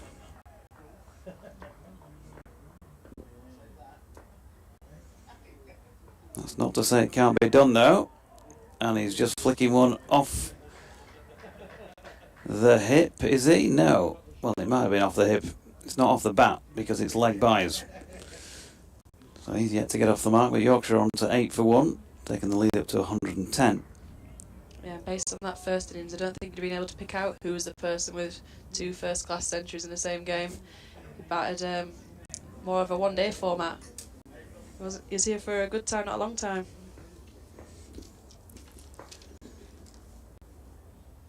There's Chris Wright. Bean leans into it, drops it into the offside. No run. So yeah, Finley Bean, he said, looking down his scorecard.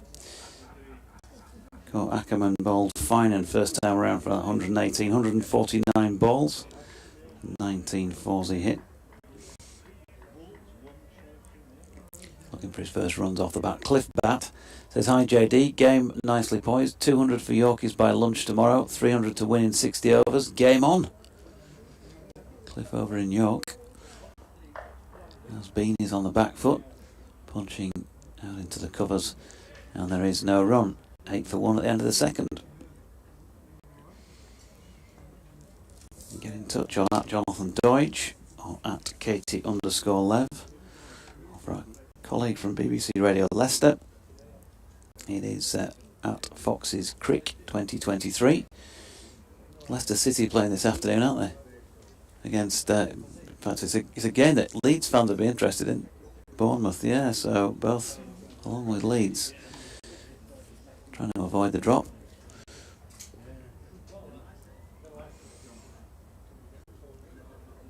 Finan, number 4 on his back, going to continue.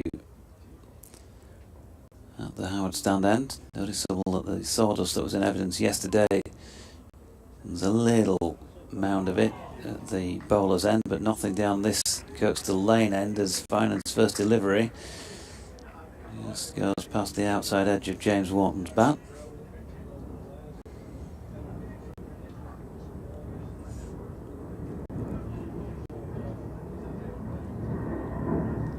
Passing air traffic, have you got the jollies booked, Lev? No time for a jolly, unfortunately, this season. Got a lot of cricket coming up. In comes Finan once again. Goes full, attacking the stumps. Wharton forced to play back up the pitch. No time. But I do feel for you professional sports people. Well, like, when I get a day off, I choose to spend it with you guys in the comms box, so It's a tough life, this is isn't it? my holiday. And what better way to spend it? You've got green space, Blue skies, my sunglasses are on. Blue I've had a skies. hot cross bun. You've experienced a flight or two today as well. Shades on. There's Wharton down on one knee to drive this one to mid-off. There's no run.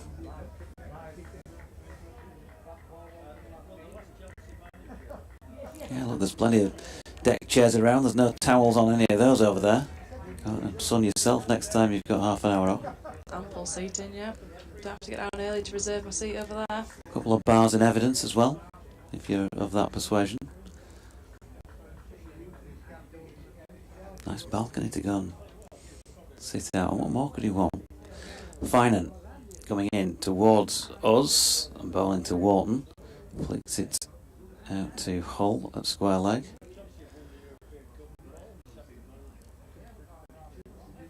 Yeah, glorious afternoon.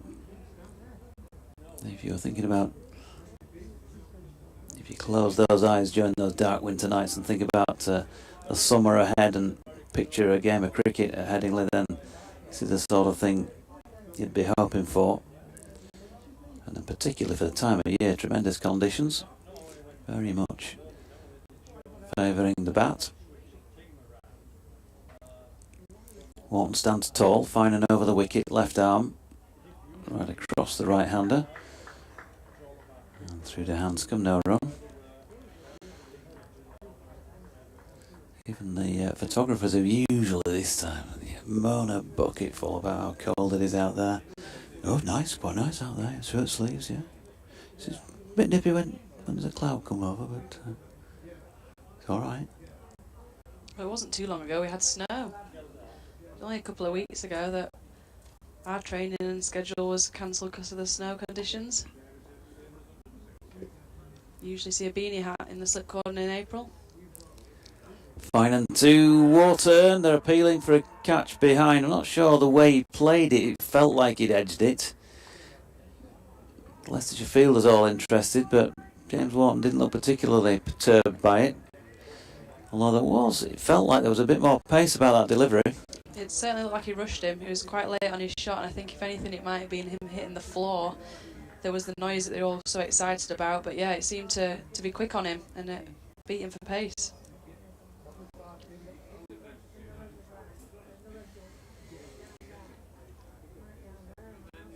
Bit of chit chat down below among the members.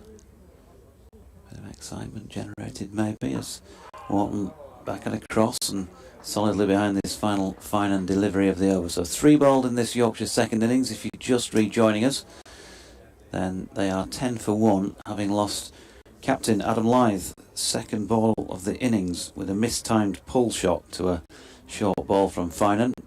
And he picked out the tallest man in the match, possibly in county cricket, in Josh Hull. He'll certainly be right up there. 6'9". He was at square leg and Lyth was gone. So in recent seasons it's been sort of feast or famine at the start of the season for Adam Lyth. More towards the famine side this time. 21 in the first innings. Did start the season like an absolute house on fire a couple of years ago. Scoring runs for fun. I mentioned snow actually probably 2 years ago, around about this weekend, when all sort of day snowed off here against Glamorgan.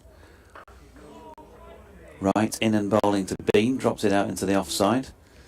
Richard Patel fires it over the top to Hanscom, no run.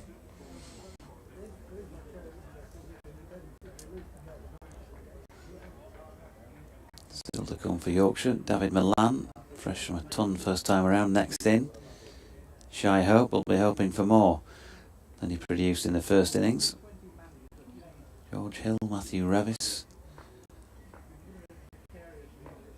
If they need to get down that far, and maybe that won't be the case as Bean pushes back past Wharton and there's no run. 7 minutes to go before the tea break. So they're probably going to get in maybe another couple of overs after this. Still 4 balls left in this one though as well. So maybe not.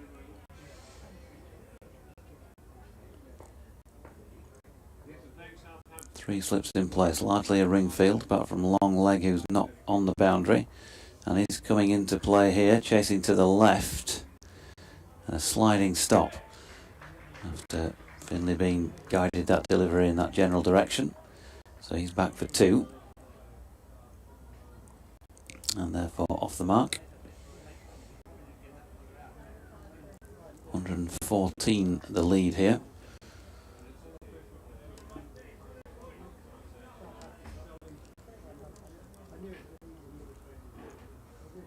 I'll look around the grounds in a moment.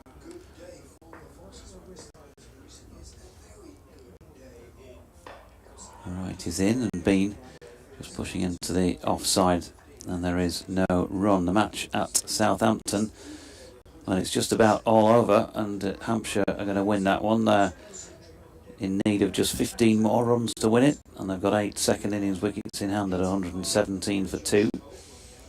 Surrey leading the Lankies by 318 runs at 167 for 5 in their second innings.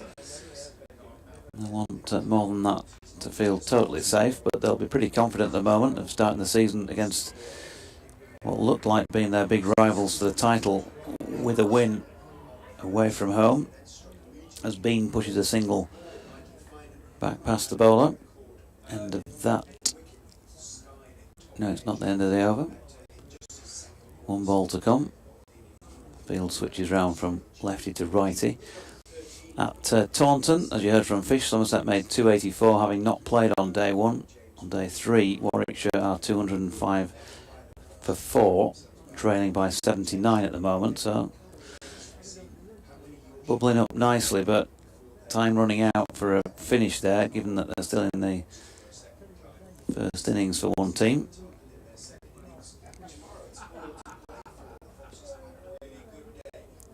He's right again, short of length, deflected more than anything. It looked like he was trying to pull the bat away, James Wharton, but he's picked up 4 down through third man. 17 for 1 at the end of the fourth over. He's on to 8. At Lords, Essex 266, Middlesex 170, and now Essex 203 for 7, leading by 299 runs. So they're setting things up for a defeat of the home side that promoted Middlesex there. And at Canterbury, Northampton are 134 runs ahead against Kent at 239 for 7, so they're going to need to eke out a few more with the tail and then bowl very well if they're going to win it. In the balance, but I suppose you'd have to say Kent favourites. At Hove in Division 2, Durham lead by 230 runs, having been bowled out for 189 in their second innings, so 231 to win for Sussex. That certainly is a possibility, looking at the scores that have been posted there so far. So bubbling up into a good game of county cricket. 17 for 1 here, and Finan bowling to Bean. Pushes into the covers off the back foot. Hull Fields, no run. At Cardiff, Sophia Gardens, as you heard from Fish earlier on, 254 for 2, Gloucestershire in their second innings. They've gone into the lead by 15 runs with 8 second innings wickets standing. It looks as though things are improving as the match has gone on pitch-wise there. That could be an interesting finish tomorrow. When you looked at the score earlier, it looked as though Glamorgan were overwhelming favourites. Finan in again, and Bean flicks to square leg, no run. And then finally at Derby, Derbyshire 135 for 2 second time around. They're still 17 behind with 8 second innings wickets standing, and again, it's like a good game of cricket. Almost as good as Fisher's roundup. I'm working on it. He set a high bar, didn't he? I've been for 25 years. Just need that baritone that Fish commands. Yeah. Now then, Finlay Bean has a flash at one that is wide of off stump, and this time given too much room by Finan. Rehan Ahmed put his arms in the air as if he might be shaping to catch it, but no chance. And that's 4 backward of point.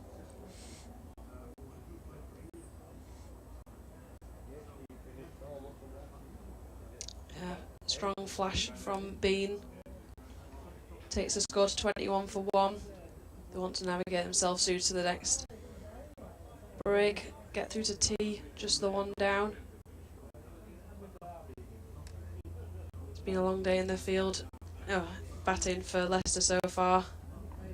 I want to try and dampen the spirits a little bit. Finan. In and bowling to Bean, who pushes into the offside. He'll just have a couple more deliveries to negotiate before the tea break. And then they can go and have a reset, and they'll have 42 overs remaining in the final session today. So still going on for half a day's play, really, in the final sesh. Man been sent back onto the boundary in front of the Western Terrace, just in front of square leg. Finan doesn't go short, and Bean gets right behind it.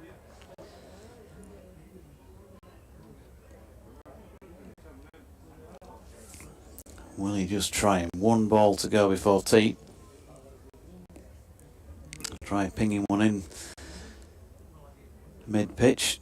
Finlay Bean, from what we've seen of him so far in his relatively short career, plays the pull shot really well. Different element when it's last ball before tea. Yeah, here is Finan then. And he is short of length, but this time wide of off stump. And Finlay Bean can also cut very well, as we've seen twice in this over. He's got that away through point for 4 runs to complete the afternoon session then, with Yorkshire on 25 for 1. A lead of 127 runs is healthy. they're still obviously thinking about victory.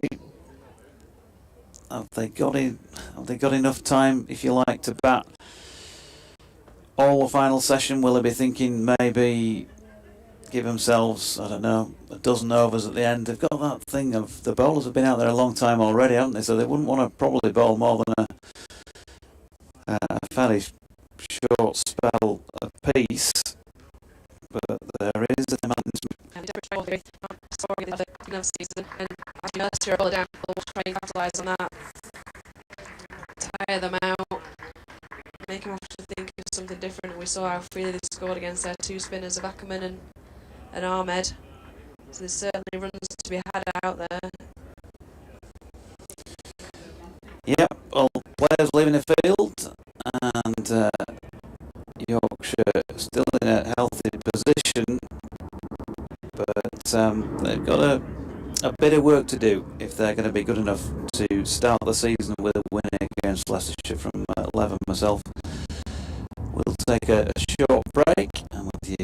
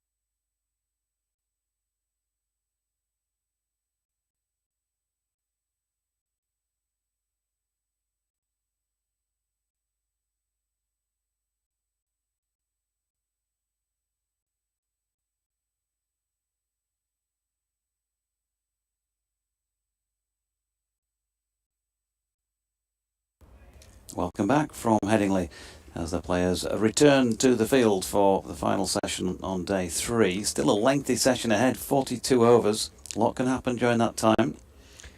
Yorkshire 25 for 1 with Finley Bean on 11 and James Wharton on 8. Adam Lyth out second ball of the innings, mistimed pull to Josh Hull. That square leg off the bowling of Michael Finan, who has 1 for 14 to his name from 3 overs so far. Chris Wright, heroics with the bat earlier today, hasn't managed to add to those with the ball just yet, but 2 overs for 7.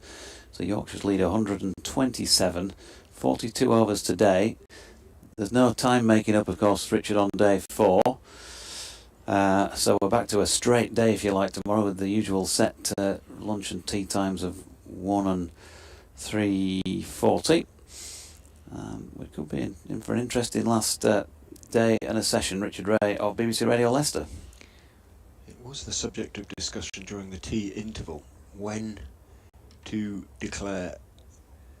How brave will Yorkshire be? What have they got to lose? That's the other side of the equation, so to speak. Remember, we'll keep saying it, you don't get 8 points for a draw anymore, you just get 5. They didn't quite manage to get maximum return in terms of bonus points, because they only picked up 2 bowling bonus points. Chris Wright then takes up the attack for the Foxes from the Kirkstall Lane end, bowls to James Wharton, who's forward, thick inside edge. He's not sure for a moment where it's gone. It's gone just behind square on the leg side. He's called through for a quick single by Finley Bean, and although fielder comes into square and hurls the ball up the stumps at the non-striker's end, 1 Wharton had made his ground, and 2 the throw missed anyway. Barnes, who's on the field, who graced us with his presence, charming young man yesterday. He's on the field for Matt Salisbury, of course. Right into the left-handed Bean, edged and gone, caught behind, knew straight away, big edge, and it was, you could see the change in direction of the ball, big stride forward, and unfortunately on this occasion Wharton has to go. He knew straight away. I don't think he looked up at the umpire. Right, just kept on running down the wicket. And it's been a little bit of a pattern post lunch and now post tea, hasn't it? That wickets have fallen quickly. James Wharton's batting in the match. It's not James Wharton though. It's Finley Bean. Thank you for the scoreboard putting up a big picture of James Wharton walking off. I did say Bean straight off, and then they're insisting that it's Wharton. The scoreboard. When Howard just announced his name, Finley Bean looked back as if to say, what's going on? Well, people will wonder what about one's competence when one says things like that, but then they change it on the scoreboard and it comes up with a huge picture of the unfortunate Wharton, or, you know, with the dismissal next to him. Then one tends. Well, Wharton is still out there, unquestionably is, Bean. Yeah, his score's gone back on the board, James Wharton. Thank you. Scoreboard operator, or whoever operates the scoreboard. It was indeed Mr. Bean. Caught behind, went for the big drive, but the way he went for the big drive implies to me that Yorkshire will very much continue to be positive throughout this session, try and build a lead as quickly as they can. But they're 26 for 2, which means that they lead by 128 with 8 second innings wickets in hand. Wouldn't want to lose 3 or 4 quickies here, would they? Chris Wright, who laboured long and hard for wickets in the first innings without joy until late on, is in and bowls outside off stump, and Malan props forward but bat very firmly tucked well inside the line of the ball next to his front pad. First innings centurion Darren Malan, of course. Looked every inch the international player he is. Got a bit of a job on this afternoon. Just to calm everybody down. If he were to go quickly, as you say, Luigi raised Leicestershire's spirits considerably, and right, he's drifting onto leg stump there. Milan, at this early stage of his innings, doesn't quite time it as well as he would like, and is more than content just to tuck it slightly wide of Barnes at mid-on and jog the single. To get going, get off the mark. 27 for 2. Yeah, just got to... It's alright being positive, but act with a little restraint at times, because a lead of 200 with so much time in the game left, and the way that Leicestershire batted on a good pitch first time. Right into Wharton, slightly short of a length. Wharton stays on the back foot, defends it back down the pitch on the onside. Wouldn't you think be enough, but there's certainly enough attacking prowess in this Yorkshire side as well to score pretty quickly, going right the way down. Yeah, when Thompson's coming in at... Did he come in at 10 in the first innings? That's a spectacularly low position for a batsman of his obvious abilities. Right, in bowls, tucked up a little bit there is Wharton, thick inside edge onto the pad, slightly short of a length delivery, didn't do too much, maybe jumped a little bit higher than he thought it was going to. Pad and inside edge, sees the ball drop at his feet. A howl from Rishi Patel in the slips, but no more than that. End of the over. 27 for 2. 41 overs remain in the day. I'll just do a quick BBC Radio Leeds update. Yorkshire 27 for 2 in their second innings now, leading by 129 runs, but have suffered the early losses of Adam Lyth, captain of course in this match. A mid-time pull, just the second ball of the innings, caught at square leg off Michael Finan without scoring. They'd made it to 25 for 1 at tea, but then 2 balls after it, Finlay Bean has been caught behind by Peter Hanscom, former Yorkshire player, off the bowling of Chris Wright for 11. So James Wharton out there at the moment on 9, David Milan on 1, but the lead wouldn't be enough at the moment. There's just shy of 4 sessions remaining in the match, and it's bubbling up into a good one. Yorkshire 27 for 2 in their second innings. And here is Hull, a tall figure off, pushing, bowling to Milan, who pushes it out almost to the boundary, out on the east side of the ground, and gets back for 2. 29 for 2 into the 7th. Will we see a bit of the dashing David, as we can do? Tends to be a little bit later after he's got himself in, and I think that'll probably still be the way of things. 2 slips. Gully. Rehan Ahmed has just been moved out to backward point. Short ball. Now then, Milan's got underneath this. It's looking like a 3rd wicket, and a big wicket if he can catch it, and he has. David Milan gone at mid-wicket. Yorkshire capitulating here to 29 for 3 second time around. A lead of 131 runs. But 2 of the big men gone. Another young player who got a century in the first innings. What is happening here at Headingley? Yorkshire 29 for 3. Well, there's being positive and there's being too positive. Milan, well, we've seen a lot of top-edged pulls in this game, haven't we? It must be something in the pitch that is slightly deceiving the batters. Quite coming on or bouncing a little bit more than they expect. But another batsman has gone in that way, and in the end, it was quite a decent catch and well judged, because the fielder initially looked like he'd kind of come in a little bit too far and ended up taking the catch. Eddie Barnes it was, the sub-fielder, backpedaling slightly, but he got 2 hands to it, held on. Well, Shy Hope coming in a rather different situation to that faced him when he came out for the first innings. Yeah, it was, in the end, a really good catch by Ed Barnes. So seem to be spiralling around in the Headingley skies. Yorkshire at the moment will be quite glad of that lead of 102 to add to their 29, so they're effectively 131 for 3, which sounds rather better than 29 for 3. So, Shy Hope, a bit of an inauspicious start to his short time as it will be with Yorkshire.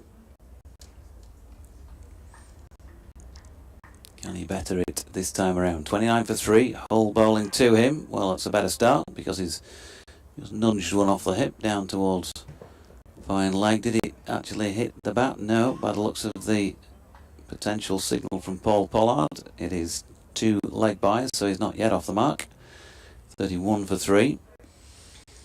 And Hull strikes in his first over again. Yeah.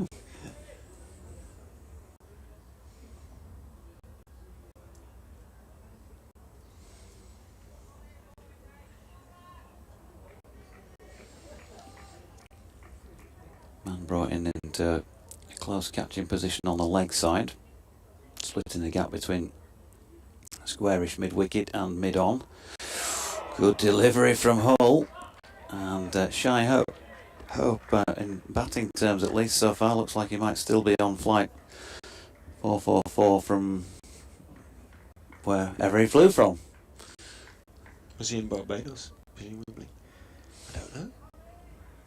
Assume so. He might have been at home. Might have been on the... Waiting for a call. The Coconut Airways, was it? Typically tropical.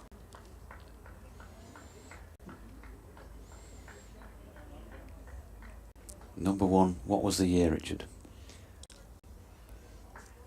Sounds like something in the late 70s. Here comes Hull running towards us, bowling to Hope. Just tucks him up tight for room. Squirts away into the leg side. I've seen a replay of that previous delivery, but he's getting a little bit of shape back into the right-handers. Josh Hull. Buoyed by his batting. Very much tails up, isn't it, out there at the moment for Leicestershire? It's been a great day for them. Really good day. Runs. Rubbing off any potential follow-on. Yeah, they're still trailing the match, but they've already got 3 Yorkshire second innings wickets. And it's Hull to Hope. And that's a lovely shot by Shy Hope. Just a little bit too full and a bit of width to work with for Hope. And he's driven it away through extra cover for 4. Noticeable that Hanscom nonetheless applauded Hull. I don't think just because it's the end of the over in which he'd taken a wicket, but that he was prepared to pitch the ball up a little bit and see if he can get it to swing. Didn't really on that occasion, so it was something of a gift for Hope, but again brave from the young man. Different sort of bravery to that which saw him get the odd bouncer, more than the odd bouncer in his innings.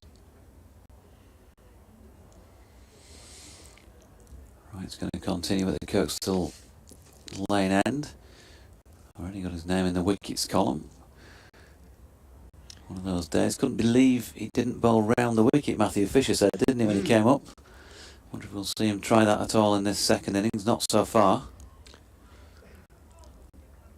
Might mention that to him. He said it on air, didn't he? He did, yeah. Matthew, so it's out there. I think his words were to the effect of, really good bowler, a lot of experience. Couldn't believe he didn't bowl round the wicket.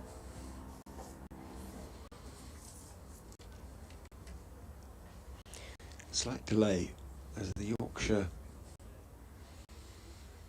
or whoever's in charge of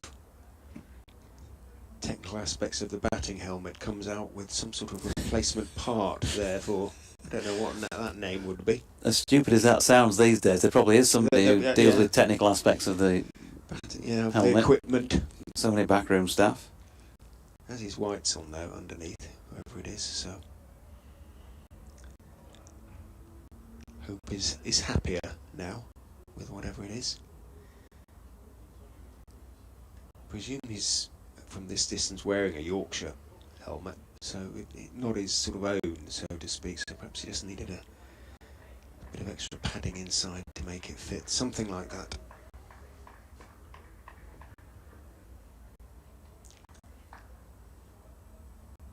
Right is in, bowls on towards the hip, just rises up towards the hip of James Wharton again. Slightly discomforted, something of an inside edge onto the thigh pad and drops at his feet, square of his feet on the leg side. Hanscom from behind the stumps, of course, and Budinger from mid-wicket close quickly on the ball. 35 for 3. Oops. As Wright turns, runs in, bowls fuller this time. Again, nice shape to it. Half forward is Wharton. Again, inside part of the bat, but a much thicker part thereof. Sees the ball roll out into the leg side. Budinger again is the fielder. Didn't have to go running in this time. Claps his hands together, encouraging Wright.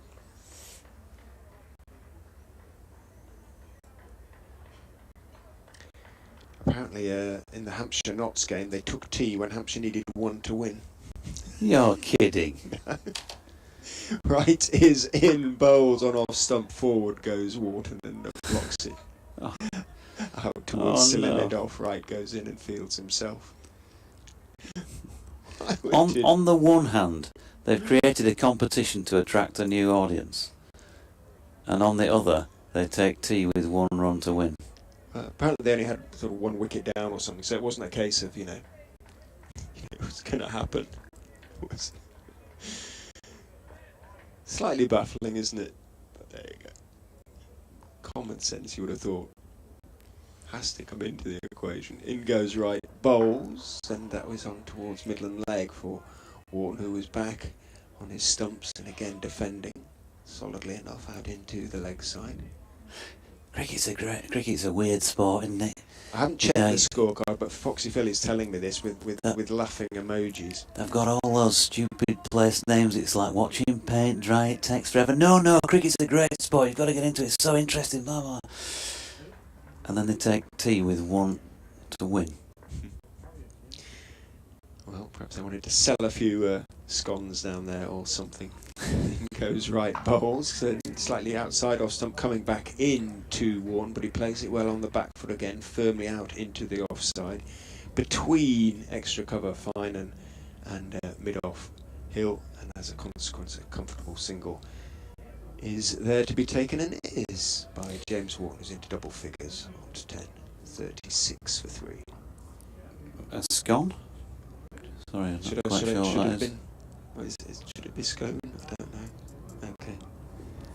Is that not a debate in these parts as well as others? No, it's beyond question. I thought the shorter vowel would have been. There we go. In goes Wright. Bowls clipped off his toes by Shy Hope. And down towards long leg it goes. And unfortunately, from Leicestershire's point of view, and Wright, who looks absolutely furious about that, with his hands on his knees, running around, long leg isn't able to stop the ball. He got everything apparently behind it. It came off whatever he got behind it, young Hull, and ricocheted off and crossed the ropes. So, well, you can't get too cross with Hull. He's done pretty well so far in the first class game of his career. But Wright pointedly avoids looking at him as he stalks back towards mid-off. I think it's fair to say that Hull, from one place on the coast to another, had a bit of a Western super mare there. A Western super. Well, it's a sort of Cockney-ish phrase, isn't it? But Hull. Here he is, bowling to the right-handed Wharton, who's over the top of that, using his considerable height to punch it out into the offside. There is no run. I'm sure our colleague Dave Bracegirdle had something to say about what went on down there. Pass me a scone, I would imagine. Yeah.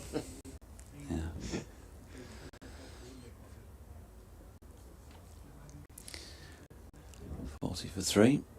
Might have had Nottinghamshire iced on it, something like that. Perhaps you won by 8 wickets anyway in the end. Here's Hull. Wharton.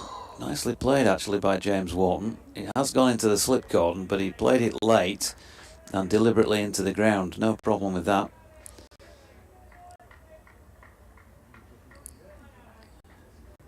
I think they have Nottinghamshire's scones.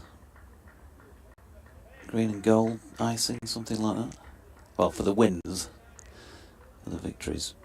What time did that one finish at? Presumably about a minute after the resumption after tea. He's got a day off then, the Girdler. Back up the motorway tonight.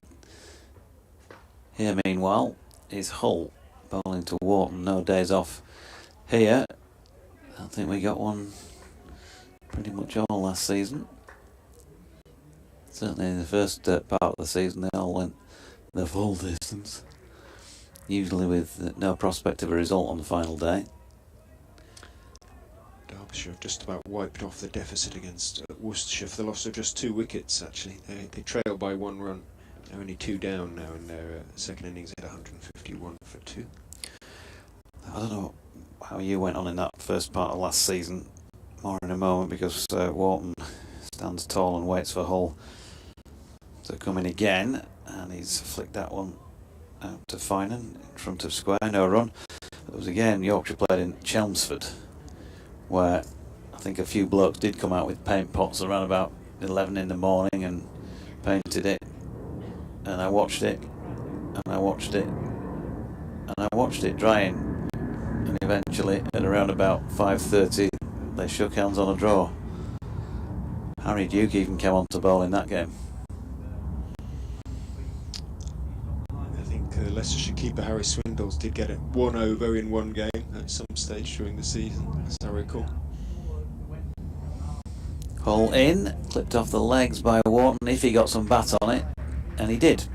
And it's 4, signal by Paul Pollard. So he's now moving into the teens, 14 to his name. Yorkshire 44 for 3, a lead of 146.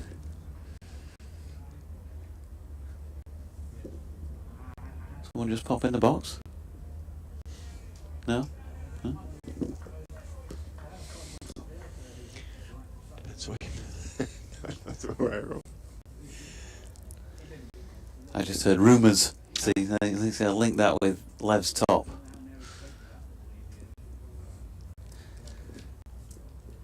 Bit of Fleetwood Mac. Last ball of the over. The 9th of this Yorkshire second innings. And for the umpteenth time in this match, a Leicestershire bowler has run in and then thought better of launching the ball. In fairness, I think it was Wharton who just wasn't quite ready. It's a long way for Hull to come as well. Here he is. Into Wharton. Again, similar to that dismissal in the first innings, having to flick it one down the leg side, misses out. End of the over, 44 for 3. Yeah, to Hull and back.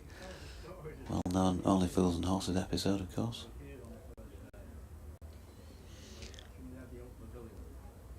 What was the that album? Hull for Manchester Nil, something like that, wasn't it?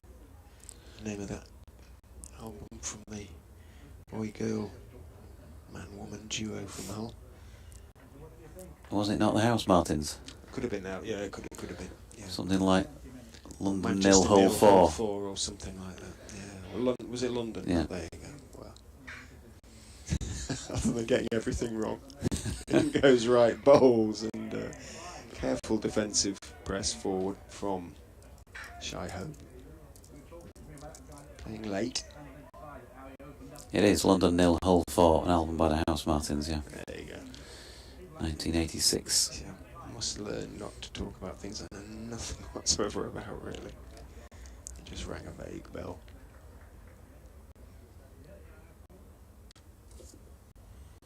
Right, whose hair was a subject of discussion in the box yesterday, at least on the part of Eddie Barnes. In he goes, bowls full, driven by Hope, but only as far as Finan at extra cover. Didn't quite get it as cleanly as he would have liked. Shay Hope. Or was it Parky saying that he liked his hair, the Baron?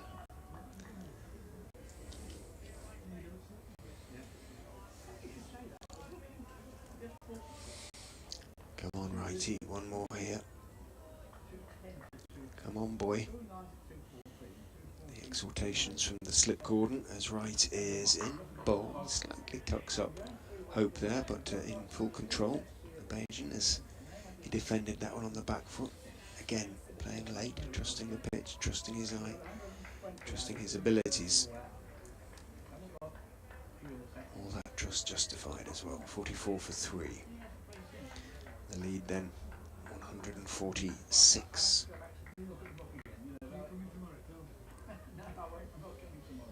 37.5 overs left today. Hoping to be leading by what? As right goes in and bowls outside off stump, and Hope leaves something like 300 by the end of the day. On that basis, 37 overs left, scoring at the rate at the moment is 4.5. If they were able to maintain that, or even at 4 and over, that's another 150 odd runs, isn't it? So close to 300, something like that. Set it all up really nicely for tomorrow. You'd think they'd want to have a doubt tonight. Right is in. Balls goes through. Hope seams back in, perhaps over the top of the stumps. Code produced a couple of deliveries like that. That could so easily have bowled. Shay Hope did a bit too much. Lily says bad start for Yorkshire in the second innings, feeling disappointed with the start.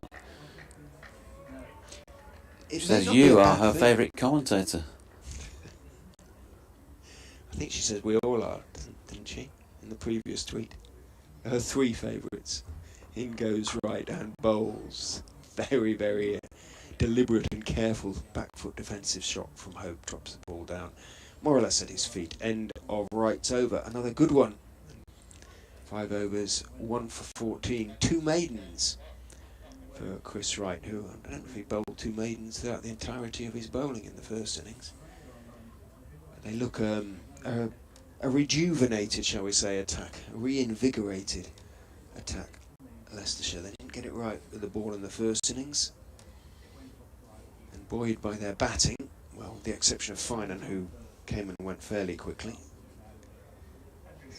Second ball, in fact, for a duck. All the other bowlers made a pretty decent contribution one way or another with the bat. So big Josh Hull bowling to not quite so much shorter James Wharton. In a room outside off stump, and he opens the face and runs it backward a point. Ahmed doing the fielding. It does look a little bit of a different game somehow, second time around with ball in hand for Leicestershire, because it really wasn't up to the mark in the first innings, and certainly in not in the first innings per se. I think I'll just leave it at that. Early part included. But 45 for 3, yeah, Yorkshire have taken a risk or two and it's not come off for them. But he does look to be doing a little bit more, and they're asking a few more questions as well. Hull to Hope.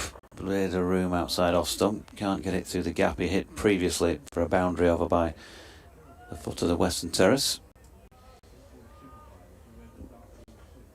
And of course, Leicestershire's interest very much to take wickets, but also to bowl dry, as they say, and just take time out of the game without Yorkshire adding so many. Fire away. I can't.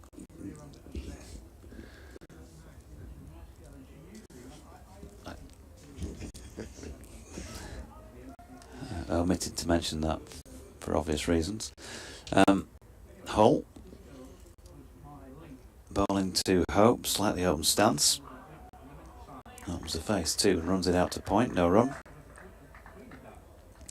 Russell Walker says, Jonathan, this can't be Yorkshire's A game. Yes, it's very early in the season, but it's difficult to be impressed or feel confident.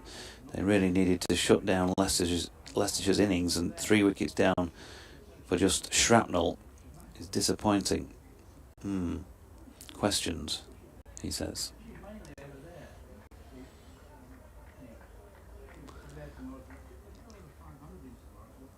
Hull giving the ball a good old polish as he turns at the end of his run. The first time actually just behind him. There is a bit of sun on the part of the pitch that's usually in shadow from the south stand, the Howard stand. Hull's latest delivery. Hope is happy to watch it go by. But the reality is that, what are we at now? 10 to 5. It barely gets any sun until late in the day, and obviously it's not at its strongest at that point either. Richard's going to pop off and do a full-time score in the football update in the cricket. If you get my drift. Here's Hull, wide of off stump. Hope doesn't really get hold of it like he wanted to reach for it, and he's slapped it straight along the deck to Rehan Ahmed. So 45 for 3, a lead of 147. Orton on 15 and Hope on 8. Partnership worth 16 since that third wicket of David Milan went, which was around about 25 minutes or so ago now. Last ball of the over.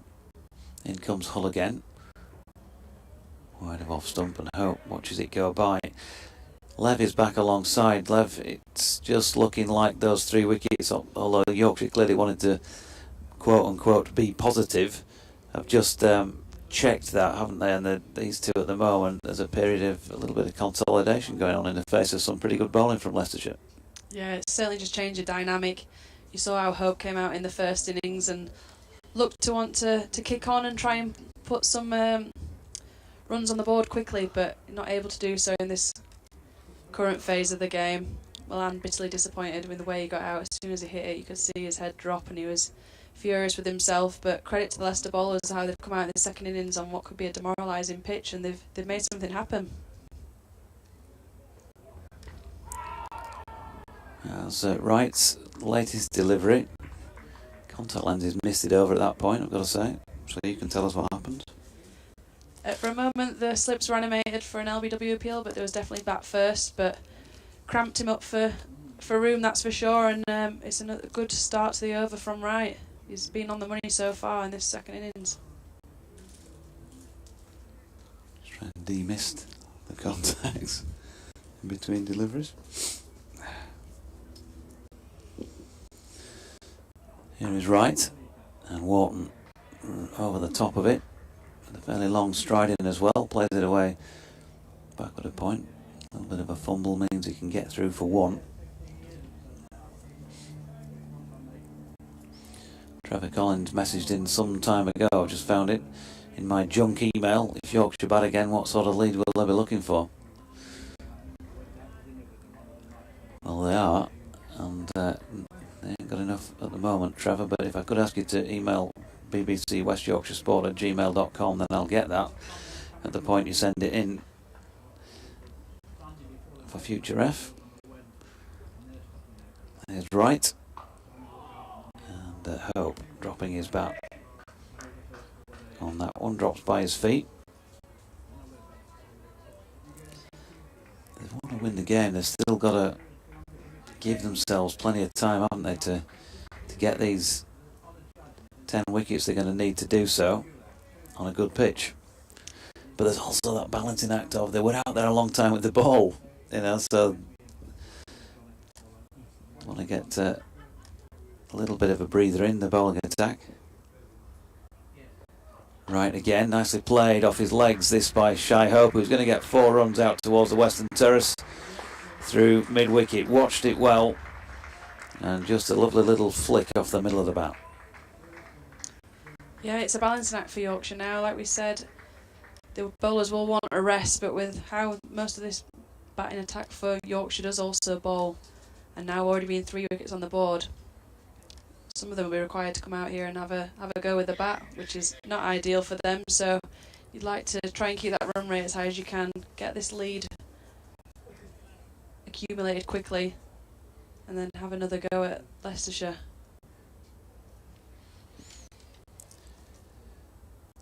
Right, pushes off, leaving our commentary position behind, and he's gone a little wider of off stump, and that is a beautiful shot by Shy Hope this time.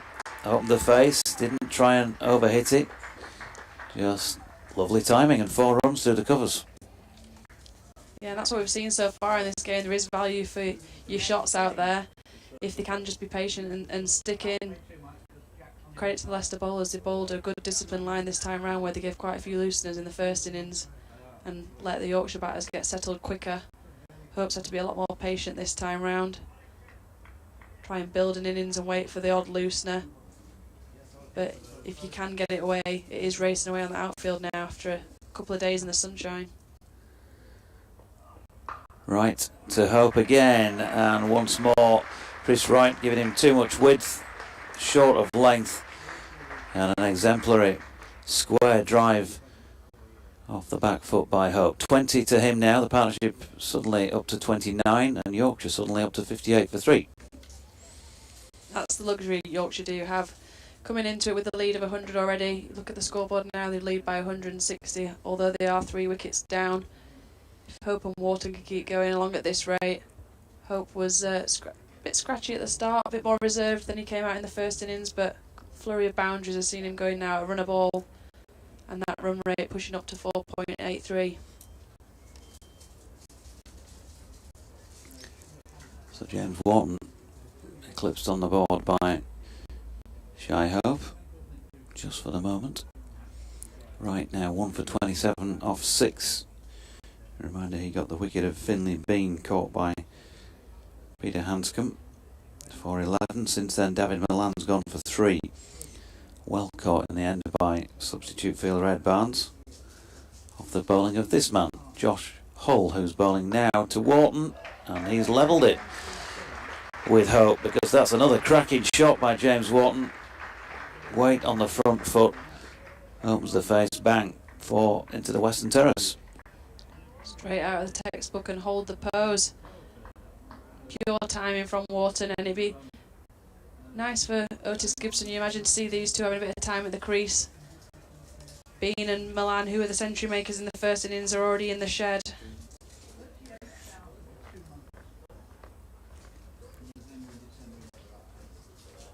Yeah, Wharton on to 20, 62 for 3.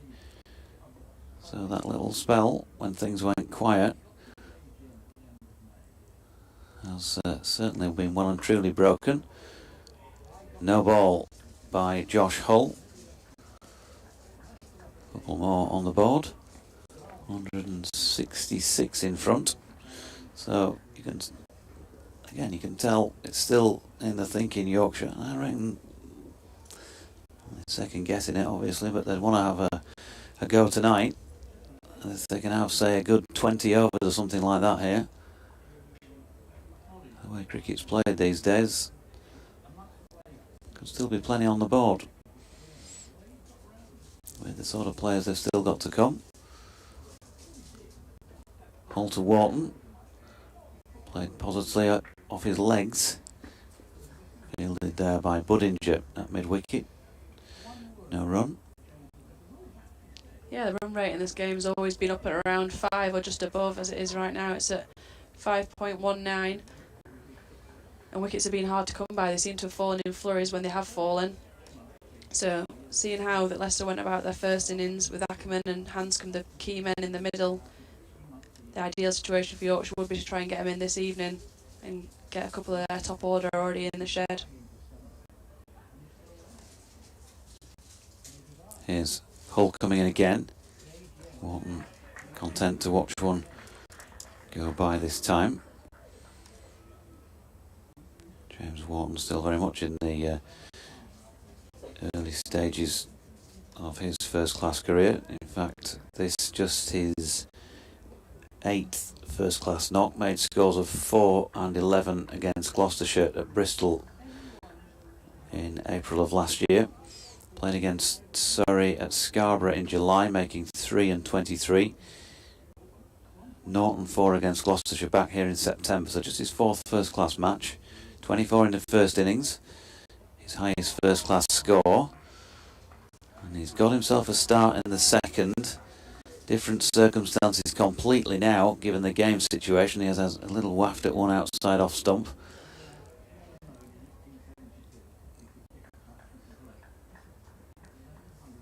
They talk about him, and they have done the previous coaching regime as well as this one, but been able to play the long game. I think he's proven that in second team cricket.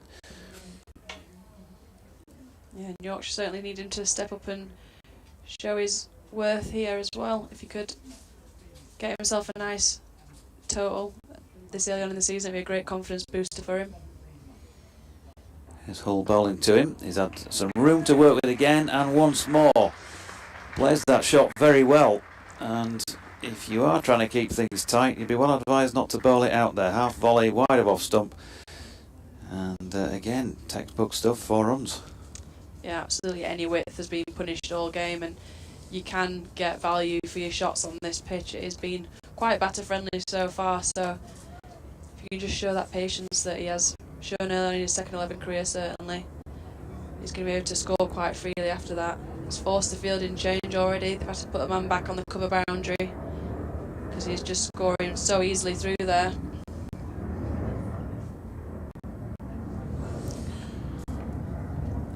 Change of dynamic. Yorkshire 170 on now at 68 for 3.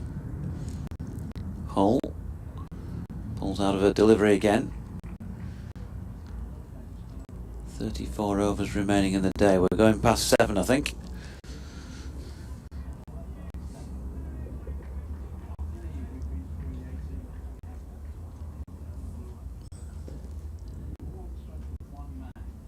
Hull coming in again. Passed on by Pollard, who's standing back of the stumps by some distance, and that's another lovely shot by James Wharton. Poor delivery, you've got to say, by Hull. Full, wide of off stump, and just well watched onto the bat and angled away for 4. Yeah, just smart cricket from Wharton. Hit a couple of lovely 4s through the cover region earlier on in the innings, and that ball wouldn't have been too different to those ones he's put away through cover, but they put the boundary rider out there. He's played it a little bit later, opened the face and got it through backward point region for 4 more runs. And suddenly, when Hope had overtaken him the previous over, Wharton replies instantly, and he moves on to 28 from 36 balls. Partnership of 43 with him and Hope.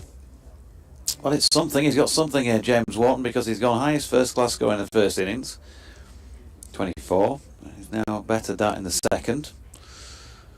So, as far as he's concerned, the game is getting a bit better than it has been for him when he's previously played at this level. Got to take all the positives. 72 for 3. Change of bowling at this Kirkstall Lane end of the ground.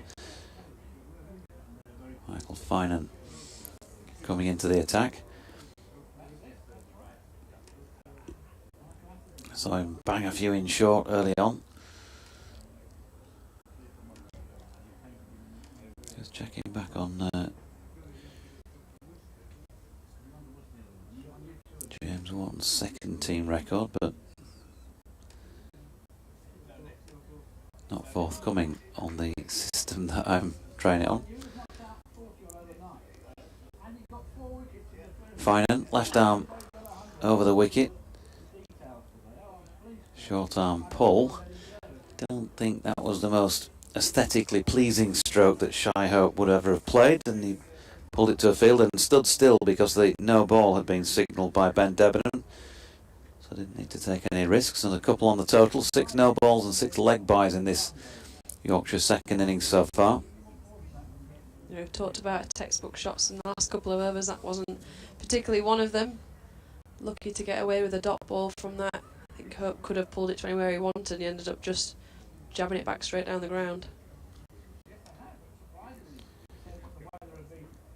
In comes Finan again, and Hope just eases it into the offside. No run. Well, a cracking evening for the people who've got the sun in their eyes out there on the east side and the northeast side of the ground, away to our left. Some really hardy sorts in the Howard stand who've been in the shade all day.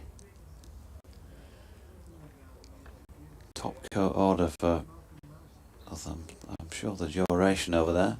Might even be a scarf or two on, as Hope sort of digs one out towards the inside edge, really, into no man's land through mid-wicket. Budinger comes in off the boundary to field. Hope onto 21. The partnership now worth 46, 75 for 3. Just shows how quickly this game has constantly flipped back and forth as well about who's on top. We've already mentioned that wickets seem to keep falling in little clusters, and it's so easily to rebuild on this pitch where you get anything outside off stump or leg and you can easily whip it away for 4, so runs are free flowing. Yeah, Finan into Wharton, who gets the ball slanted across him from the left armour and chooses the leave. Martin Bloomfield, good afternoon, good evening to you. He says, curse of the third innings, a bit of Bairstow Bazball would have been great at this point. So let's, in inverted commas, hope Shy weighs in with the goods. Minimum of 250 required to inflict some scoreboard pressure tomorrow. Agree. Can't help but feel like that early Lythe wicket might just change the dynamic of how we've seen them go out. Ooh, Finan has gone full bunger, not quite beamer. Don't think. Umpires have a quick look across at each other and nobody's signalling that that was not a legal delivery, but certainly wasn't the finest of Finan. Yeah, interesting. Nasty take for Hanscom behind the stumps. Is it past Wharton easily on the full toss, and lucky that he's got nothing from that. Finan again to Wharton, leaning away and watching this one go by. One remaining in the over. Ben Debenham seems to be enjoying a chat twixt deliveries with Shy Hope, who's leaning on his bat at the non-striking end. I think Yorkshire, throughout this, they've just got to keep in mind, how long do we think we're going to need if we're seriously giving ourselves a chance bowling out the opposition.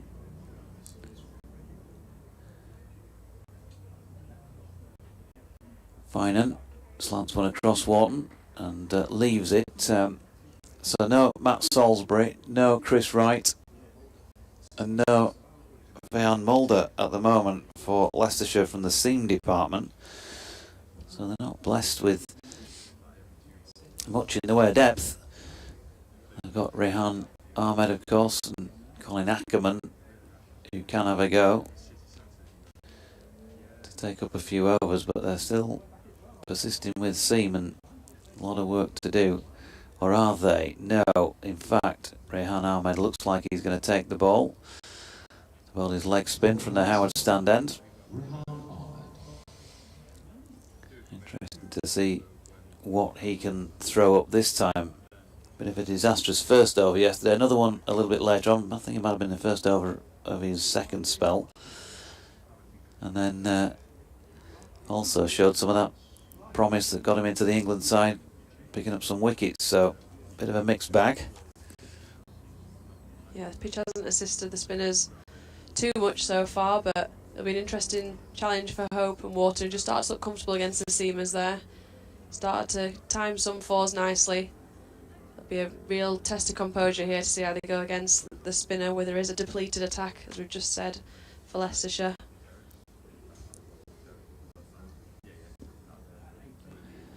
So, Ahmed then to bowl first time in this Yorkshire second innings. Pushed up to deep mid-off by Shy Hope for a single. Bowling, of course, at 2 right-handers here, so his natural delivery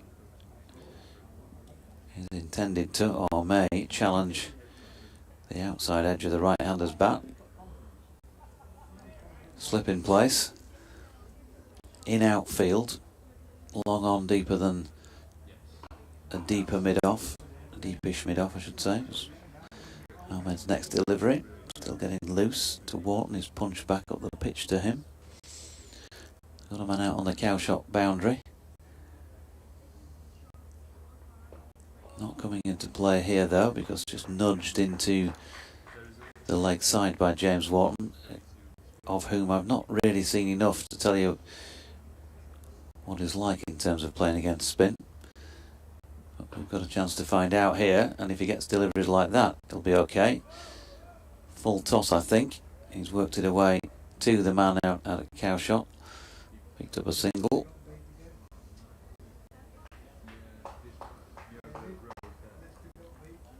.29 James Wharton. 77 for 3. Hope steps back, hits firmly out to the sweeper on the cover boundary. I think it's Sol Budinger. Single to Hope. He's on to 22. And Wharton happy to push another one, this time up to long on.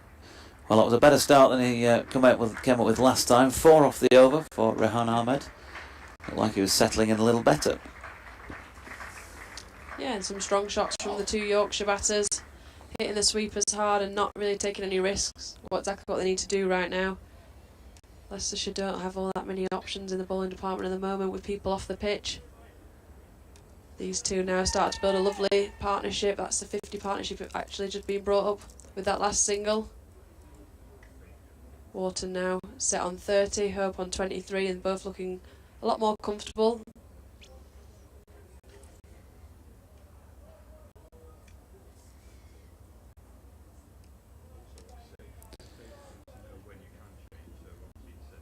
So Finan going to continue at the Kirkstall Lane end.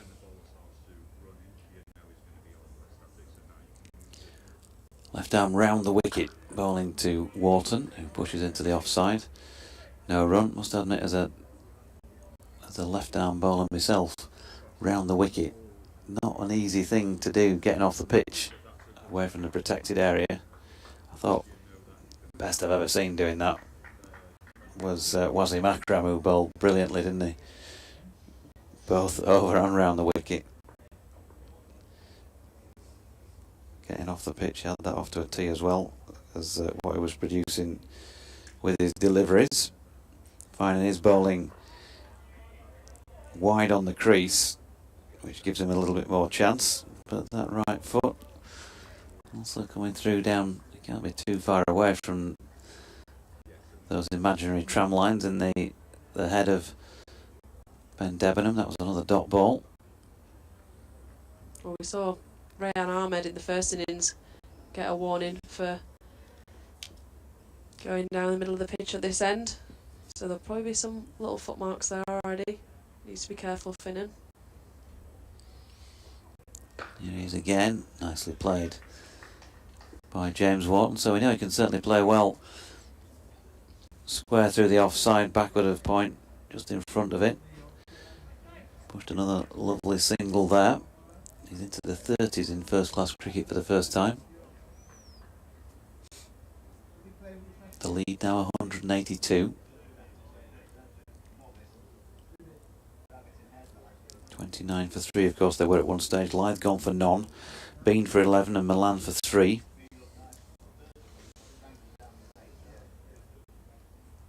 Finan full.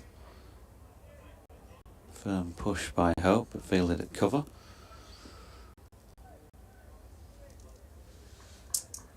This would be an ideal outcome for Yorkshire if we can get some time at the crease for these two.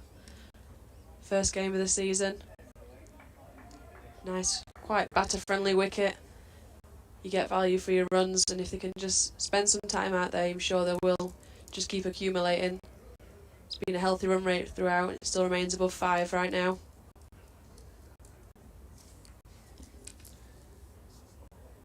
Finan goes full again.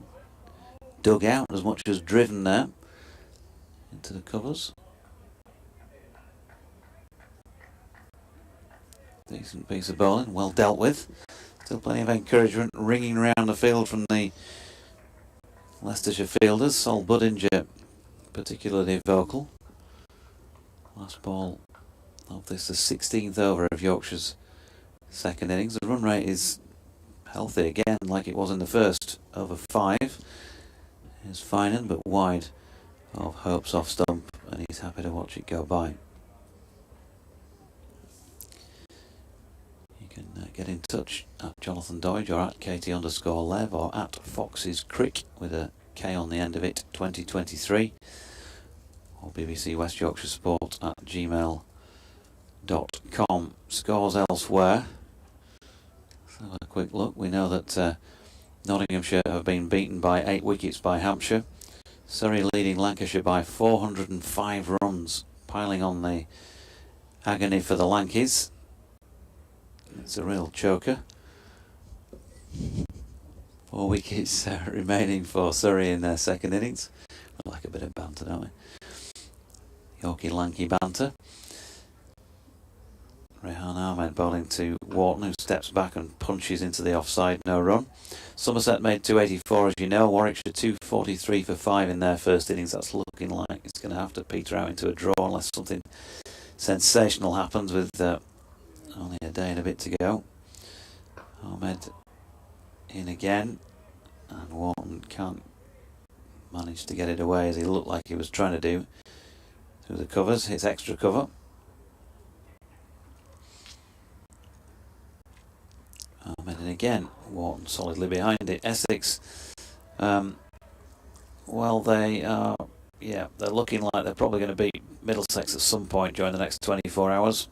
They're 293, well, they need 293 to win Middlesex with a further 7 wickets left. They're 15 for 3 in their second innings, having been 4 for 4 in the first. Ahmed's latest delivery pushed into the offside by Wharton. A tumbling stop from, I think it's Ed Barnes down there. An extra cover. Ahmed again. Pushed up to mid-on by Wharton for a single. Sorry, long on by Wharton for a single. Down at Canterbury, Northants leading by 184 runs at 289 for 7 in their second innings. So that's looking like a really good game. Just 3 wickets left. 200 lead or so. Kent to chase, final day. Ahmed in. That's dropped into the offside by Hope to complete the 17th over at 81 for 3. Div 2. Sussex need 149 runs to beat Durham. I must admit, when you saw Durham post 376 first up, and Sussex I think lost a couple early on, didn't look like it might go that way. They haven't won it yet, but they're in a good position, the home side. Cardiff, Gloucestershire leading by 85 runs now. They've still got 6 second innings wickets in hand as well. That one bubbling up nicely.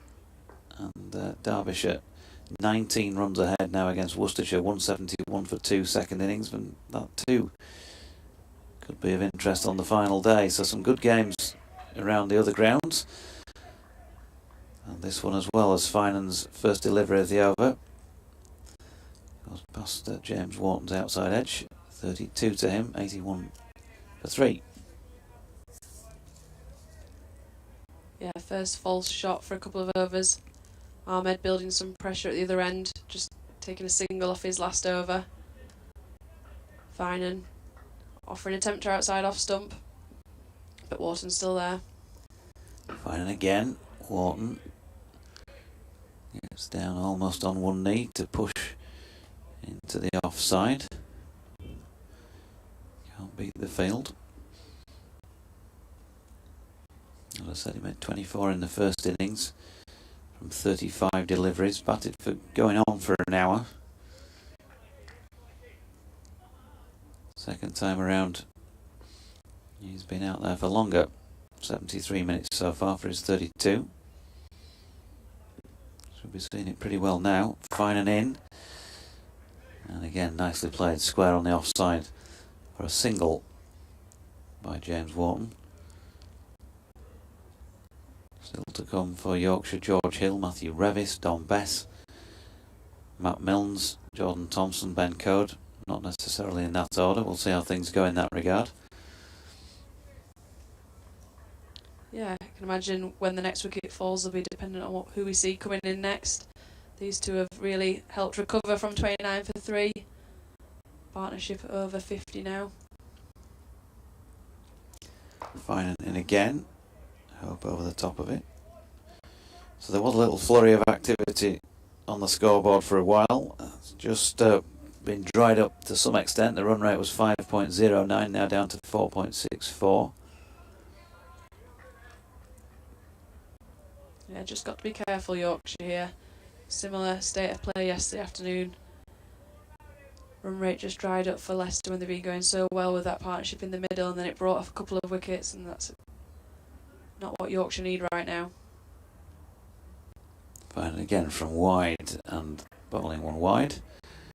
And Hope happy to watch it go by.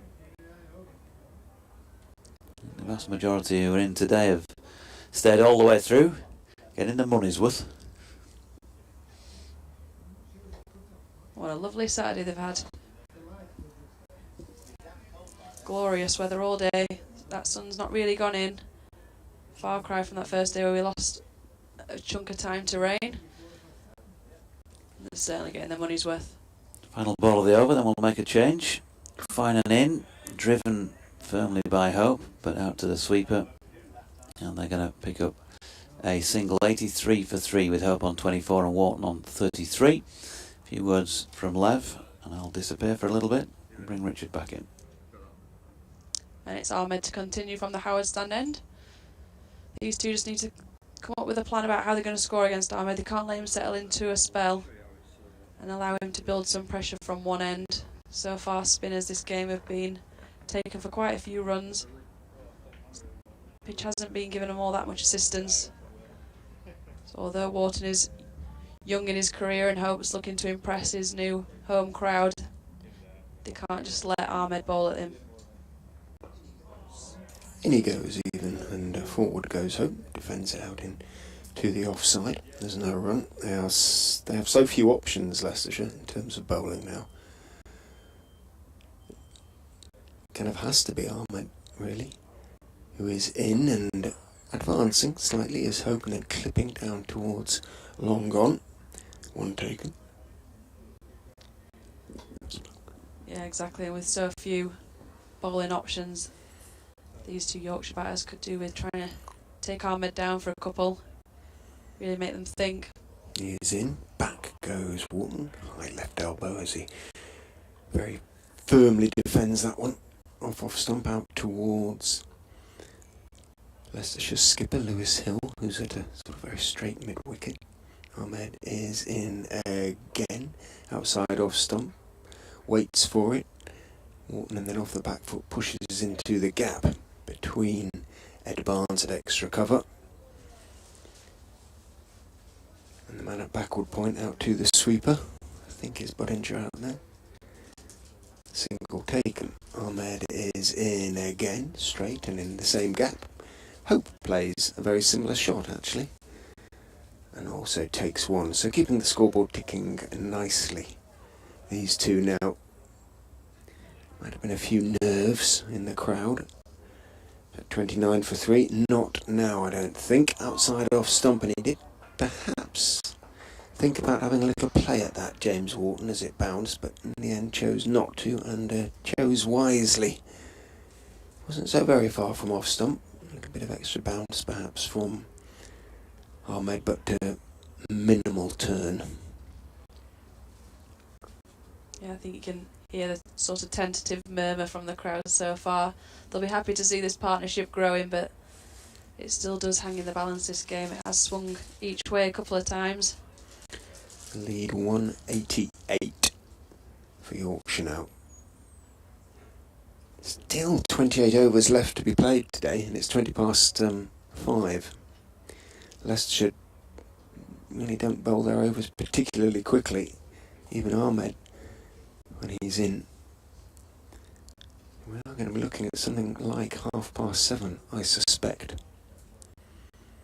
Round the wicket goes Michael Finan and bowls very full to Shea Hope, who steps out and drives it away to the sweeper on the offside boundary, who's Rishi Patel, in front of the eastern stand, below the hotel.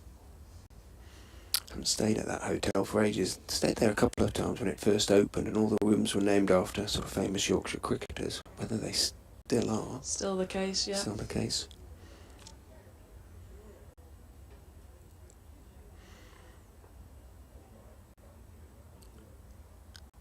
Finan into his 7th over is in, outside off stump. Looked to gather perhaps a little bit of pace off the pitch, but it was well wide and Wharton let it go on its way undisturbed.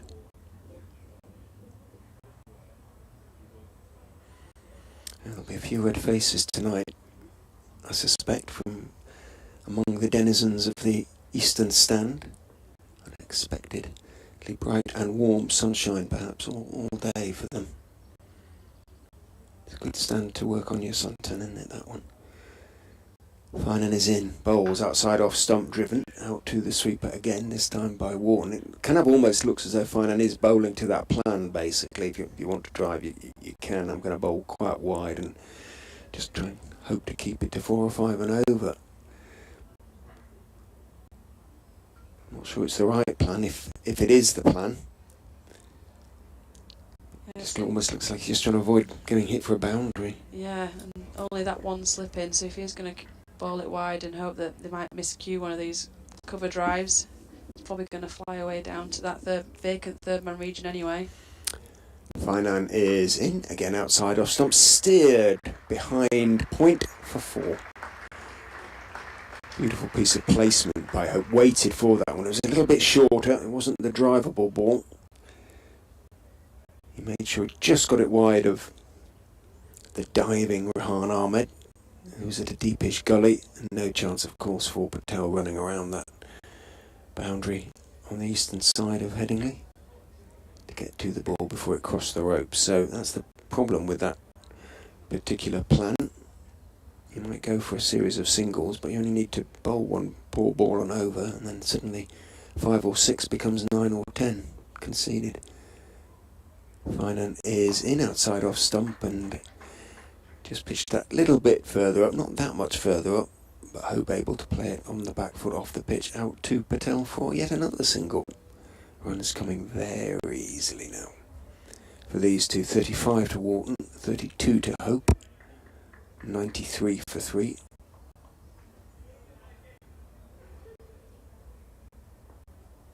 He's right to come back out.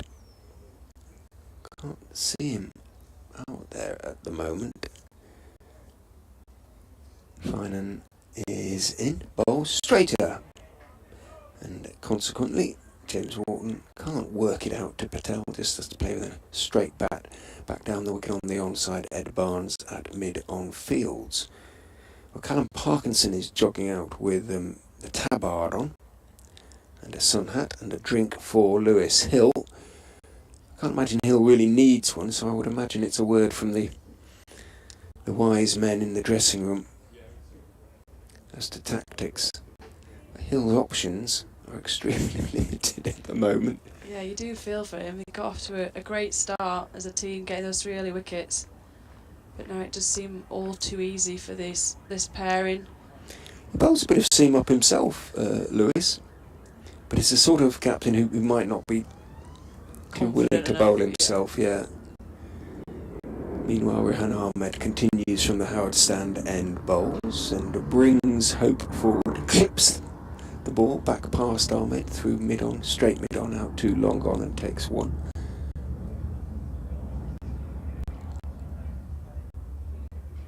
Playing leads Bradford. As Ahmed is in, back goes Wharton. Might have been the attempted googly. Might just have skidded straight on. Most of them have skidded straight on. Yeah. That's just the stock delivery on this wicket so I'm far. afraid so, yes. He goes again, bowls, back goes Wharton, that was the leg spinner. was a little bit short, and Wharton, who played it with a fairly straight bat, then rehearsed the pull through mid-wicket. Wasn't quite there to try that one. Wharton this time hit straight over mid-off because it was given air and it was over-pitched from Rehan Ahmed, and he got enough of it to clear the boundary. In fact, at long off, 6 to James Wharton, moves into the 40s and brings up the Yorkshire 100. And the 200 lead, 202 to be precise. So they might be thinking along your lines, and then Katie, in terms of getting Leicestershire back in tonight for 3 or 4 nasty overs at the end, or more. It'd certainly be a thought process in the back of your mind now that there is a lead of 200 already out there. Ahmed is in, reaching for a bit is Wharton, thick outside edge along the ground out towards backward point. Hull sprawls away to his left and fields. And for a moment there's hesitation between the two batsmen because Hope had called Wharton through. Wharton wasn't sure, but it was Hope's call, and in the end he obeyed the senior man. In goes Ahmed, back goes Hope, looks to force it out into the offside. Hull fields, moving back to his right towards a square point, and there's no run. 101 for 3 at the end of the 21st over of Yorkshire's second innings. James Wharton batting nicely now, has 42. Shea Hope has 33, the partnership 72. 26 remain, take off 2 for the change of innings if that's what Yorkshire want. Suggests if they want to get them in tonight, they'd at the most have another 20 overs, which would, at 5 and over, only give them the lead of 300. It'd be a brave declaration. It would, but I think it'd be interesting to see if a fall of a wicket and see who strides out as to what the plan might be from the balcony. Yeah. Leicestershire will be happy they've just seen, I believe, Chris Wright's come back on the pitch. If it is the plan, they'll want to score at more than 5 and over to give themselves a little bit more than 300, 320, 6 and over, 340. They'd have to score at 7 and over. Finan continues from the Kirkstall Lane end, bowls that drivable delivery outside off stump. Wharton, first ball of the over, lets it go through, then rehearses the cover drive, or sort of squarish cover drive, that he didn't play.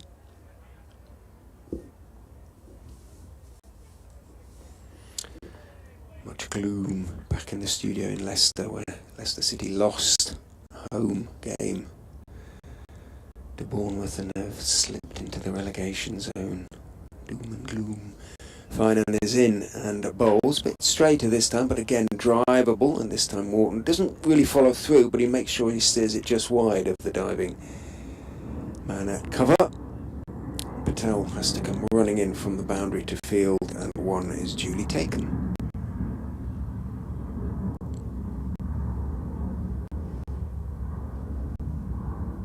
Can't be all doom and gloom there for Leicester. There's Jesse Marsh on the horizon. Yes.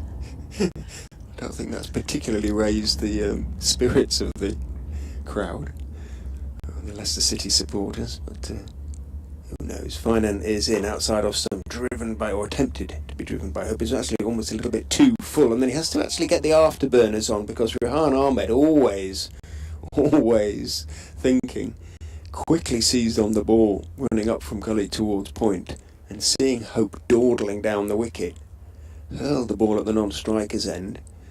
Hope suddenly had to scurry. The throw missed, but it probably wasn't far away, and it would have required a decision of umpire Debenham.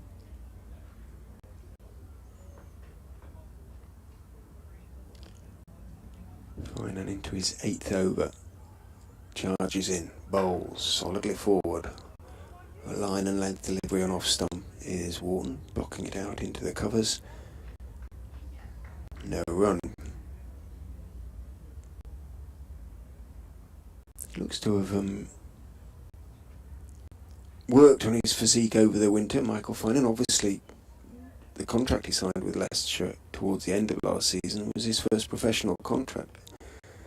So he wasn't a professional cricketer as such. He was very happy to have the opportunity to work hard on his fitness. Bowls outside off stump, allowed to go through again by Wharton.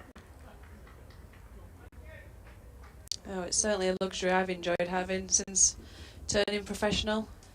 I only signed my first contract just over a year ago, and you manage to do a job for so many years on limited training and limited resources that when you suddenly have everything at your disposal, you certainly see an improvement in your game, and especially for playing for long periods of time like this and bowling long spells, it can take it out of you. For sure. Finan is in, bowls straight and straight bat.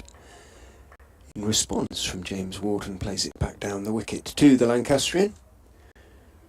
End of the over, 103 for 3. It is difficult. You know, you do a full day's work and then to go and train, and you're tired at the end of a full day's work, usually. Yeah, the mental and the physical aspect of it. You're juggling so many different personas of sorts, and you don't end up ever giving your full attention to anything, so it's nice to have the luxury when you can just dedicate yourself to one thing and see how much of super strength can I make this for myself. I suppose the danger in those circumstances in the early days of being full-time might be almost overtraining. You think, oh, I've got time now, I'll do this, I'll do that. You have to listen, I suppose, to what your S&C chief tells you. I mean, I think overtraining's never been a fear of mine. I train as much as required. But yeah, certainly you can get carried away. I think it's definitely in the younger ones, you suddenly, what do you do with all your time? I'll just get a couple more, and you don't realise that a season's a completely different type of fitness to an off-season fitness. Josh Holt is being brought back into the attack. Again, an indication of the paucity of Leicestershire's resources in the seam bowling department in this game. In comes the youngster from the Howard Stand end, bowls a decent delivery. It is defended a little bit on the move by Hope, blocked out into the offside. Vian Mulder, who might have been expected, or Leicestershire supporters, thinking he was completely fit, would have been hoping to see him bowl a lot of overs in this game. Hasn't bowled a single one. Hopefully, from the Foxes' point of view, he'll be fit to do just that against Derbyshire next week at Grace's.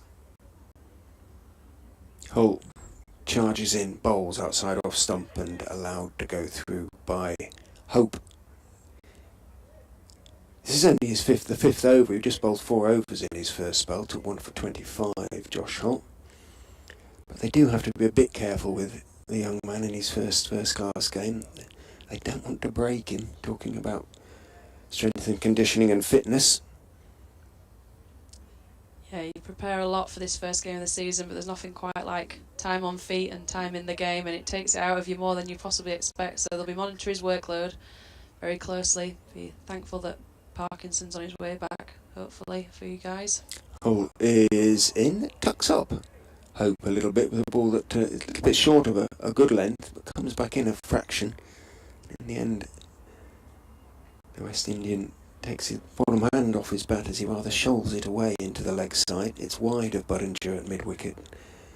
And in the end, a comfortable single is taken. 104 for 3.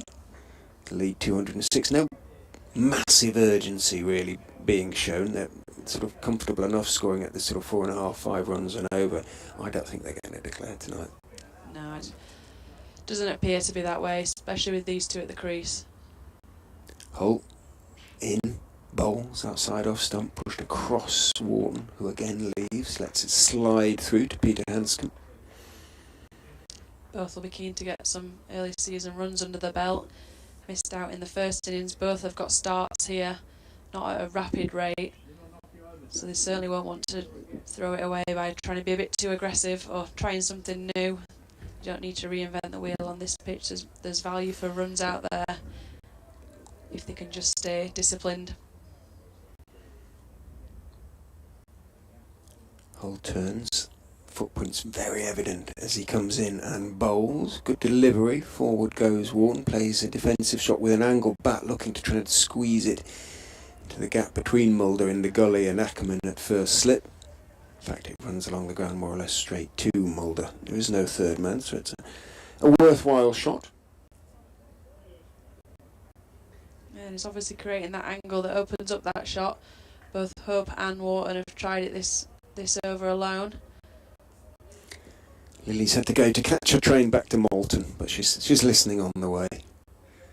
Having Malton, the edge of the North York Moors. In goes Hull. Good bouncer. Good bouncer. Wharton ducks underneath it, slightly discomforted. Hops away. The balance takes him. Now he practices that pull shot again. He certainly thought about it in that. It wasn't a convincing duck. Caught in two minds slightly, but in the end, no real risk of getting out. So it looks as though Ahmed is just basically changing ends.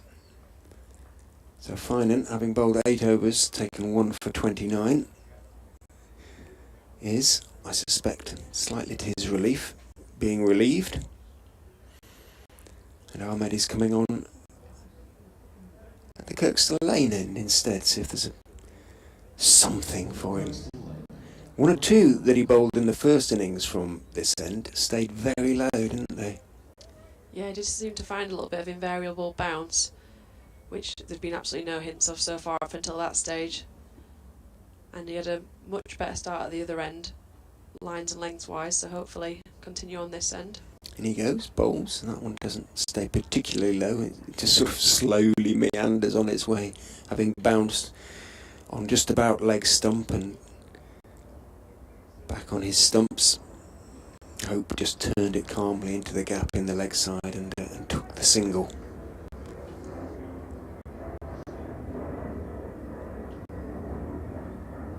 I was going to say, Finan is still sort of dancing around there at mid-wicket, but I can't imagine he's coming straight back on at the other end or anything like it. In goes Ahmed, bowls, better delivery on off stump, and his hands went into the air for a minute because Wharton stepped out and sort of stroked it a little unconvincingly out into the offside. He got on top of the bounce for sure and hit it along the ground, so he'll say perfectly convincingly, but Ahmed's reaction and that of the wicketkeeper suggests they think otherwise. Tosses that one up, and Hope, driving, gets to it just about on the full, but again his bottom hand came off the bat. He had to reach for it a little bit, so didn't middle it.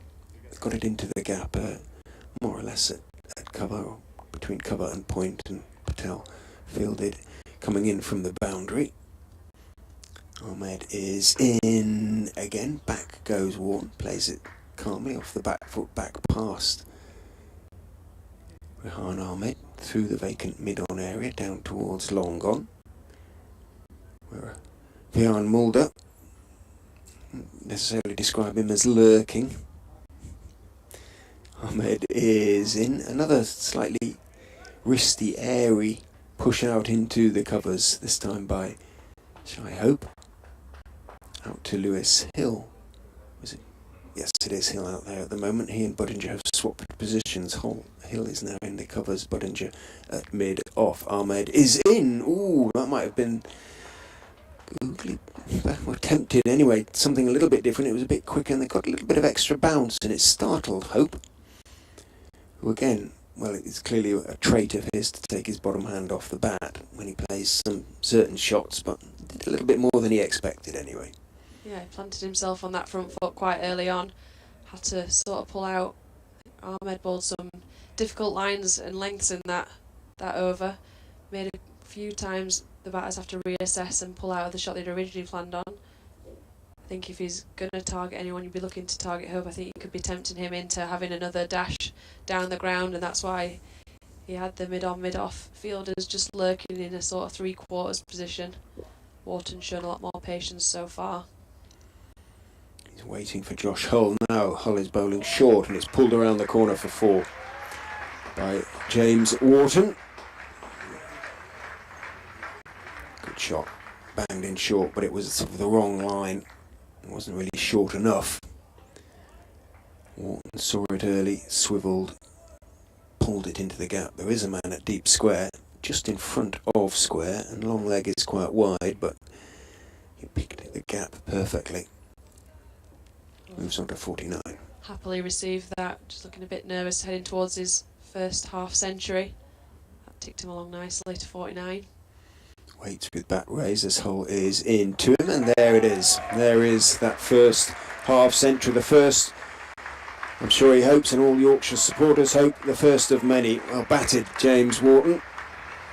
It was a difficult time early on for Yorkshire and for the young batsman, but he's batted very, very well. 101 minutes, 77 balls, 7 fours and 1 6, and his smiling face in his portrait that is up there on the scoreboard is, I'm sure, reflected as he shakes hands with Shay Hope. And now I want to go on, and it's a real opportunity to make it a really big score. Yeah, with the first little milestone ticked off, he knows he can do it now. He spent some time at the crease and he had an appreciative balcony of players stood up there. They're all happy for him. Can he go on and double it? Well, he's going to go around the wicket to Hope, and the bowls a good delivery on off stump. Hope has to cover up, pushes it out into the covers. Ahmed fields. Yeah, he's leaning on his bat nonchalantly at the non-striker's end, but the inside is feeling good now. He'll have been far from nonchalant at the start of that innings when he came in at a difficult time. He's shown some real character to stay there with Hope, build this partnership and really swing the game back in Yorkshire's favour. Hull in, bowls from very wide, wide-ish delivery as well, driven out into the covers and driven for 4 in fact by Shy Hope. It was something of a half volley. Didn't put his full weight into the shot, Hope, but he didn't really kind of need to. He timed it well. Ed Barnes sprinted up the boundary and put in the dive, and I think he got to the ball, but it was almost over the rope as he did so, and try though he might, he couldn't prevent it crossing it. Hope into the 40s, on to 41, 117 for 3, the lead 219 at 102, and even I can sometimes manage that. Hull is in, bowls, bouncer. Could actually see that one coming a little bit. Yeah, Hope was very quickly onto his haunches there underneath. He sensed it coming as well. Safely navigated, not really that much of a danger.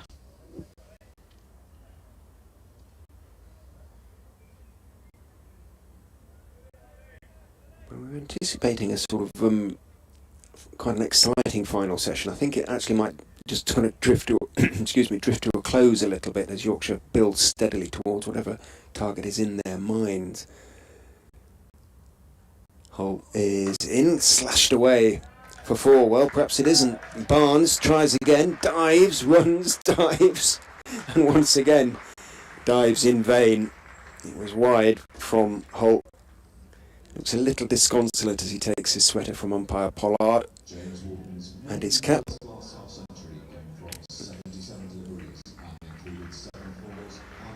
A reminder from the ground announcer of the stats on Wharton's maiden first class half century, greeted with another warm round of applause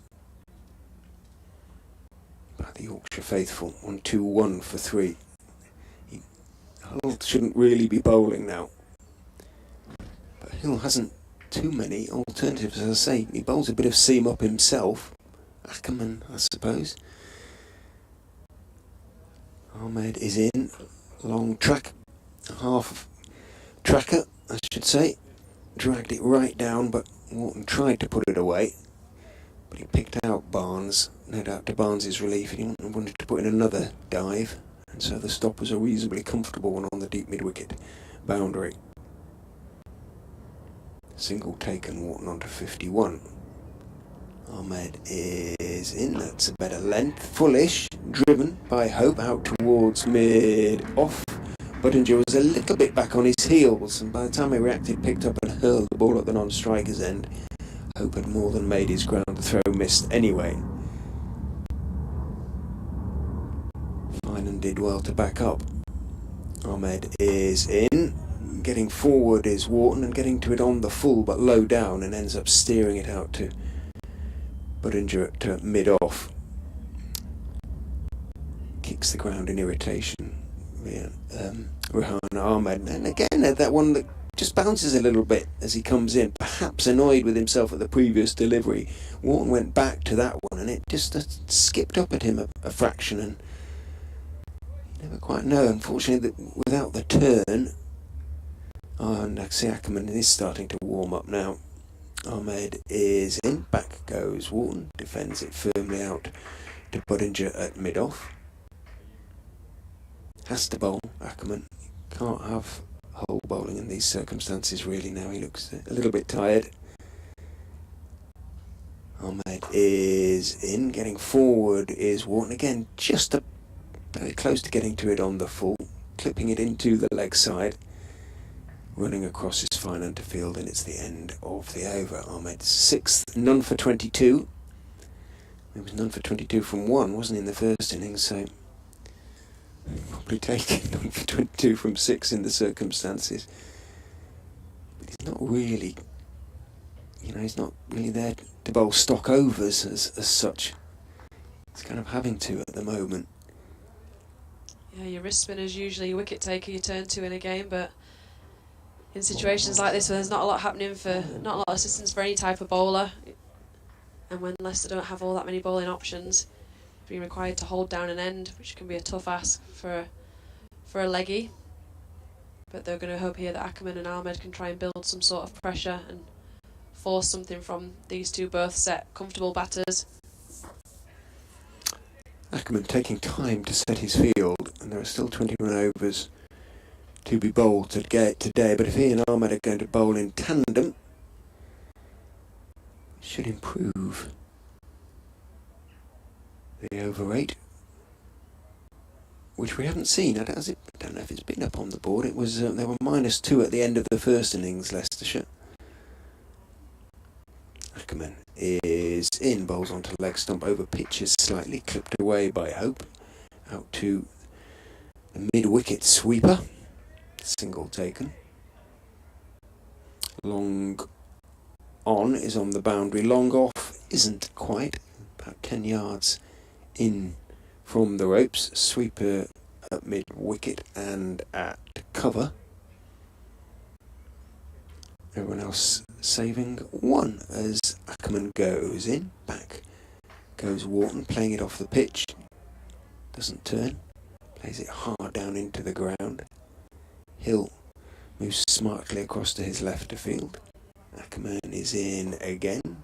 Again, Hill is in the game. This time the ball goes straight to him. He throws it back to the stumps, and Hanscom, perhaps slightly unsighted because Wharton just apologises to, just raises a hand in apology.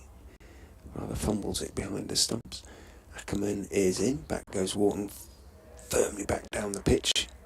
It goes to Leicestershire, South Africa born Netherlands international. Steps to the crease and bowls, and again Wharton staying on the back foot, just blocks it out into the covers from off stump.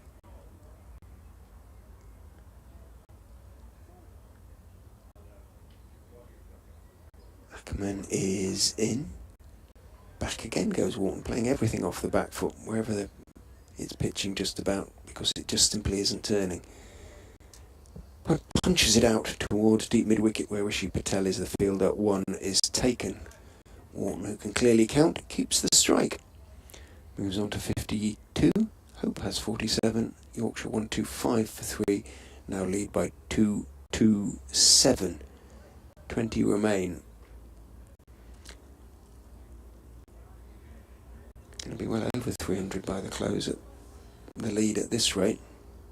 Yeah, certainly, and like we mentioned earlier, if Ackerman and Ahmed are going to bowl in tandem for quite a while, it has got that tendency just to drift towards not having to make a decision about having a go for it at the end of the day. I think they'll just be happy to bat out these overs now, Yorkshire. Ahmed is in. Forward goes James Wharton. He defends very correctly, pleasingly correctly. Everything nice and close together. Not a particularly pretty stance the young man has. He's tall, that's why, partly. So in goes Ahmed, bowls to him, outside off stump, scurries through, skids through, allowed to do so by Wharton. When he plays his shots, he looks pretty correct. Ahmed is in, bowls to him, back he goes. Plays it firmly off the stumps. Out to mid-off. Hill ran across in front of Budinger to exchange a jovial word. Ahmed is in. Slog swept up into the air. It should be caught and bowled. And Ahmed takes the catch, and James Wharton has gone. Odd choice of shot, having played with such a straight bat throughout most of his innings. He decided an odd little slog sweep from just about outside off stump, and the ball took the top edge, lobbed up into the air. Simplest of catches for Rehan Ahmed. End of a very good stance for the 4th wicket. James Wharton, having reached his maiden first-class century, goes for 52, made off 91 balls, 7 fours and 1 6. Odd shot. Yeah, he just didn't really commit to anything there, did he? Sort of looked to pull it. He's practiced the pull shot a couple of times, went sort of down on one knee, and as soon as he hit it and top edged it, he knew it was curtains for him. It's such a shame because he's played so well to his strengths so far, driving down the ground, rocking back and waiting for it, and then decided to have a bit of innovation out of nowhere, and just a little period of pressure from Ackerman and Ahmed building some dot balls has caused a false shot, and it brings George Hill to the crease. Partnership for the 4th wicket was 96. Had a pretty decent lick as well. It was pretty much close to a run of ball, I think. Wharton and Hope. George Hill. So no promotion or anything like that for Jordan Thompson to come in and whack a few. Or attempt to whack a few. Hill. And Hope perfectly capable of cracking on. As I say, it just doesn't look as though it's in Yorkshire's mind at the moment to have a little pop at Leicestershire tonight. No, there's been no messages that have been clearly run on. The batting order staying as it is. I think Otis and the coaching staff are obviously looking to have more of their batters have some time at the crease in a less pressured situation, back themselves to have at least a full day or most of a day to try and bowl out this Leicestershire attack, but see what George and Hope can do in the next couple of overs. Just got to keep the discipline, really. There's runs to be had out there. Run rate's been at 4s and above all game with no real effort required, so just see where they are at the end of play. Ahmed is in, forward goes Hill, carefully defending that one on off stump. Slightly angled bat, trickles out towards Hull, who's pretty much in the gully, deepish gully, not sort of gully for a spinner, he'd be much closer for that, for the skewed drive off the edge in the air, so to speak. Ahmed is in. Ooh, bounce past the outside edge of Hill's hopefully proffered bat, and taken sort of on the jump by wicketkeeper Peter Hanscom. So a little bit of something there for Rehan Ahmed. Yeah, it's the first one we've seen climb for a while. We've seen a few skid through, but that's the first one to pop in this innings, really. And a difficult couple of balls for Hill to have as an introduction to the crease. Yeah, he's wondering why did it look so easy for everybody else and I get a ball like that. Colin Ackerman is in, forward goes Hope. Slightly angled bat as he forward defensive push back down the wicket, means it runs down the wicket on the onside. Ackerman picks up, cracks on, bowls. Hope is again working it back down the wicket on the bounce to Colin Ackerman, firmly down into the ground. Second bounce just in front of Ackerman, who is in and bowling. Back goes Hope, wristily turning it around the corner, but only as far as Finan at square leg. casting a shadow that's rather longer than he is tall at the moment. Shy Hope, in goes Ackerman, bowls to him, he's looking to drive and is slightly inside out. Into the gap in the covers it goes, out towards Ed Barnes, coming in from the... he's not in the shadows of the sort of advertising hoardings which are on either side of him. In front of the Western Terrace, single taken. Hope on to 48, Hill. A momentary hiatus while he takes guard and familiarises himself with the field. Ackerman is in a little bit short, back goes Hill, looking to force it into the gap between Lewis Hill at shortish mid-wicket and long on, where Hull is, but he actually picks out Hill. Ackerman bowls again, a little bit more air on that one, and Hill trying to do exactly the same thing. Again, can't get it past Hill, who gets a fist bump, I should say, from Ackerman for diving across to his left and saving a run. End of the over. 1-2-6 for 4. 18 overs remain. The lead 2-8.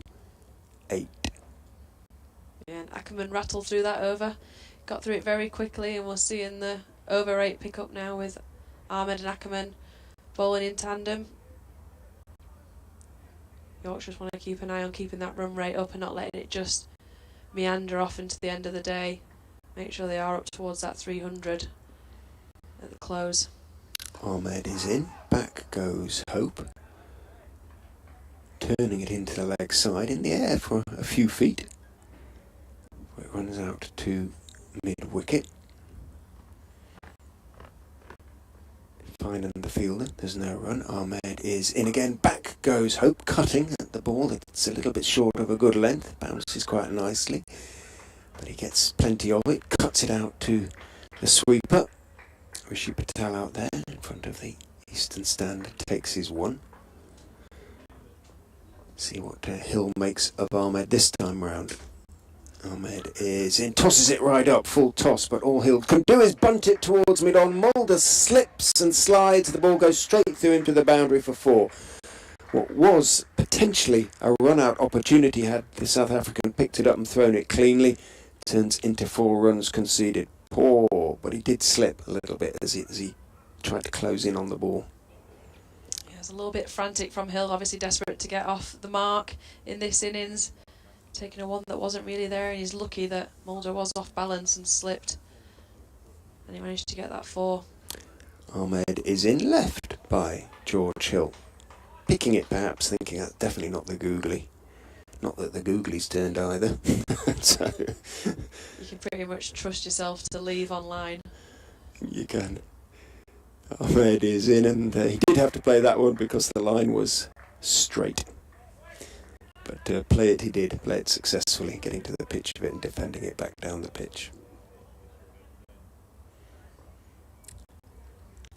Ahmed tosses the ball from hand to hand, 1 for 27 for him, so 4 wickets in the match so far. In he goes, tosses it up, pushed firmly by Hill, sort of on the march with a straight bat, so to speak, but only as far as Mulder at mid-on. Katie's done a good long stint there. She's going to have a little bit of a break, and as I'm in JD's place, we'll have a momentary general post, shall we? Oh, JD looks startled, so I'll wait until he's ready to move smartly. Try not to pull everything out beneath me. Wires everywhere.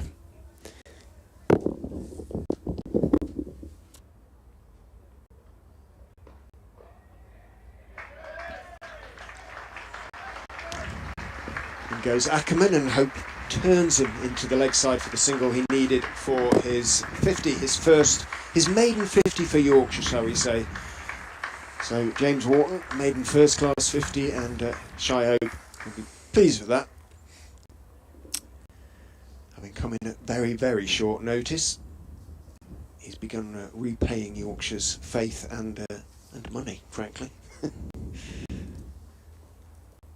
Ackerman is in, forward firmly.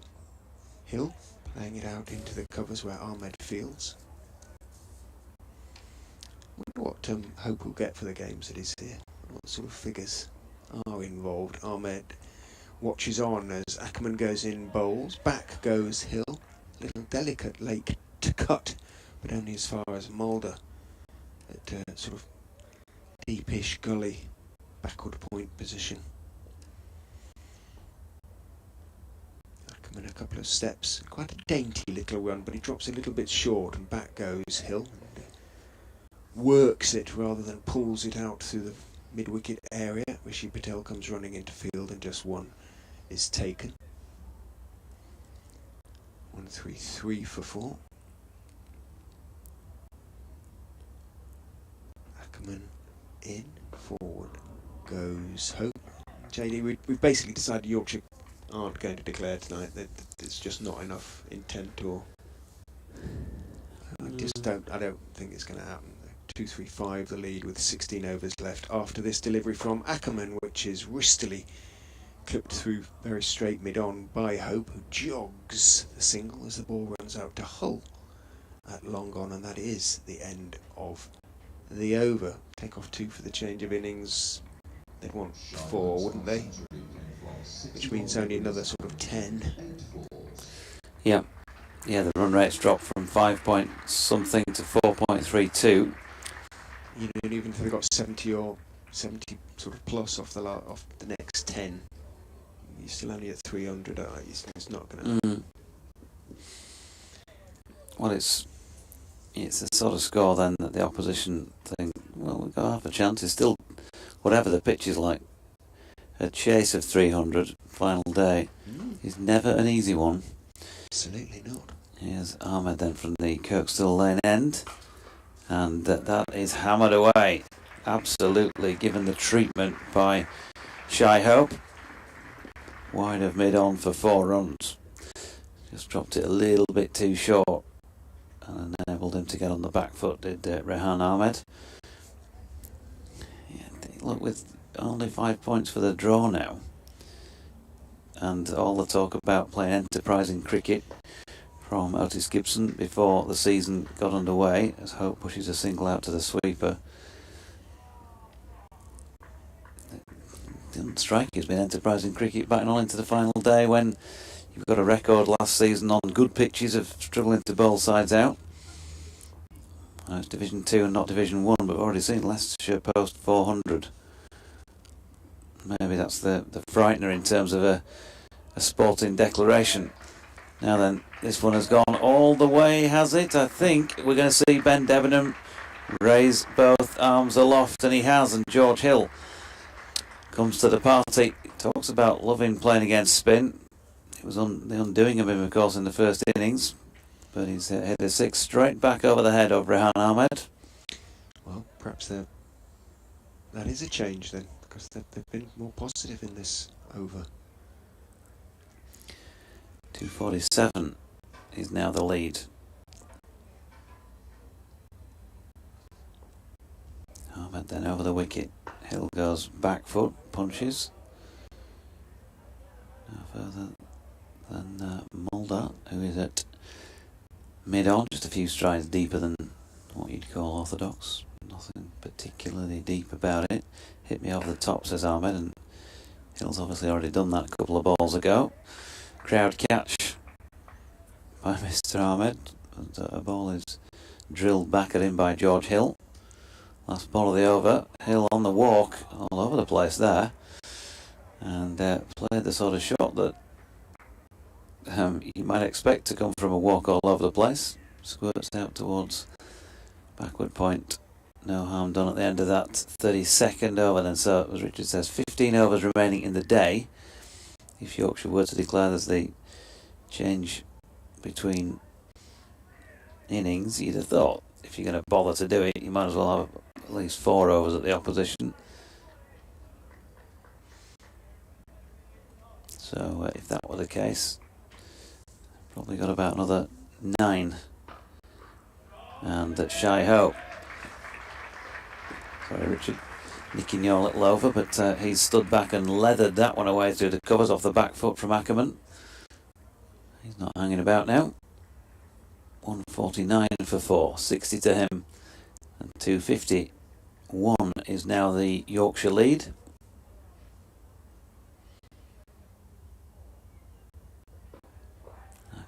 again, and Hope this time working off the legs.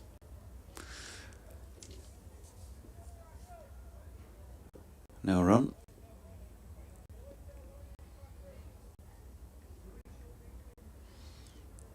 Long on and long off have gone. Well, long on's gone all the way. Long off is a few yards in. And there's a sweeper out mid-wicket as well. Returning the ball now from that latest flick off his legs by Hope. 61 to him. Back with you, Richard.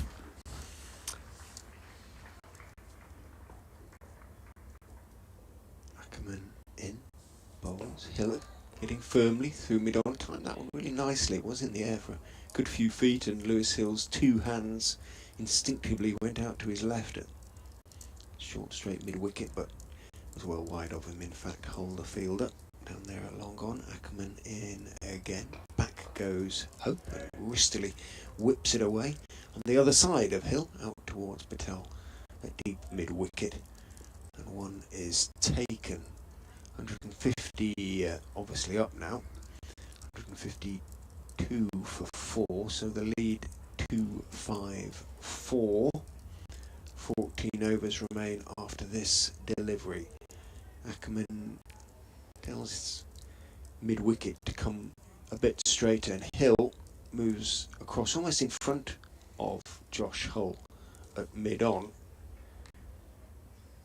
There's a certain amount of gesturing going on, and Patel out deep mid-wicket is told to go into gaps, and everybody's not quite sure where they should be as Ackerman is in. Back and bolts outside off stump to make it all very simple. In fact, back goes Hill and cuts very powerfully and impressively behind square on the offside, and Ed Barnes, who's been sprinting up the boundary at the Western, in front of the Western Terrace in recent times, finds himself running in the other direction and can't get there on that occasion either. So wherever he runs, he can't get there. 156 for 4. Hill is definitely picking things up a bit here.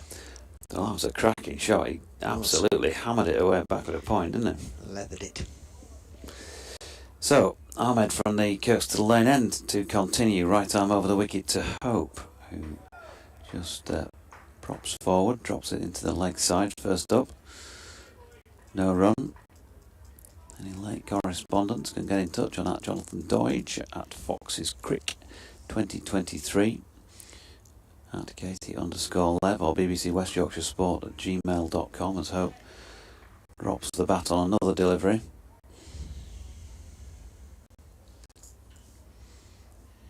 No run.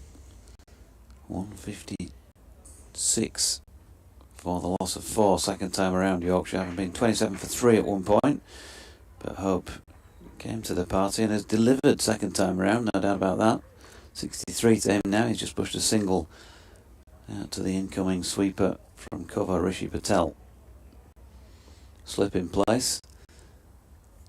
Long on, Mulder has just been brought in off the boundary rope, just to a deep mid-on position, encouraging George Hill to try and have another go over the top, but this time he gets his length wrong, Rehan Ahmed, and Hill's able to cut him for another single. 17 to George. 158 for 4. Ahmed in again to Hope, back foot. Mulder had been dispatched out towards the edge, and so the Bajan pushes an easy single. Out there for over an hour and a half of batting himself now, Shy Hope. 10 fours. Hill drops another one into the offside. The final ball of a pretty rapid over from Rehan Ahmed. 10 overs, 1 maiden, 1 for 41. He took the wicket, of course, of James Wharton, caught and bowled. Covered a fair old distance to get underneath it, but then it did go sort of top of the floodlight pile and height, didn't it, of James Wharton's bat? No, it felt like it did from in the press box. Don't think so. So well, I had a good look at the replay. He didn't get it at all, basically. And he would have been disappointed to have dropped it, put it that way. Yep. Ackerman, sun behind cloud, goes in and bowls, nice and straight, nicely timed push, slightly across his front pad from Hope, but good work by Finan. Falling to his right means no run accrues. Ackerman in again. Hope is playing straighter this time. Straighter delivery. That's pushed back to Colin Ackerman. None for 17 from 4.2 overs for him. Thus far, he's in again. Hope goes back, having gone forward, and then strokes it calmly, nicely, out towards Barnes. Barnesy, saying all the Leicestershire players as the throw comes in nicely on the full. Should. He isn't that far from the wicket on that side, on the boundary. Ackerman is in, back goes Hill. Plays it defensively out towards Lewis Hill. Who's that warming up at mid-off? As Ackerman is in, forward goes Hill. Plays firmly, attempts to play firmly through mid-on. Does play firmly, but doesn't get it through mid-on because Ackerman managed to scramble across and make the block with his right hand. Or make the save. In and bowls. That one hurries through a bit, but doesn't turn as much as a millimetre. And on his back foot, Hill just pushes it out to mid-wicket. End of the over. 160 for 4. 262 the lead. 12 overs remain tonight. 10 were Yorkshire to declare. Still don't think they will, though they have definitely picked it up a little bit in the last 3 or 4 overs, certainly since Hill came to the crease. News that Sandy Lyle's officially retired after. He said he was going. Oh, he said he was going to. It was going to be his last Masters, didn't he? And then, but he's actually called it a day completely, has he? How old is he now? He must be late 60s. Probably. Hope on strike. Ahmed, the ball that keeps a little bit low. And pushed out into the offside. The cover sweeper by Hope for a single. Was it not Jack Nicklaus who teed off the very first shot at the Masters this time round? It looked like him anyway. Well, you know. How old's Jack now? Exactly. Ahmed in, pulled by Hill. Clothed it a little bit to mid-on, and has to stay at the striking end without adding to his 17. You're a golfer, JD? Or do you watch it? Play a bit. Ahmed in, stepping back. He's Hill, cuts that one nicely as well. We saw him hammer 1 for 4 from the other end recently. He's got a couple here. I've got a set of clubs, but the honest truth is that the last time I picked him up for a round with anybody was in about July of 2013. So they travel around with me from abode to abode. I've moved a couple of times in that period, but they ain't been used since. Ahmed is in. That's punched into the covers by Hill for another single, taking him to 20. The total to 165 for 4. It's, I mean, I think you need to just play regularly to enjoy it more, don't you? You just go in as an ad hoc now and again thrasher. A lot of the cricketers very frustrating, obviously are, and are pretty competent golfers, as you'd expect. Ahmed's in, and that's flicked through the leg side by Hope for a single. Particularly so, one man who just moved back to Leicestershire, James Taylor, former Leicestershire and Notts and England batsman. Good and musician as well. England selector. And now Leicestershire's batting coach. I don't know whether he's here. I haven't seen him here. James. No, not. Ahmed in, and Hill solidly behind it, pushed back up the pitch. And that is the end of another Rehan Ahmed over. 11 of them is bowled now in this Yorkshire second innings, 1 for 46. He including one maiden, 67 for Hope, 20 for Hill, and 165 for 4. I used to watch it a lot. You know, all the majors certainly. Something about it not being on mainstream. I don't know why, because it's just easy to flick over to the other side. But yeah, I know there's lots of it on, isn't there? If you're a golf fan, on the satellite channels, certainly.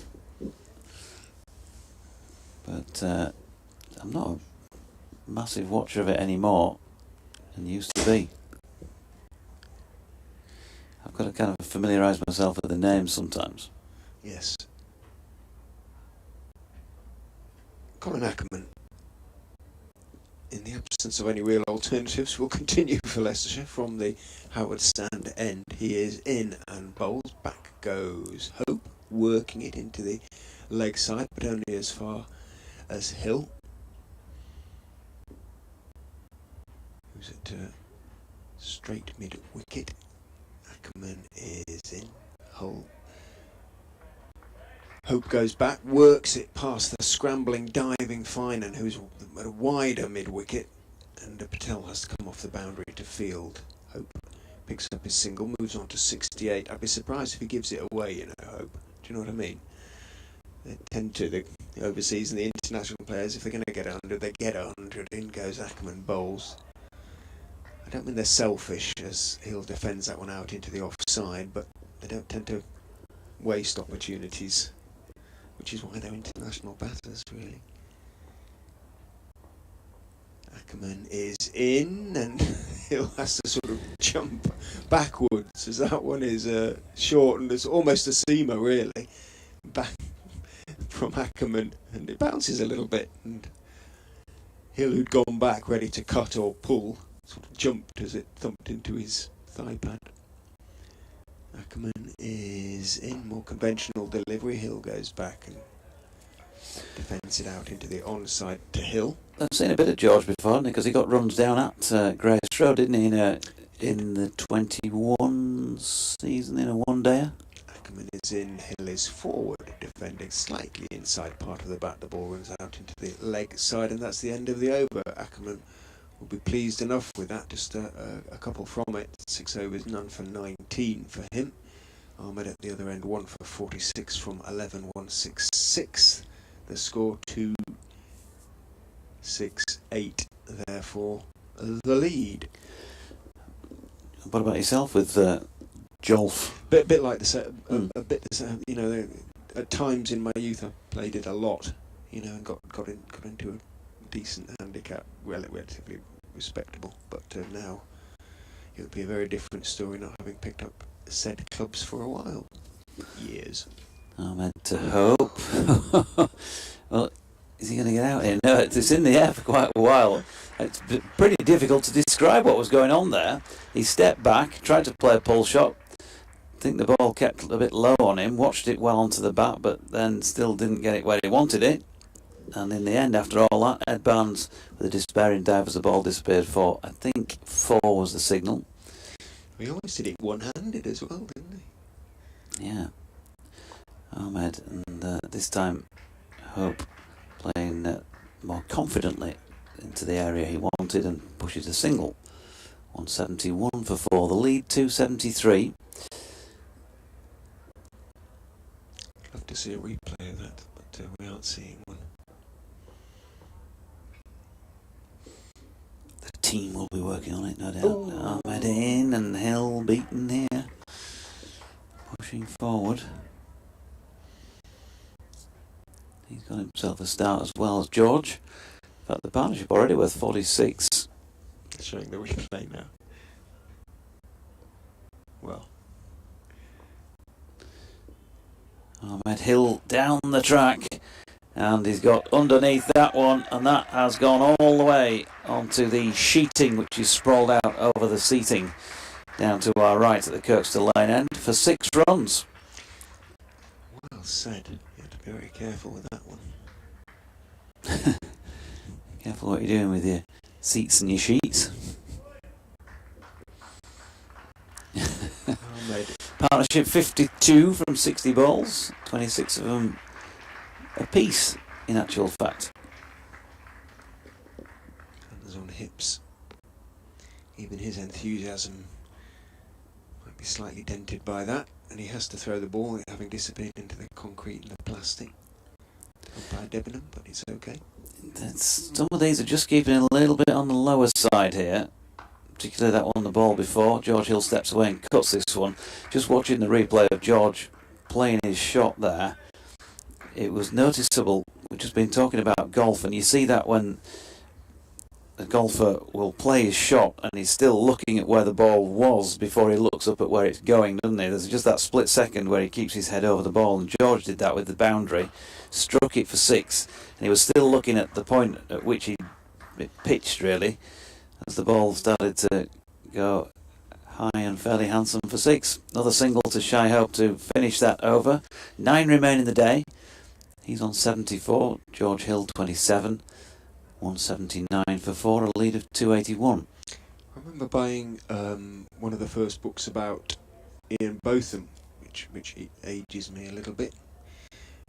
I was here for that the famous test match, of course, but not for that final day. I saw his 50 in the first innings. I saw his 149 in the second, or 145 of them in the second. Yeah, I just saw I think that kind of the first 50 was almost as important for him, because it came off the back of him getting those ducks at Lords and losing the captaincy, etc., etc., etc. Anyway, as Ackerman is in and bowls, back goes Hope, working into the leg side, but only as far as Finan. But Dudley Doust, the American journalist, was working down, published a book about both. One of the early ones, as I say, and in the book were a couple of pictures. In goes Ackerman, bowls, Hope works it again into the leg side, again doesn't time it. This time Hill is the fielder, but there was a picture of Botham hitting a 6, and right next to it they'd put a picture of Seve Ballesteros hitting a drive. Almost identical the action. In goes Ackerman, bowls, working into the offside is Hope, and then you heard the no as he saw Mulder closing quickly on the ball from backward point. The follow-throughs, the swing, everything looked very, very similar. Ackerman is in. Hope again goes back and looks to turn it into the leg side. Again, can't get it past Hill.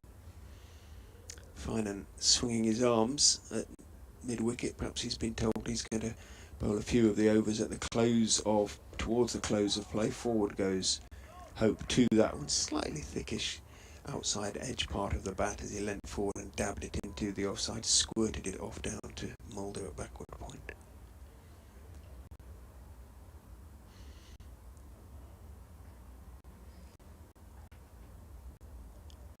Pause, in comes Ackerman, bowls, a little bit more air on that one, played firmly back down the pitch. On the move by Hope, but Ackerman reaches across to his right to field, and there is no run. 179 for 4 off 39. Run rate 4.6, pretty much. Lead 2-8-1. 8 overs remain. Talking of books, I think you said, I've just taken delivery of an old one. It's been out for a long time, but I've never read it before. Still a new copy of it. The Perfect Distance. A record-breaking rivalry of Ovett and Co. Yeah, were you an Ovett man or a Co man? Well, as a Yorkshireman, I guess. Ovett. Oh, I liked Ovett. I did. I must admit I was an Ovett man. Yes, Ahmed and Hill pushing forward into the offside no run. Well, yeah, I think the sort of review of the book suggests that you're one or the other, but I suppose plenty of us liked them both, to be fair. But yeah, when it came to the crunch, I'd definitely say Steve, as Ahmed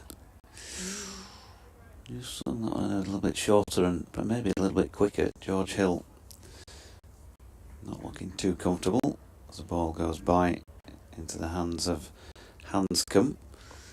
Climbed on him a little bit. This time it's Fuller and whipped into the leg side, but straight to the man.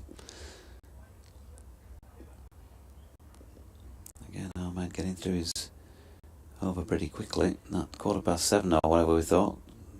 Definitely not looking on now. Going to be before 7. That's good. And then off the pitch.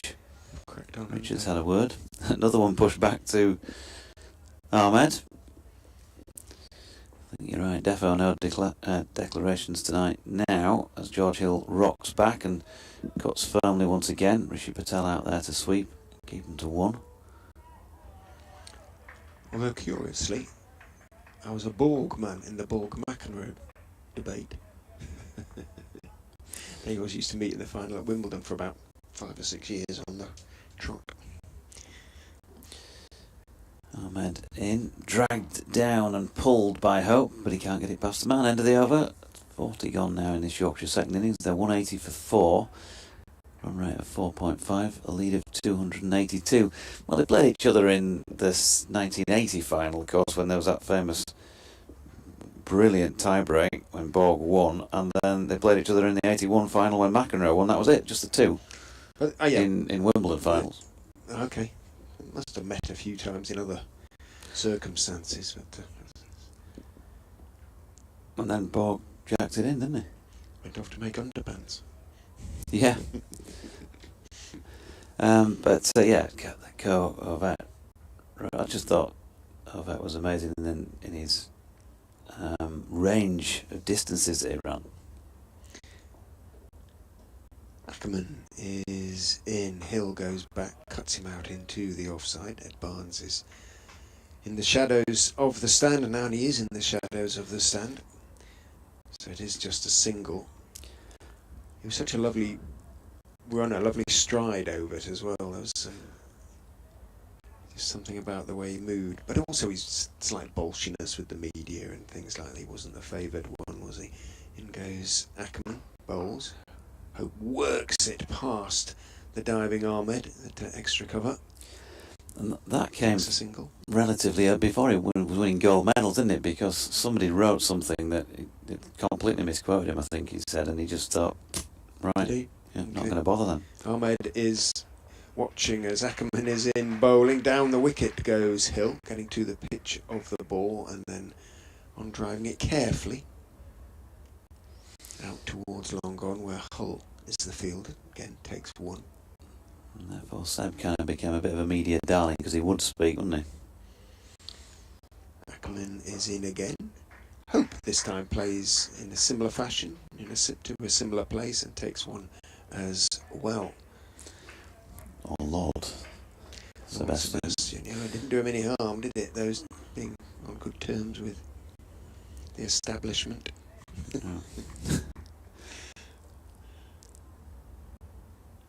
Became an MP, didn't he, for a while? And then a lord. Forward goes Hill, carefully defending that one out towards Ahmed in the covers. So often thrown out there. It has been for generations now, but every generation seems to say there's no characters anymore. Ackerman bowls forward. Again goes Hill. Out into the covers it goes again to Ahmed. So singles off each of the first 4 balls, but 2 dot balls to finish the over. Leicestershire and Ackerman would probably take that. Hill has 30. Hope has 76. Partnership 59 in good time for the 5th wicket. 184 for 4. The lead 288. 6 overs remain in the day. And Louis Kimber, Leicestershire's acting 12th man. They're running out of 12th man. Ed Barnes obviously being out there for Matt Salisbury all the time. Parkinson probably doing a bit of work elsewhere.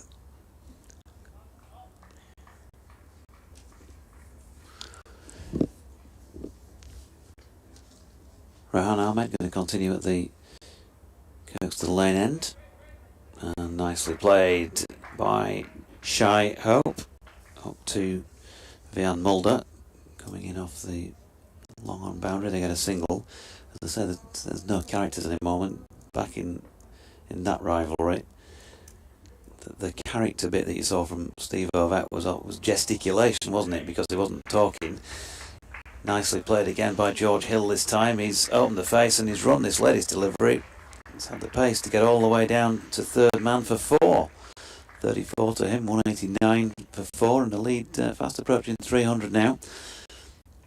But he did the cheeky sort of fist shake as he got in front, didn't he, down the home straight. He'd often sail by somebody 50 metres out. He'd be doing the celebration. do the ILY to his girlfriend. As Ahmed's in and Hill pushing forward, and he didn't really get that from Cohen.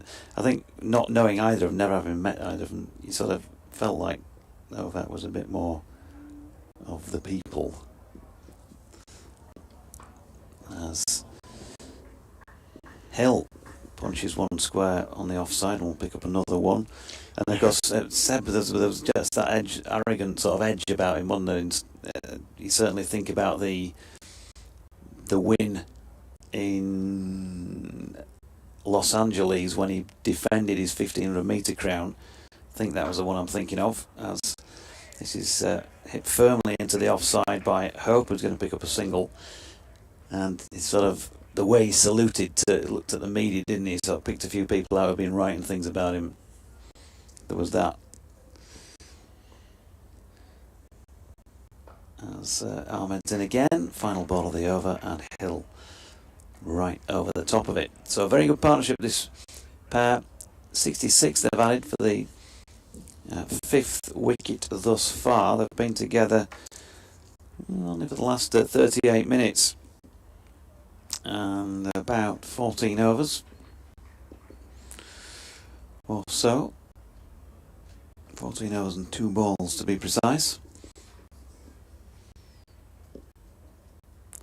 Now then, one other factor to take into account tomorrow with a almost 300 lead is that the weather forecast is not for bright sunshine. It's forecast to be cloudy. The light might be an issue then, might it? Later on. Swing might also be an issue. Ackerman is in and defended on the back. Well, not defended, but punched firmly back to him along the pitch all the way by Shea Hope. He remains on 78. Ackerman, but not air on that one. Forward goes Hope, and clipping it past Colin Ackerman down towards Josh Hull, running in from long on. Depends on the temperature a little bit as well, doesn't it? If it's cold, cloud. Ackerman, down the wicket goes Hill, pushing out towards deep-ish, mid-off, Chris Wright, pick your fielder, always pretty safe. Chris is unlikely to get to the ball sufficiently quickly to create a run-out opportunity.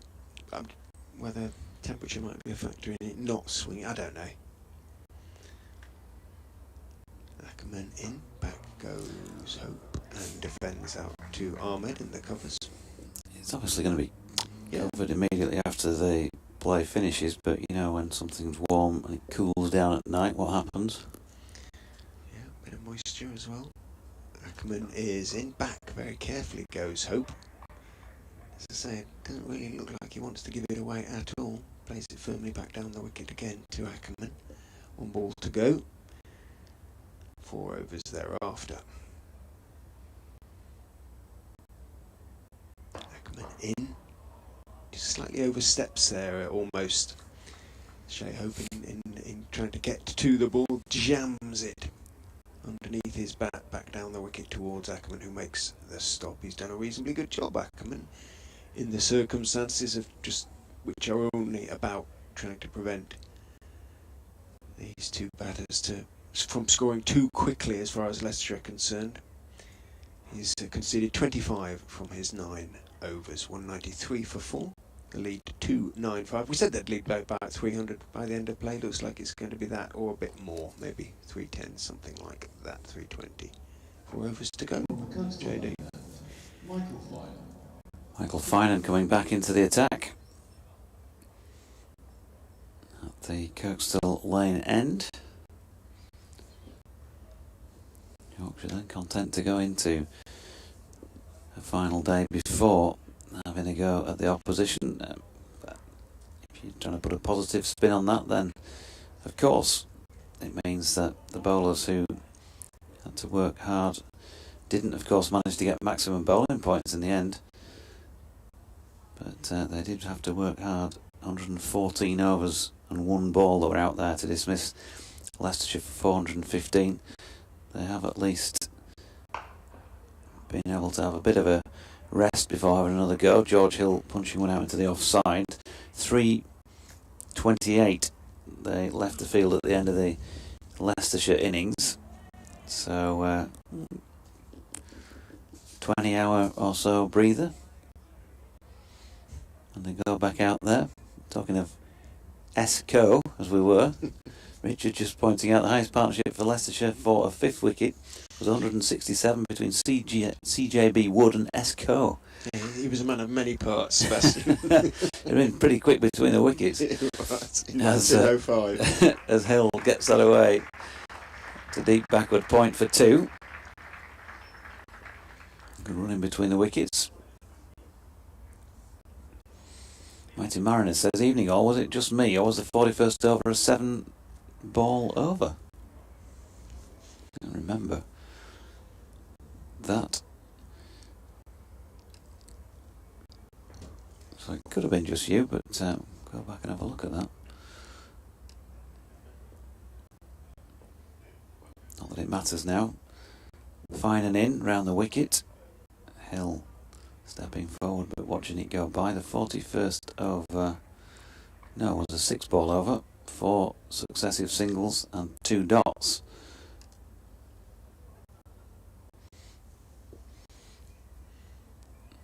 Halfway through this 44th now.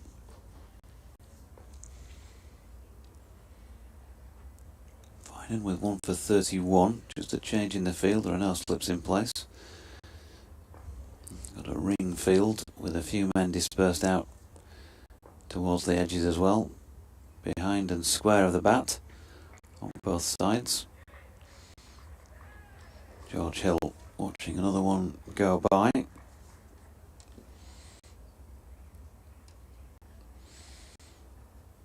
Lily says she's on her way home. Good and big lead for Yorkshire. Had to leave early because of the early trains. Nice that trains have arrived early.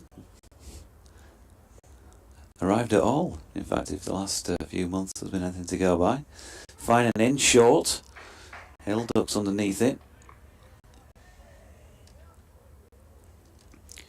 Dot ball. Anybody else playing? Any takers for a game of cricket elsewhere?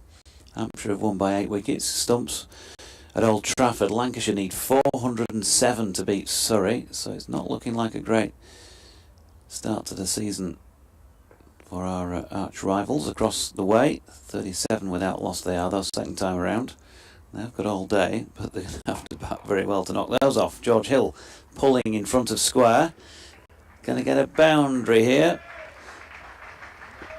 Vian Mulder dived and I think got something on it, but couldn't prevent the 4, so Hill into the 40s. 199 for 4. Yorkshire leading by 301 run. Match delayed by bad light at Taunton, so they've had a washed out first day. They're still going in the first innings, Warwickshire, so that's heading for a draw unless there's some result manufacturing going on for some reason. At Canterbury, it's the close on day 3. Northants 300 for 7, leading by 195. That's an interesting final day if you're in that area. Still playing at Hove, where Sussex are 161 for 3 in their second innings. They just need 70 more to win. And look like they've got to be the favourites there.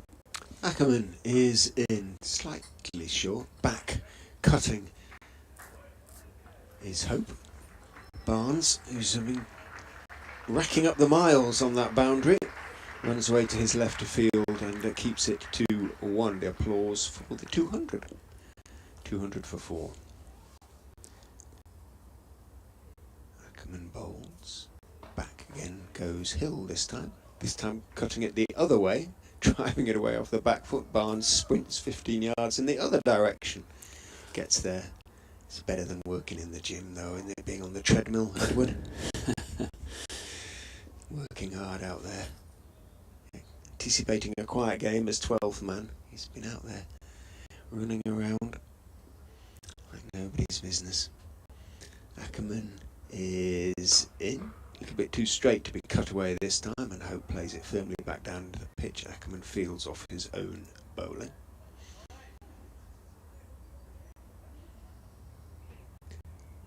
7.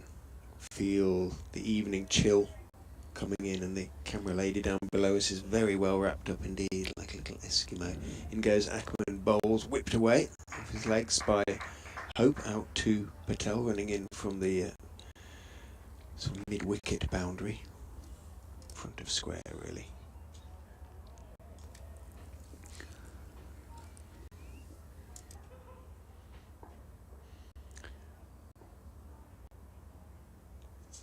Ackerman is in again, bowls down the wicket, goes Hill, clipping it out too long on, takes 1.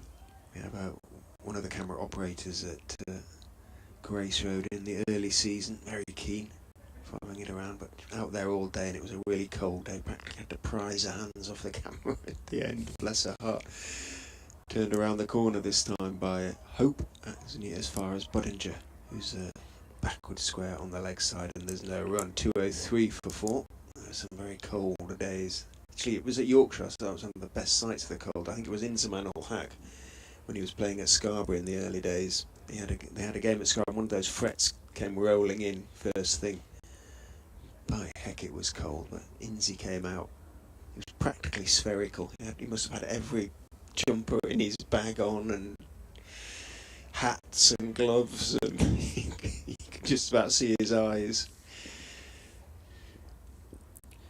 2 overs left, and Finan enthusiastically from the coastal lane end goes full to Hill, who does hit it but dribbles through to Hanscom. A couple more games to just fill you in on the details of.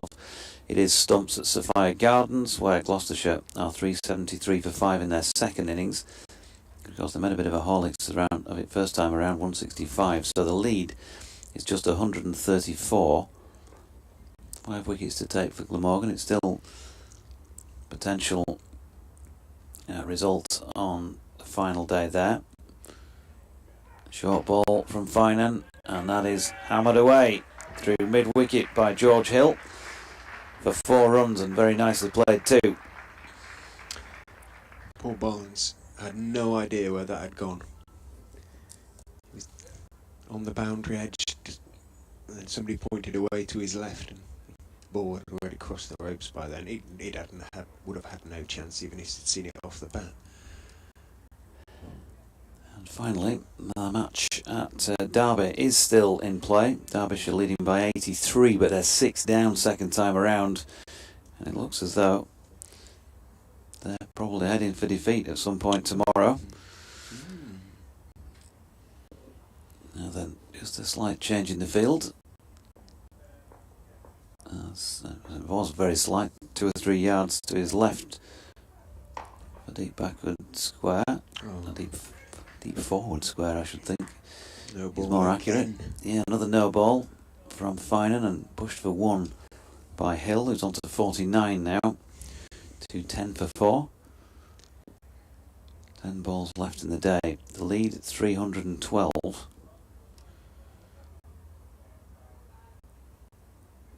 Whack another 20 in the final 10 balls of the day.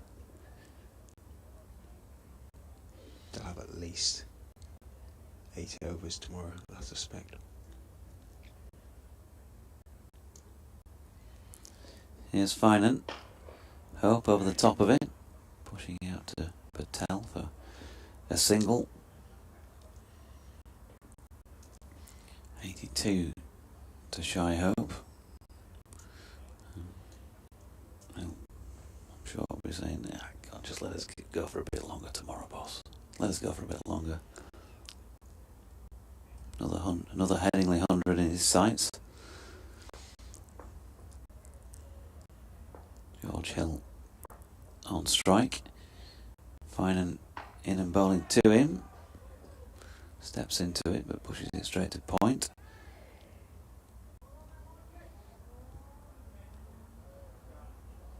Just 1 stroke away from another half-century George Hill.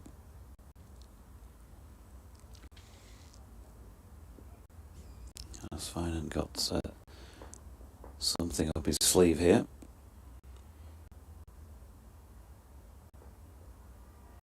In he comes. Left arm round the wicket. It's full. Oh, it's a beautiful shot. Great way to go to your half century. A full toss. Just what George Hill would have wanted. And he's flicked it away effortlessly through the leg side for 4. And deserved applause for a first score of the season. Just the 3 first time around. It's taken him 60 balls, 51 minutes. And he's included 2 sixes and 6 fours in that. We know he can play. He got 151 not out last year, and another sizable 100 to boot. So 2 centuries and now 3 half centuries to go with them in what is his 38th first class innings. Well played, George Hill. Last ball of this over. Finan to Hill, who watches it go by. So partnership now worth 90 if the contacts will demist for a moment. It is. Hill's half century came from 60 deliveries and included 6 fours and 2 sixes. There we go, the golden voice just corroborating that information that I gave you. We have 1 over remaining on day 3, and either way now, Richard, 317 lead. We're going to have an interesting final day, one way or another. It should be fascinating. Should be really interesting. Especially if Yorkshire sort of leave just a sniff for Leicestershire. I think they're going to have to. Ackerman goes in, back goes Hope, drops it out into the offside, takes a quick single. I don't think it would pay them to shut Leicestershire out of the game. I don't think it would pay them to sort of say, all right, you've got to get 400 in 70 or something like that, and Leicestershire really aren't. You know, just basically try and play the game out. They've got to make them think that by playing shots they might just have a chance. Ackerman in, back goes Hill, firmly into the onside this time. Hill, the fielder, no run. Stephen says, I didn't know Billy Gibbons was a cricket fan. I spotted him yesterday in the background on the live stream, and he's there again today. Who's Billy Gibbons? ZZ Top, I think. Oh, back goes One of the beardy weirdies. Hill, and again Hill, his namesake on the Leicestershire side, is the fielder. And Penny in Pudsey, first time for the season. Hello to you, Penny. She says, for the sweet love of Jesus, declare. Back goes Hill, and hides a beautiful cut. Oh, he does look a good player when he's going well, this boy. Just wide of the diving moulder, out to the boundary. Lovely economy of shot. Plenty of power and timing as well. Good players always. Economical power of true excellence. 220 for 4. Hill on 257. Yes, circumstances are in his favour, but even so, Ackerman is in. Bowls to him. Hill is solidly forward. Aware perhaps that there are now there were just 2 balls left to go in the day's play, and now just 1. Long old days cricket. The second consecutive day at Headingley. Ackerman in to Hill, goes back, defends, and ladies and gentlemen, that is stumps Yorkshire back firmly, very firmly in control. They, tomorrow morning, will dictate the course of this game. They finish on 224 a lead of 322. Shea Hope finishes 83. Not out. George Hill, who is with him to Yorkshire, the searches is taking the pressure. They've got to have struggle at times on a pitch that is still very good, JD. So could be an interesting first half hour or no more.